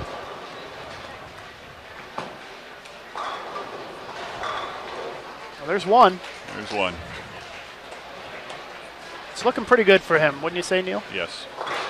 It's looking very good for him as being the number 2 seed. I don't see anybody passing him. In fact, I see him passing people this game and finishing with,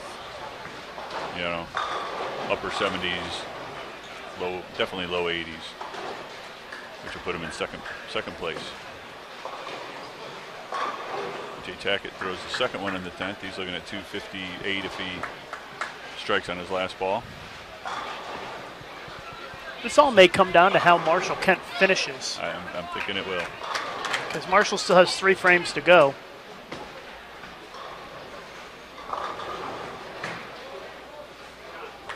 Cameron Doyle is still trying to, make a statement for Junior Team USA, and he left a 4-pin on that he's a little upset about.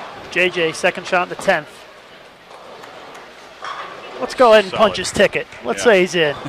Punch his ticket for the number 2 seed. And give him his boarding pass to the finals. He's in, I'm pretty sure. Let's find out what pattern he wants to bowl on. It's looking pretty good to be the number 2 for the show tonight. Again, it's coming up in about 50 minutes, 45, 50 minutes. We still got some pairs with a half a game to go down here, so. Yeah, we're going to be. It's going to be a bit. For a little while. Unfortunately, we may not know exactly who the third person is by the time we get there. Yeah. So I guess this game may end and we may not know 100%.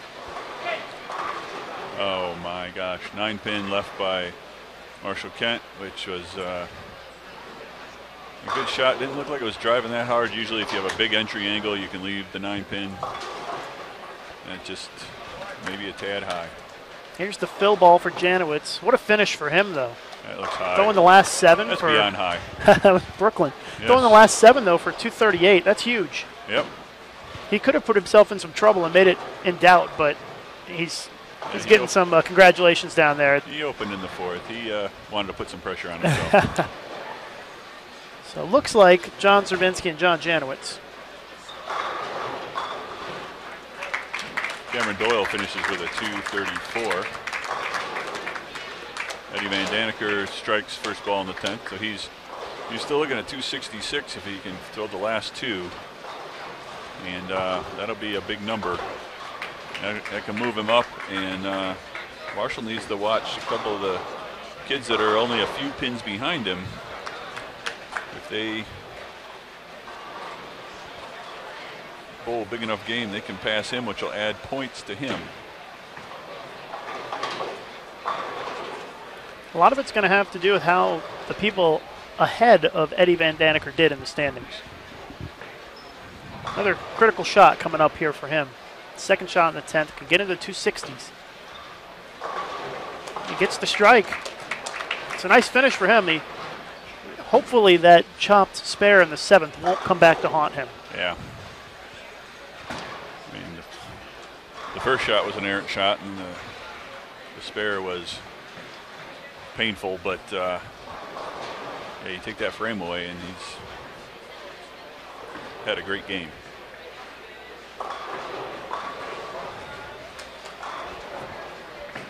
Once Bionda goes high, can't seem to double.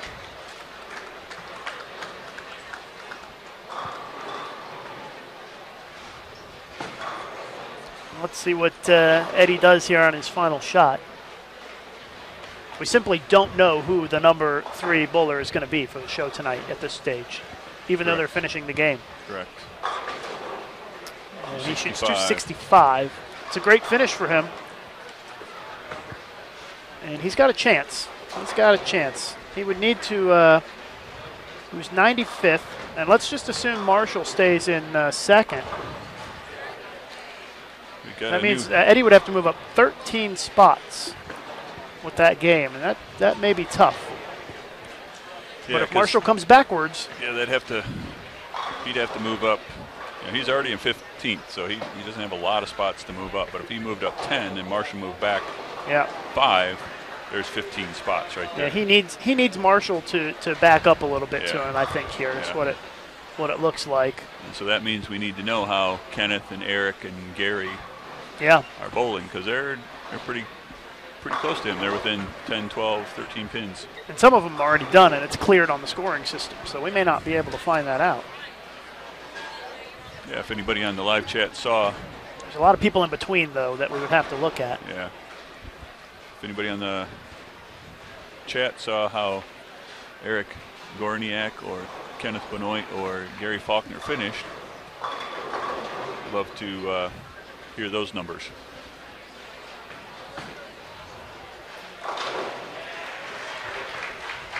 I hear cheering going on down there. I think we just had another 300.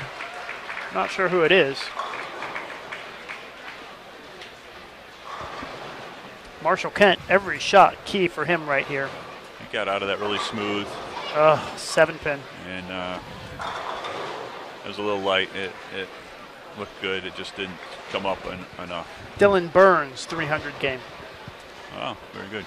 There's Gary Faulkner with a 176. So there's somebody that's okay. not looking to pass Marshall. Oh yeah, he was on that pair. I just happened to pull up. And then Jacob Borsch. No, he wasn't the other one. Nope. Kenneth Benoit, who I was thinking about. Not sure where he's at. Final stepladder finals coming up in about 45 minutes here on Bowl TV. Our three women, Deandra Beatty, Danielle McEwen, and Josie Ernest. We know that John Zerbinski and John Janowitz are in, but we need one more male participant for our show tonight, and we're still waiting to see who it's going to be. Yep. Well, Marshall spares again, but he's going into the 10th. He's running out of time to do too much. The best he can shoot is 235, which of course is still a pretty solid game, but he needs to at least double to punch that. We know that William Trudell, we're told in the chat, shot 182 the last game.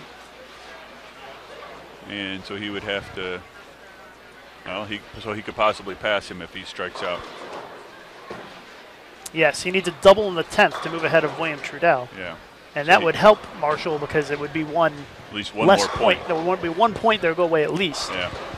But we don't know what the people behind Marshall bowled. That's the problem. Yeah. Kenny shot 245. Kenny Benoit 245. That's what they're reporting in the chat. Yep. Eric shot 225. Well, there you go. So he needs to beat 220. Well, he needs to get about 224 or 221, excuse me. So he definitely needs the first mark to stay ahead of him, but it doesn't look like. So he will be passed by Benoit at least. That's what it looks like, and so he can stay in second if he passed Trudeau. Really could use a double here in the 10th frame. Marshall Kent. That's a little high. Wow, he's lucky he didn't split, isn't he? Yeah. Wow, he's not happy about it. It was notably high, so.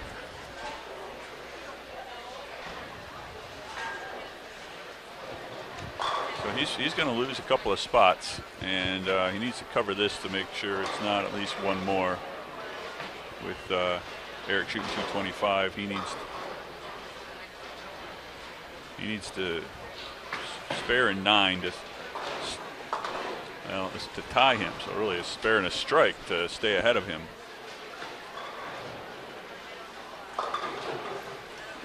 Villanueva 248. I'm not sure that Eddie Van Daneker is going to be able to get around enough guys to get in. I think that's going to be the problem here. Yeah. Because I don't see Marshall dropping a ton. All right, I don't see him dropping 5 unless he misses this, but I don't see him dropping 5, and I don't see Van Daneker passing 10. That's where we were at. Yep. That's what needed to happen. But I don't think we can safely say for sure at this stage. Can't. They've still got 3 frames or so to go down there on the middle of the house. So it'll be a little bit of a waiting game once these guys finish up to see if Marshall has enough. I think that it's either Marshall or Eddie. It's one of those two, I think. Yeah. It's looking like Marshall because if there's there's only a couple people that can pass Marshall, and Eddie can pass a few, but there's more that can pass him that we're not seeing right now. Who shot that 300 down there on the right far? Dylan Burns. So now is he somebody that could go around? It seems like that's somebody that could go around. And he was at plus 28, so no. Okay. And Marshall throws a solid strike at the end, surprises himself. Yep, 223 for Marshall Kent. So that keeps him in front of Eric. So I think Kenneth passed around him, but He stayed in front of Eric and passed. Well, Steve Villanueva shot 248 the last game. So that would put him ahead of Marshall by a few sticks, if that's accurate. Okay. So that's at least one more. We don't know what Greg Thompson, Darren Young shot. John Zerbinski, what did he shoot the last game? 250? Yeah, 259. And he was at 145, Yep, so he went around Marshall. So Marshall is it's really close. Spots. It may be a couple of points between them. Yeah.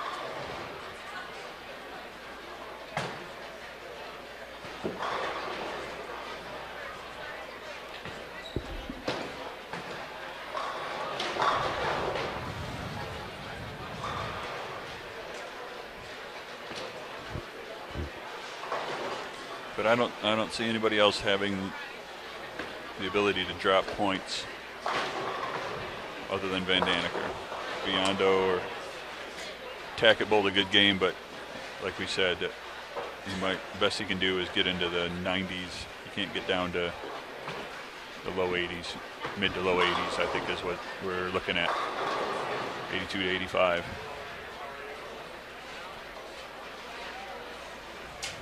I wonder if it just comes down to that Eddie needed to pass Marshall to get in, if I'm looking at this right.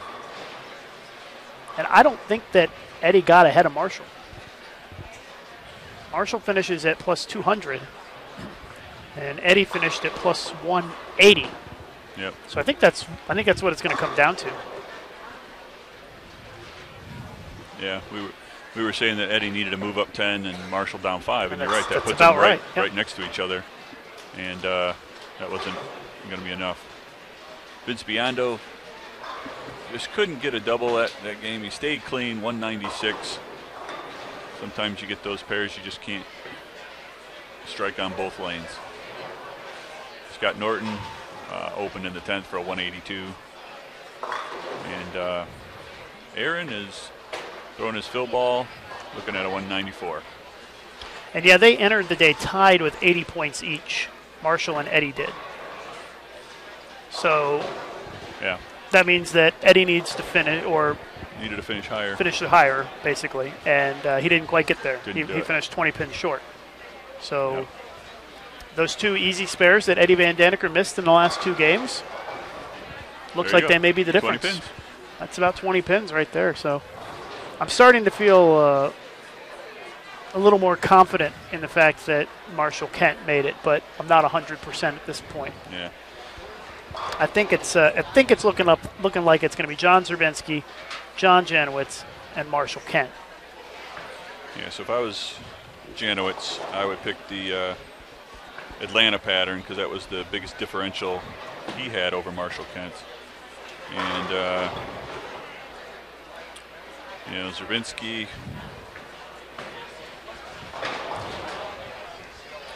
maybe Paris, which is surprising because I know Janowitz is good on Paris, but Zerbinski was lights out on that as well as lights out on Athens. Maybe he'd go with Athens. But Paris was the biggest differential between Zerbinski and Janowitz.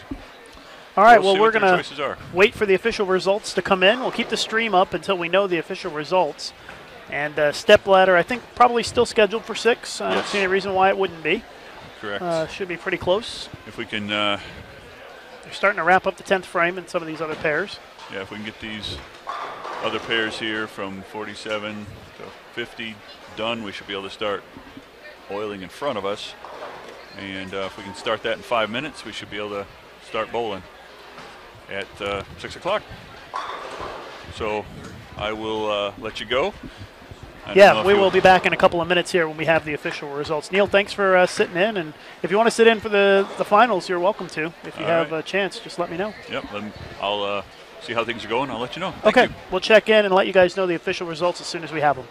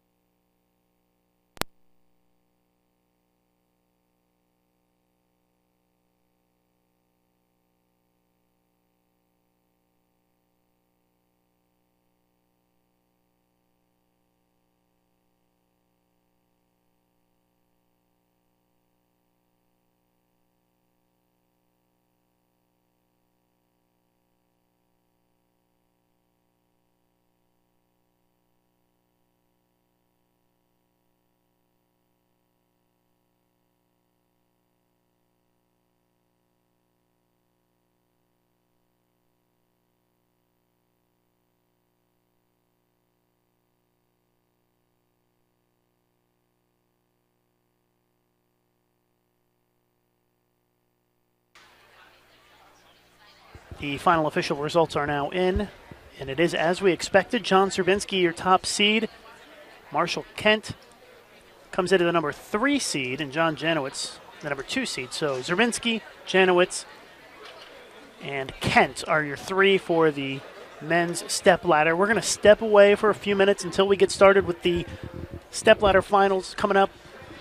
Oh, probably 15 or 20 minutes from now. They'll probably start a little bit late. They haven't started oiling yet, but they should get started here in the next couple of minutes, putting the patterns out. So please stick with us back in about 15, 20 minutes or so, and we will be back with you with the step ladder finals here on Bowl TV.